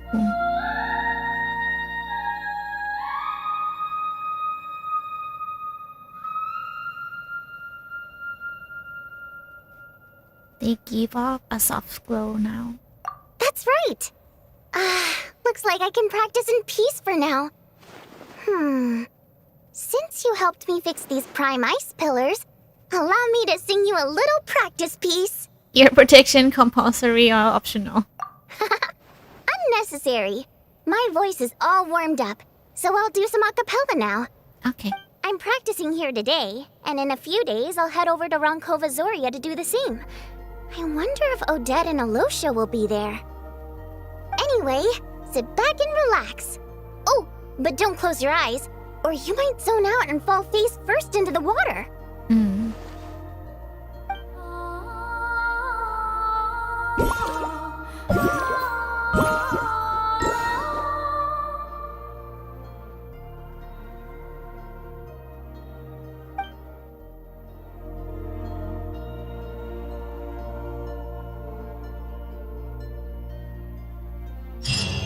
You've restored the place. Joint meeting point snezhnaya. Talk to Vodjanitsa. For what?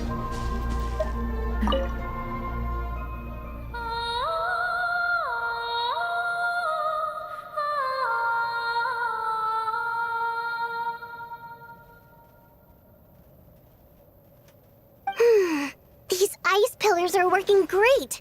What should I practice next? Oh, Traveler, you're just in time. Come on, give these ice pillars a try. How do I use them? Do I have to sing too?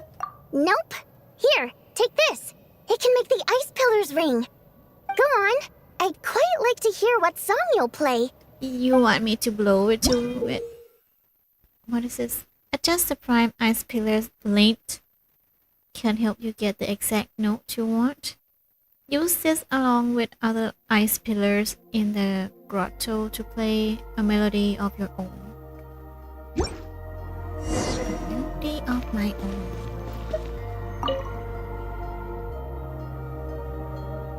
I have to put down some ice pillar. No, I don't have time for this. I'm here for Odette's flower.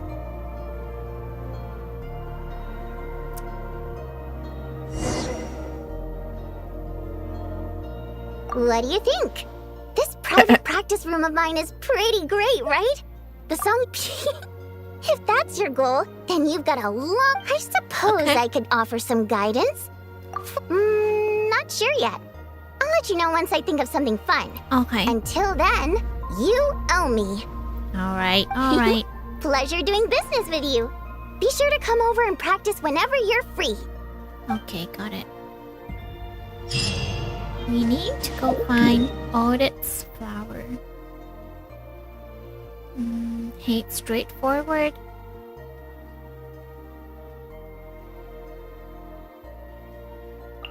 I don't know which would be easier. Which is easier, walking from here? I always see these non-sentient kitsune pouncing headfirst into the snow, scavenging for food. You'd like to see me do that?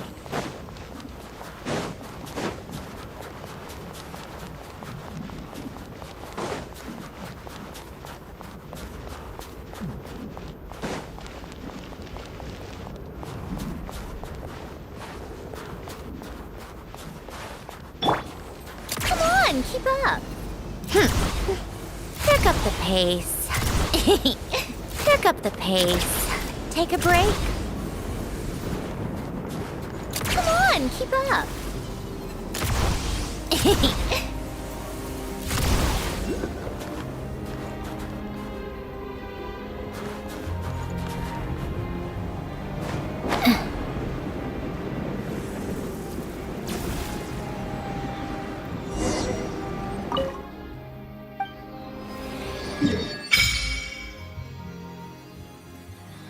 Song of Cabarin, House of Hesperides. Okay.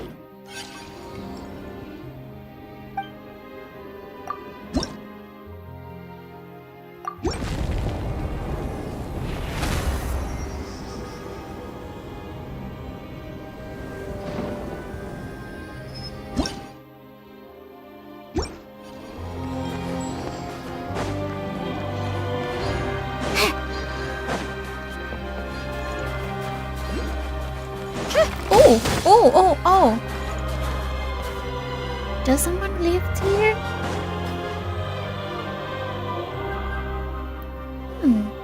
There's someone in the tent, but not much snow built up either. Who would even come here anyway? How strange. What's this? An adventure book? The blizzard plastered itself to my face like a mask, almost sealing my eyelash shut. I could not find the homeward way, let alone a path to the house of Hesperide. What's wrong with my reading today? Unfortunately, I was able to find a cave to avoid the storm. But my stocks of food are bottoming out. Perhaps I should never come here. No. This is a trial set before me. It must be. I must reach the mansion and meet the great lady. I must witness the true prime ice artisanship. But how will I get out of here? Perhaps I can continue explore this cave first. I think I've gotten used to the temperature here. Everything's starting to warm up just a little. Oh, is this person okay? Seems like he's frozen so bad he starts hallucinating.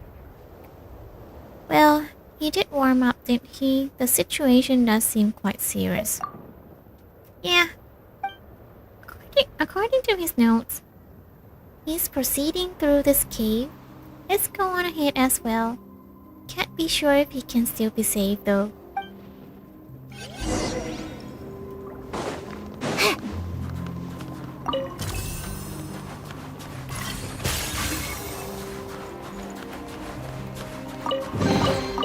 Huh? All that work for this?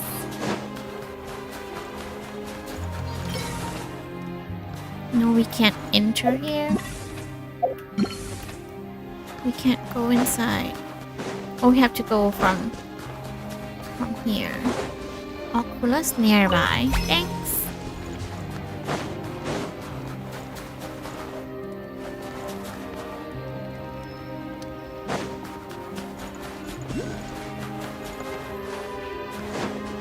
Oh.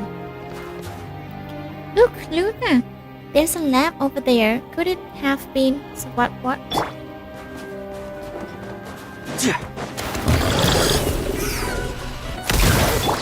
Lots of the snowflakes. Emerge, right here, right now. Let's test my hypothesis. Take a break.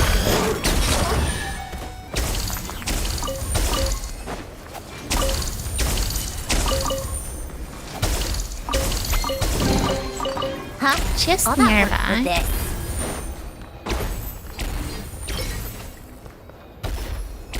Help me. I would hear a voice. It came from over there.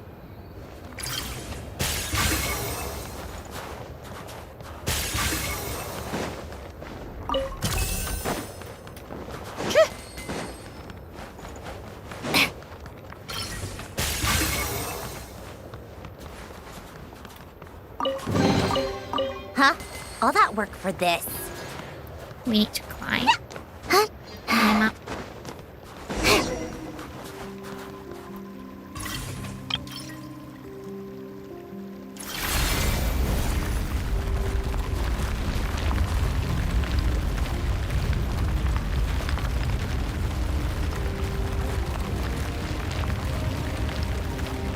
What's he doing inside there?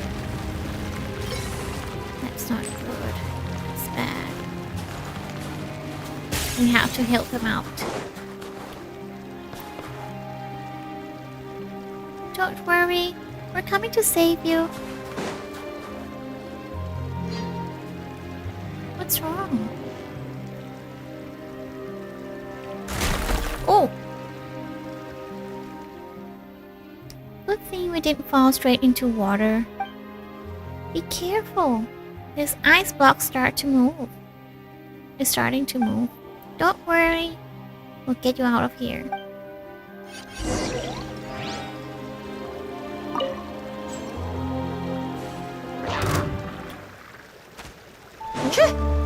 Come on, keep up.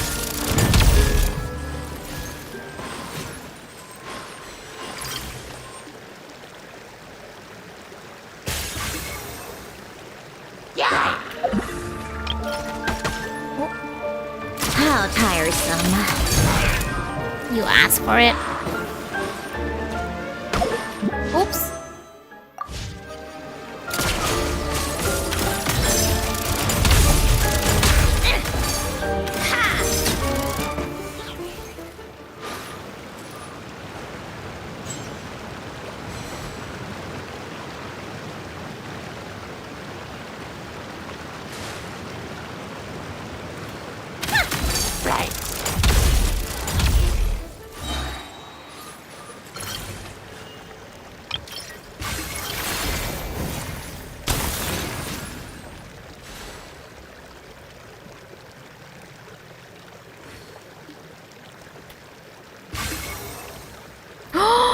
Ice breaking. Come on, keep up.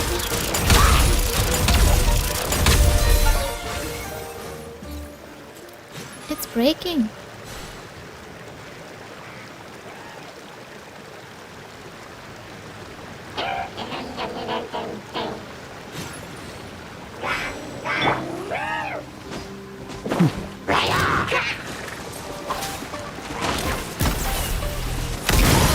Doggy dog! Crystalline Adagio. Emerge. A spot of tea time entertainment. How tiresome.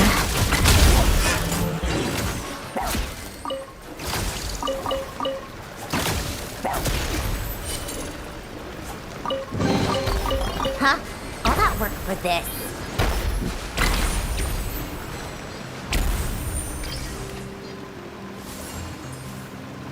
What do we need to do with this block of ice? We have to break it. Yeah. How do we break it? What about placing the fire here?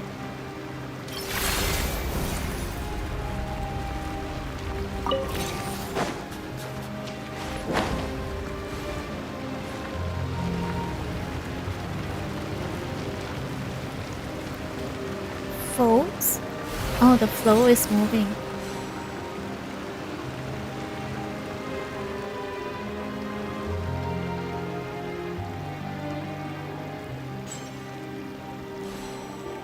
We can walk from here. We can go on foot. Oh, Sarisa, be praised. Save me to death there. If I fall into the water, that would be the end of me. Thanks, Q2. Amartos? Sorry. Why apologizing? I want to tell you that that block of ice wasn't at all solid, but I just couldn't get the word out while I was up there. I can't say why. You were probably just feeling a little bit too weak, you know? Anyway, feeling better now? Yeah, much better. Thanks to you too, to be honest. I might know your names. Might I know your names? You introduce yourselves to Martos. Luna and Paimon, I see. That's it. Martos, what brings you here at all? Out in the ice and snow? Prime ice sculpting? That's what I came here to learn. Prime ice sculpting? That's right. I was heading to the house of Hesperides. Its owner is Princess of Snowgovik, one exceedingly skilled at this art. Many masterpiece was created by her hand. Even the snowflake at the heart of Sapiloni Palace Plaza and the sculptures made in the likeness of crystal ore that stand before the ducal mansion in Novokitgrad. What is it called? Novokitgrad? Novokitgrad. Humans cannot call upon prime eyes as the Fae do, but we can learn to use hammer and chisel to bring forth similar beauty. Thanks to you two, I'm one step closer to the mansion. Wait, you're still going up that mountain? Well, I'm here already, aren't I? It wouldn't be such a shame to turn back. It would be such a shame to turn back now. But I won't stop you from continuing on, but wait for the blizzard outside to die down. Make sure you get rest up before you leave, alright? Alright, I will. You can start a fire, share his food, share him your food and water. Well, you've had something to eat and drink, and you're all warmed up too. Now you're good to go. Thanks you too, truly. If I do indeed learn this art, I will surely make you a great sculptor. Remember to make me a bit taller, and Paimon somewhat cuter. What do you mean, somewhat cuter? Paimon's cute right now. Don't worry, I'm sure my work will be more than satisfactory.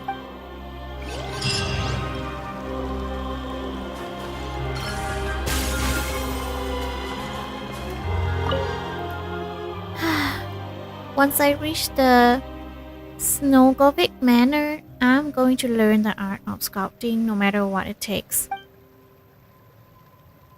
Though, maybe I'll take a quick breather before moving on. My savior was right. Rushing ahead too fast won't do me any good. Yeah. Take a rest, Martos.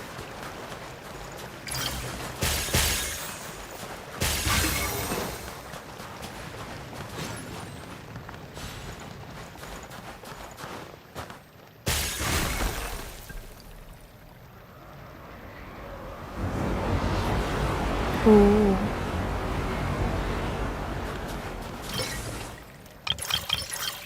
Yeah, we should make one here.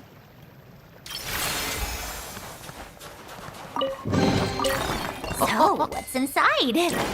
Not that I care.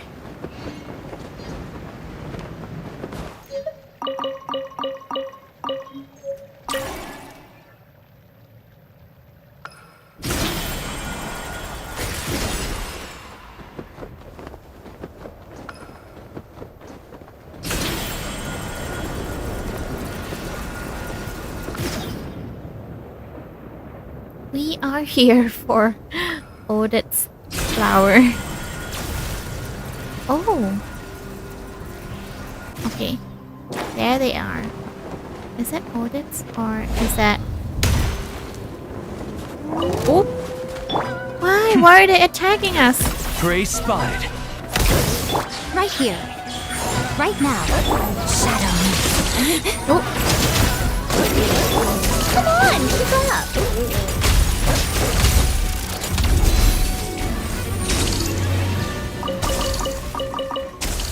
I mean, why are you attacking me?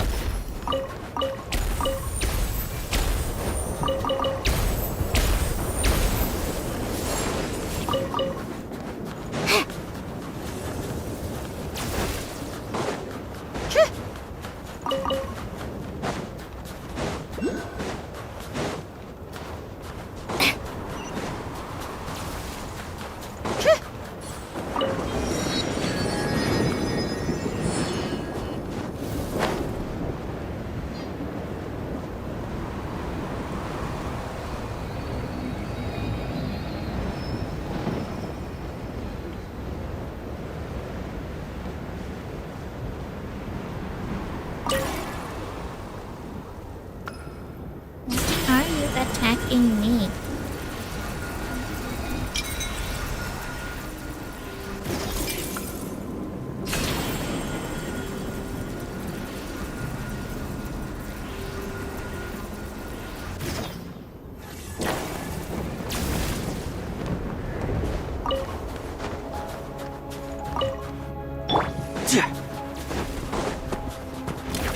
Gotcha. Here, boy. Witness the snow swan's grace. Pot of death. Emerge. Let's test my hypothesis. take a break?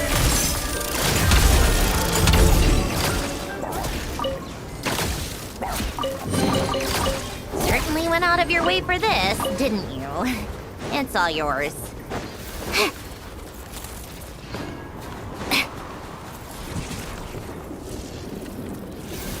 Where is the flower?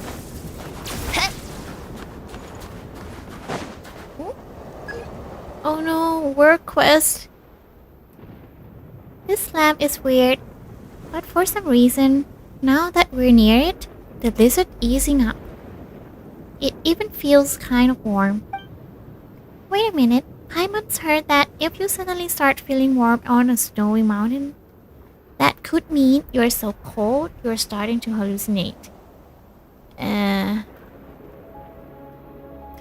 Then we should probably keep telling ourselves we're freezing. We're surrounded by ice, snow and ice, and we still need to convince ourselves we're cold. Ooh. Don't worry, you too. This is a special lamp. They say it was blessed by Faye. That is now inside it a long time ago. It offers some protection from the cold. Did someone just appear out of nowhere? Hello, my flying friend. This is my lamp. I left it here earlier when I got a little bored and went for a walk. What are you? So it's yours. Wait, you went for a walk in the blizzard? Dressed like that? How are you not freezing? Freezing? Should I be reacting to temperature changes? Is that what you're expecting? That's not really the point.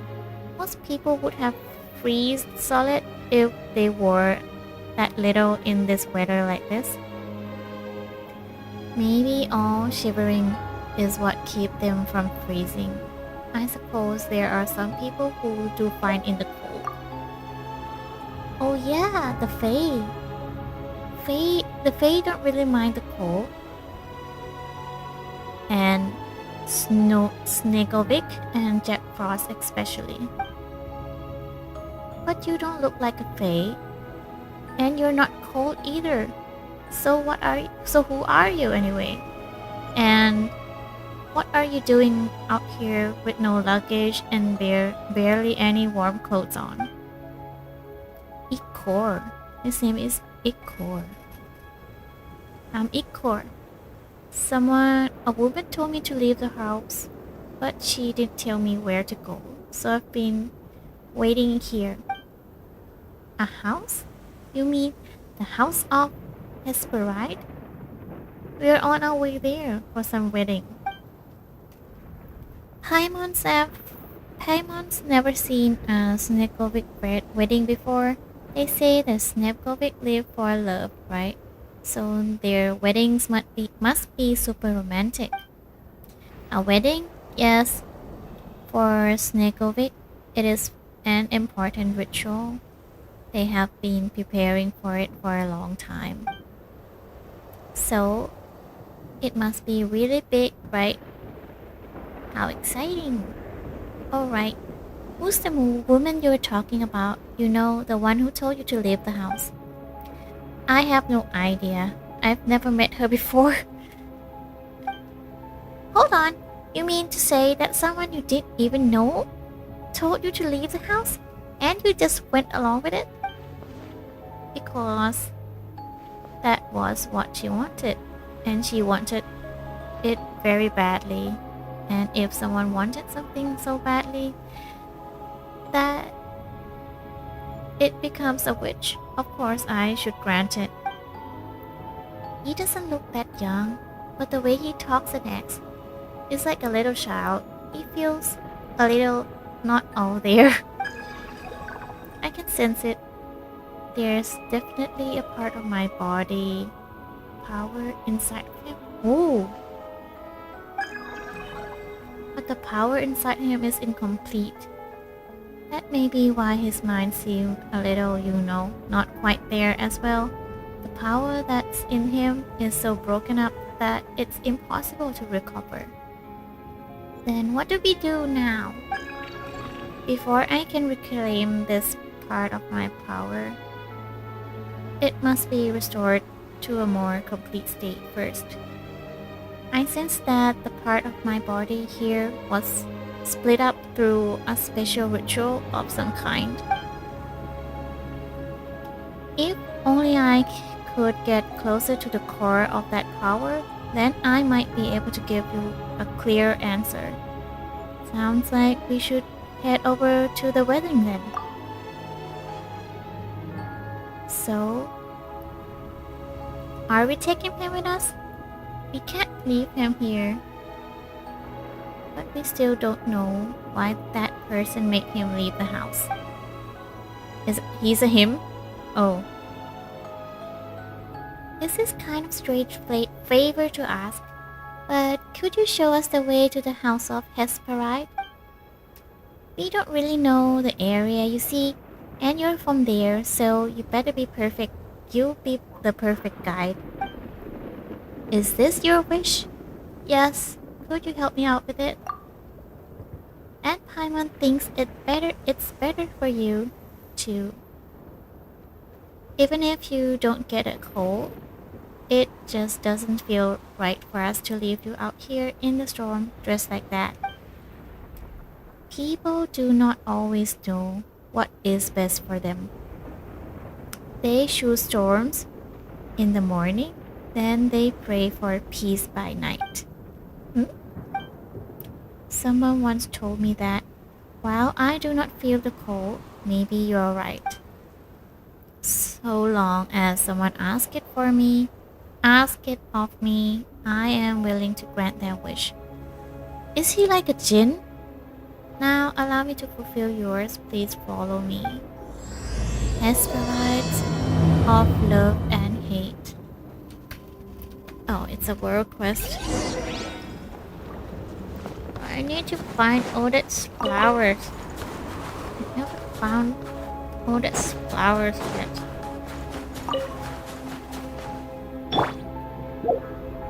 I'm here for Odette's flower.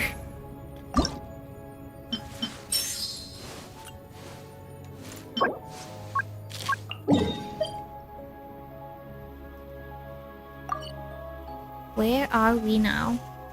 Quite far from where we're supposed to be.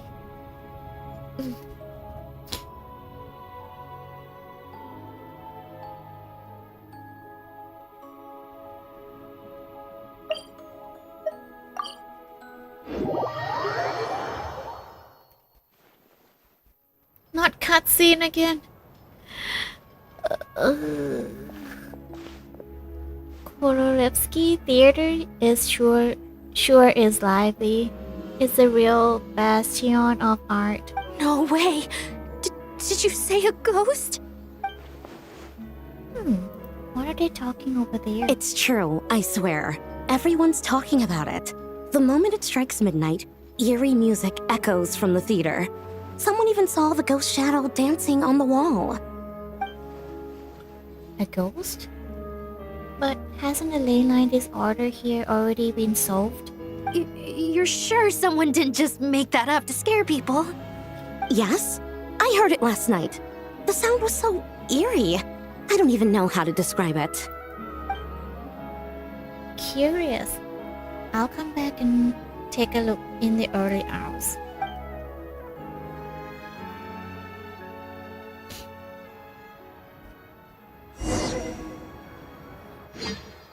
I just wanna come here to collect Odette's flower.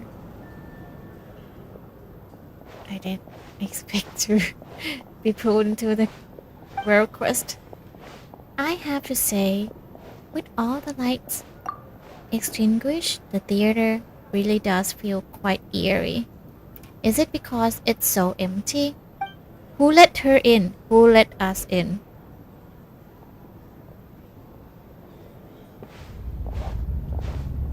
Oh no. Oh. What was that?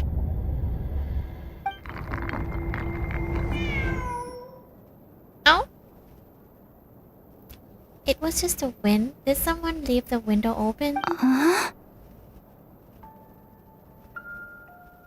voice? Is that really the sound of piano?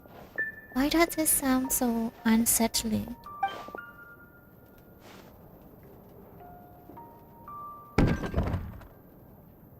Oh.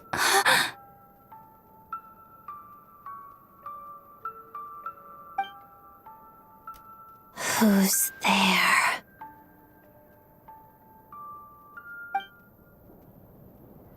A voice? Where is it coming from? Traveler? Odette? Odette? Yes? What were you expecting? A ghost? So? You heard about the rumors? I have. The eerie music and the dancing ghost. So you live here? Here. This is the true form of said ghost. What is that? An ornament? A decoration? It's a music box. Oh, It was music a box. birthday gift from my mother when I was little. It used to play beautiful melodies, but its internal mechanisms have deteriorated over time. And now... It sounds terrible, doesn't it?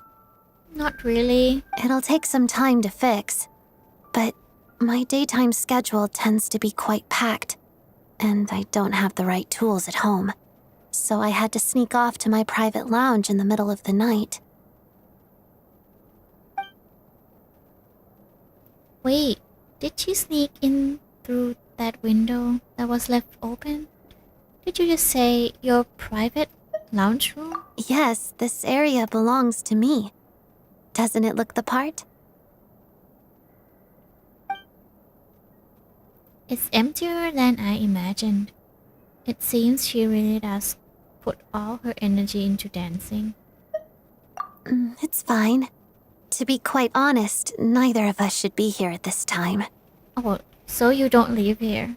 But I must say, you're pretty brave. Most would have fled the moment they heard the music or saw a ghost. So, about your music box, what can I help? Always eager to help.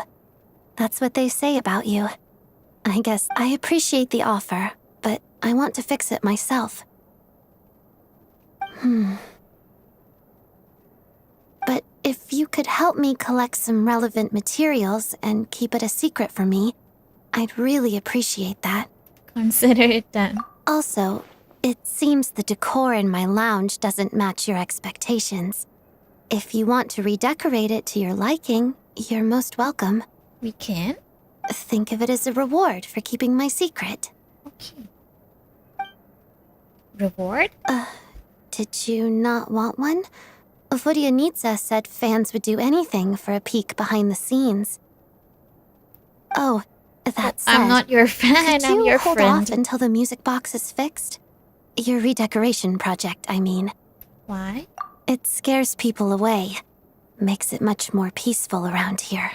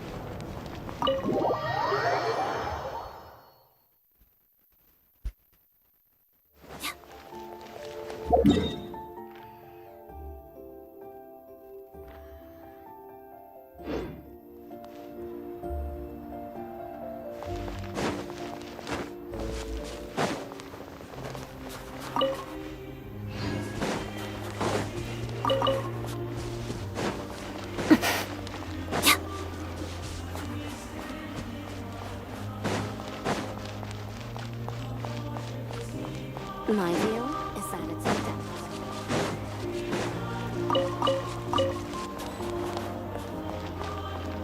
That's it. Okay. So we have to unlock the new region. I mean the new area over here to be able to collect more flowers. Okay, we can start from here.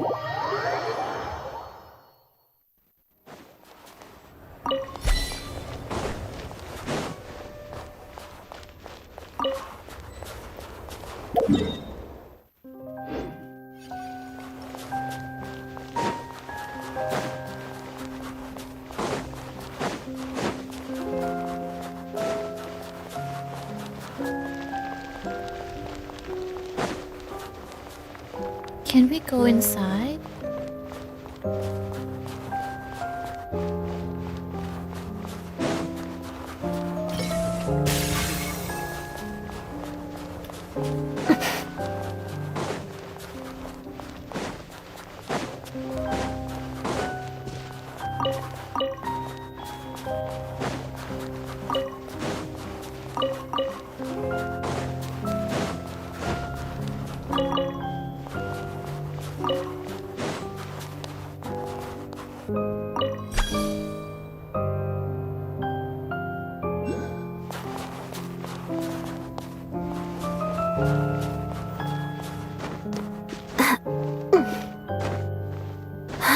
Is this mansion made out of snow? Snow and ice?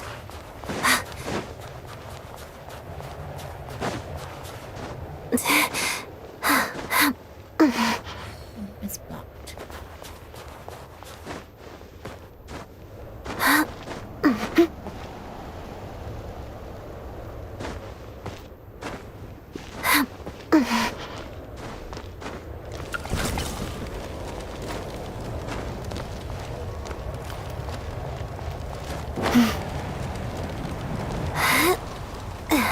Oh, we're dying. We are dying. And we're dying fast. Wait, we need, what is it? The drink, the special drink to resist the cold. Not this one. Okay, the soup.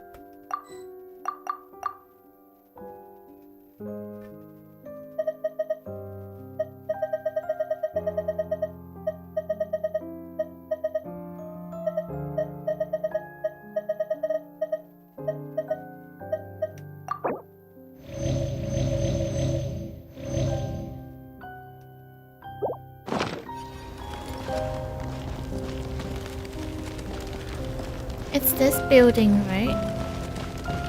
Oh, I think we need. Should have drawn faster. I think we need Chiori's help.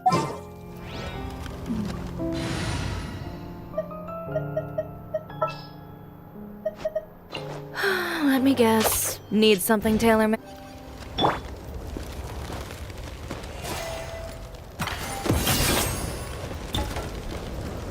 Quick. We need to move fast.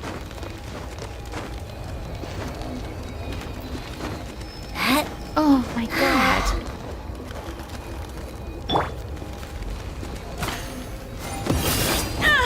Oh no. I wasn't cut out for this.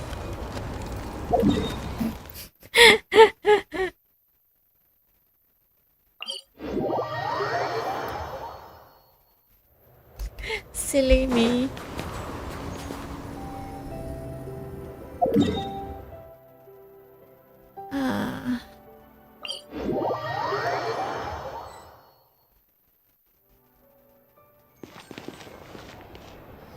Where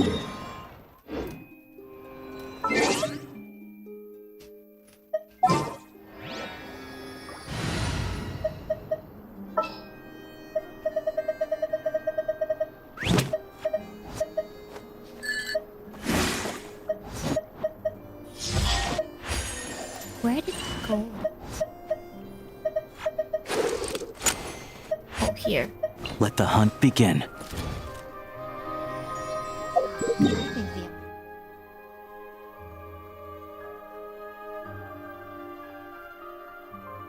What about we walk from here? We travel from here. Starting point.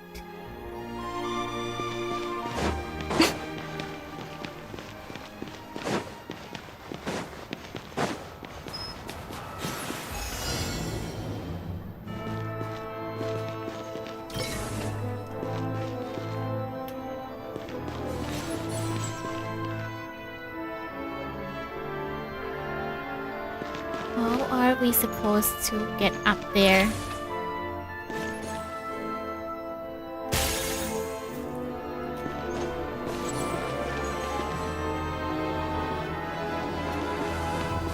Oh.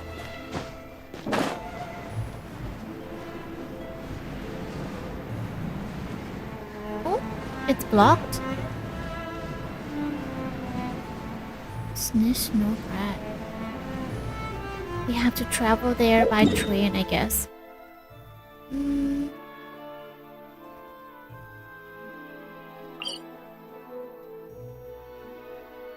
Disabled?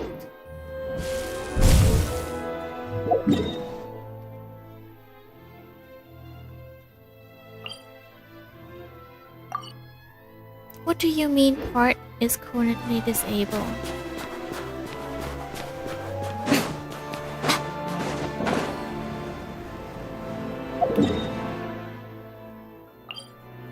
Oh man.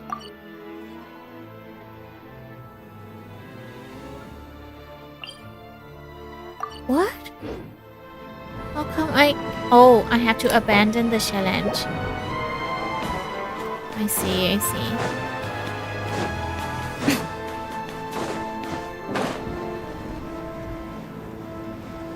Can I call my train from here? I don't think so. We have to go back to the main station. But if I remember correctly, it says that this area is not opened. Jack Frost Village. Let's try crossing it from here.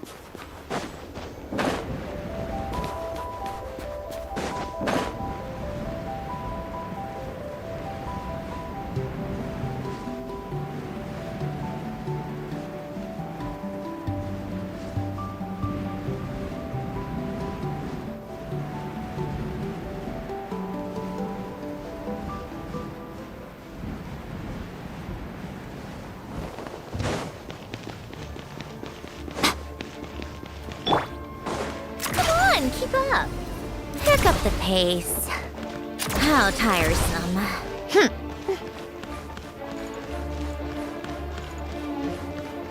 Come on, keep up. Pick up the pace. Take a break. Pick up the pace.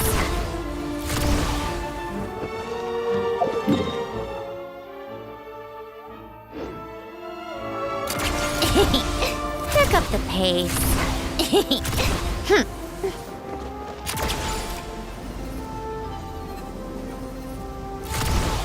Pick up the pace.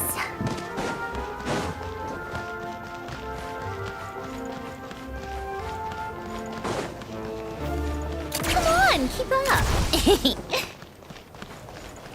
How tiresome. Pick up the pace.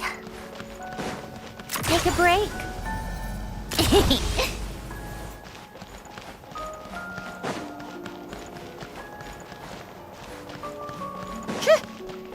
Come on, keep up. Pick up the pace.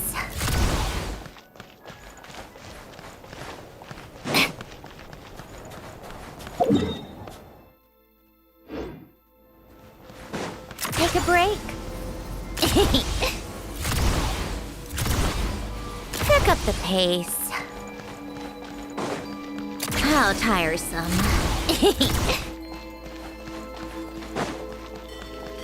Oh, the rail is broken.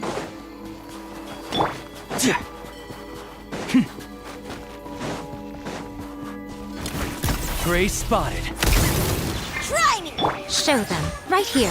Right now. Let's begin. Harada. Take a break.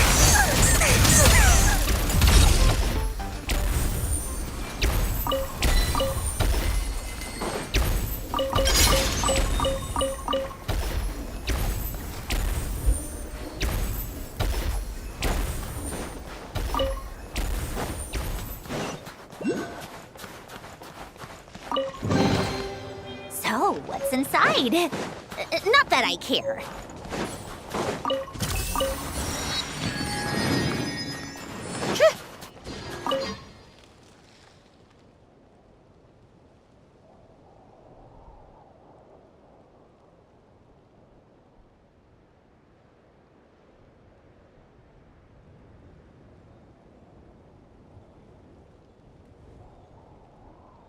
Again.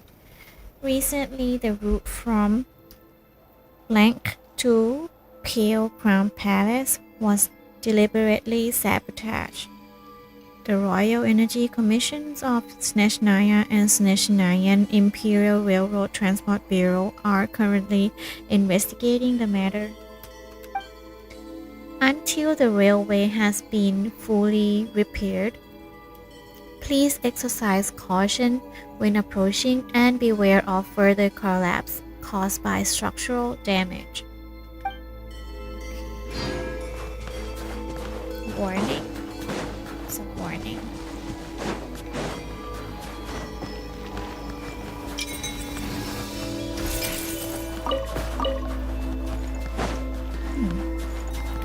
I wonder, can we enter this place?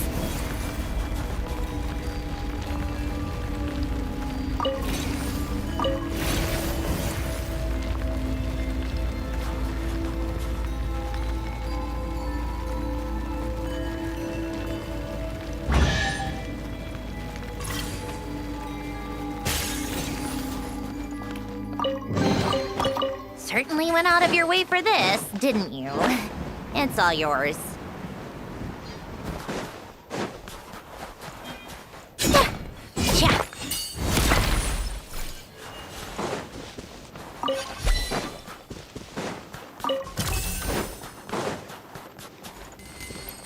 What is that thing? What is that thing?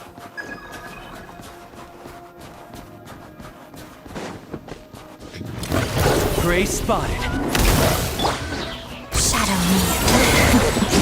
A sight to behold. Right here. Right now. Crystalline Adagio.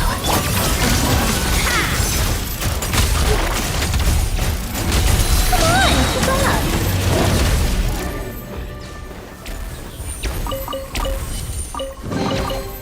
Huh? All that work for this.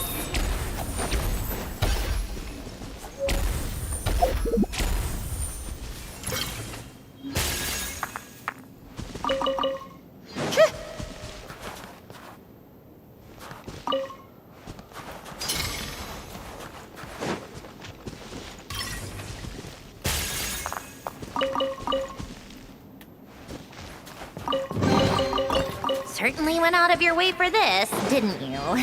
It's all yours.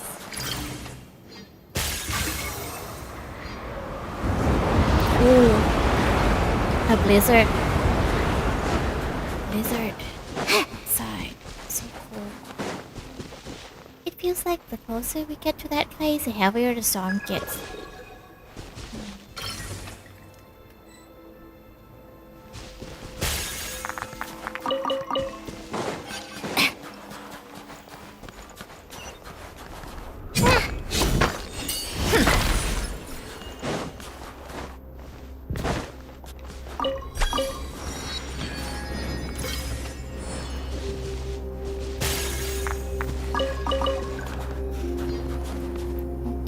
it's right that way.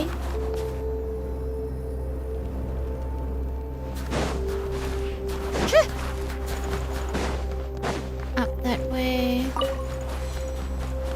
is the Statue of Seven. How tiresome. They spotted us. Pick up the pace. We need to hurry.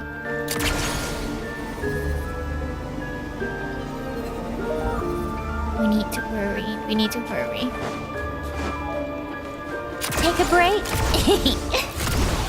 Pick up the pace. I'll be... How tiresome.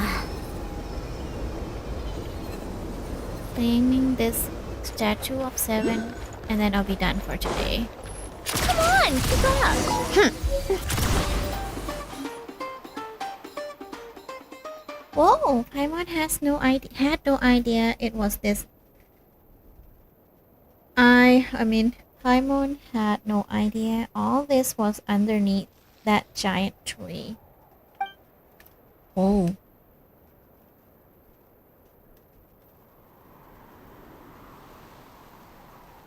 That is beautiful. Is that a palace? That's odd. Why all of a sudden? Goggle? What's wrong? I told you before, and I could sense the power that once belonged to me had been split into 3 parts. One of them was hidden away in the deeper darkness beyond my perception, but now, maybe because we're closer, I can feel it. The power I couldn't sense before is right here. Here? Yes, right here, within the palace. Within the Pale Crown Palace before us. The Pale Crown Palace? Yes, it is the Belisar private palace outside Snezhnograd. There is graceful... whatever that is, once played the Ghostly in the palace royal hall, while waterborne fays sang along the ethereal melody, chanting the name of the king who ruled the snowfields. Virulent Volkorak clashed endlessly before the throne, vying for Tsar favor, while Domovoid searched far and wide for rare treasures and riches, all to fill the palace vault. Treasure vault? Yes, though by now I'm afraid it has long been empty. They say that was where the great king showed mercy. There he accepted humankind and allowed them to come before him. To help the frail, pitiful humans of all time carve out a place of their own amid the ice and snow. The flame of Krishnik was first kindled in that palace, then spread far and wide. And so, unlike in the days of Pale Star's royal court, this eternally frozen land no longer belonged to the Fae alone.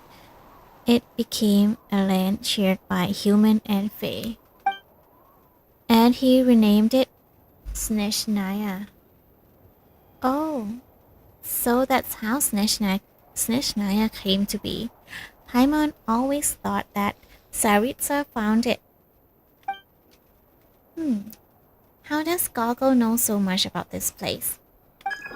Of course, I was created here, in the hidden chamber within this palace. Oh, the palace was mentioned before? The palace we mentioned before, though, even that is only one corner of palace shadow. Wow. If this palace was so impressive, why does it feel so cold and deserted now? Because 500 years ago, the Tsar died fighting the abyss and the tides of beasts. His remains were brought back here. And after he was laid to rest, part of his body became sour white birch. Since then, the Tsaritsa has ruled Snezhnaya from Salpalinyard Palace, and no one has returned here since. So, where we're going is actually Belyazar's tomb. Yes, Miss Paimon, it's Belyazar's tomb, but also the place where I was created. Wait, this isn't against the rule, is it? We're not going to get caught and end up on a wanted list, are we? The authorities advise against entering without permission, but officially, it is not strictly forbidden. Not strictly forbidden? Then that means we are strictly allowed to sneak in. Then again, getting put on a wanted list could be interesting. Whoa, no thanks, okay. Paimon knows what to do. If we get caught by some Snezhnaya guards, Paimon would just say the guiding machine sent us there the wrong way and we got lost. Getting lost isn't illegal, right? Yep, that's our story. But the train tracks are broken. What are we gonna do? That's right, that route was only ever meant to mislead people. It was never the real way into Pale Crown Palace. Oh. Think of it as a marker telling ordinary pilgrims and those visiting in remembrance that they should go no further. Oh. If we really mean to cross over, we'll need to find a mechanism that activates the hidden tracks. I can sense it. The mechanism that summons hidden tracks should be on that tower. But the tower appears to be encircled by Tsar's white birch. We'll have to find another way in. Okay, let's activate this place. Open the map. Okay, we got the full map. I think we got the full map of... No, not yet. I thought we got the full map of Snezhnaya, but we still have one place left over here. Okay, let's go collect Odet's. Let's go collect Odet's flower. There is a chest nearby. I don't really care about chests right now.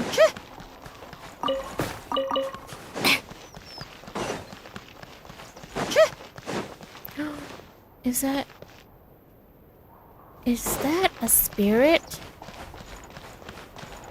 A guard spirit? Where is the flower? Can't find one. Where is it?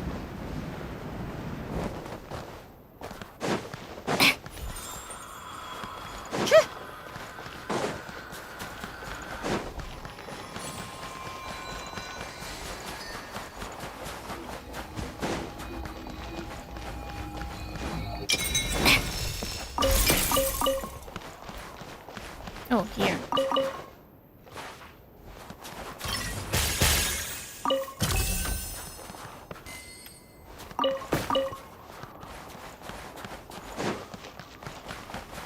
Lower?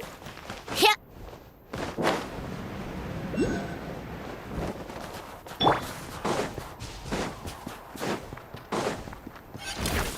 Ready or not. Let's begin. Harada. Emerge. Right now. Emerge. What a joke. How tiresome.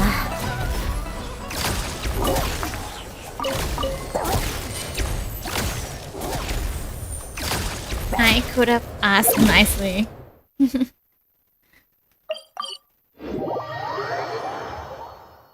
could have asked next.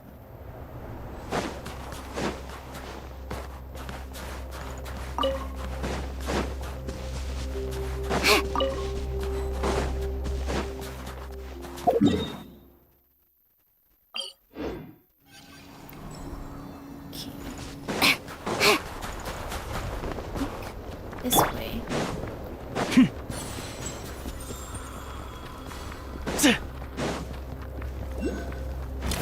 Fine.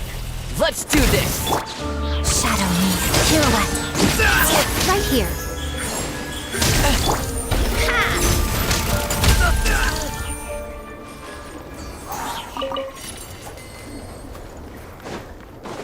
Only one? Oh, there's more.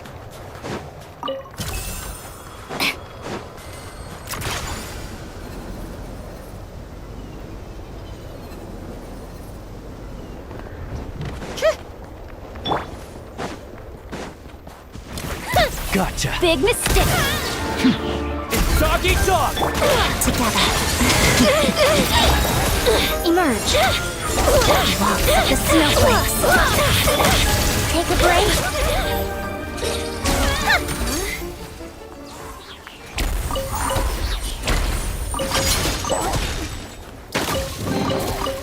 So, what's inside? Not that I care.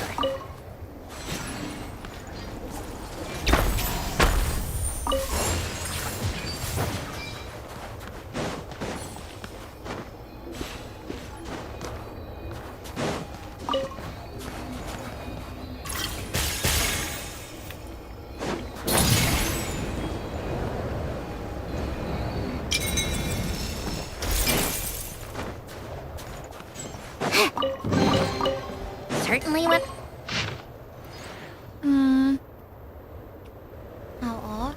The collapse in this section of the path to Pilgrim Palace shows signs of having been caused by artificially triggered avalanche. This required a rather intricate operation, and to think the Energy Commission would put up such a sign without reporting to the Transport Bureau. Something dubious is afoot. Is someone in the commission trying to cover something up? Are they trying to tamper with something inside the palace? They said everyone knows that the guards the mausoleum within. In any case, I need to report this to Transport Bureau headquarters. As for those who seek to plunder the Pilgrim Palace, I can only hope they have a chance to regret their folly. Anyway, it's too cold up here. Time to head back.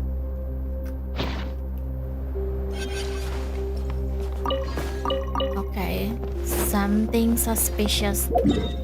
Suspicious.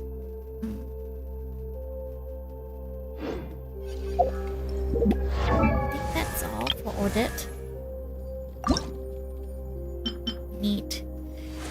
We need how many more?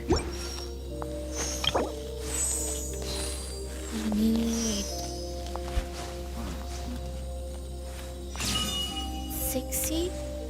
69 more flour. 69 more flour.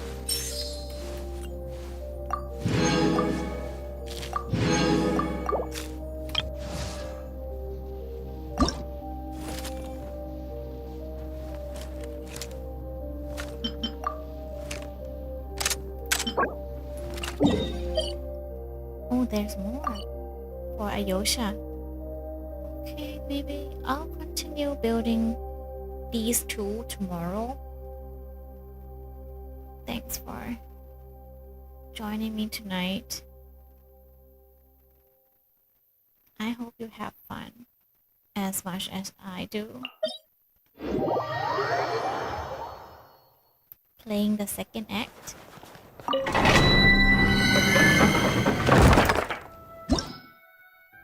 Let's burn our raisin here. Last place for tonight. Start.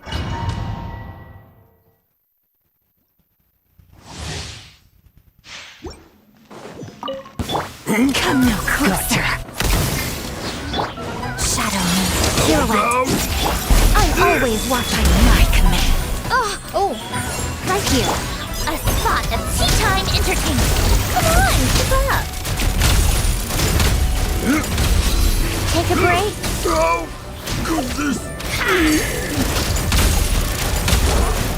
How tiresome.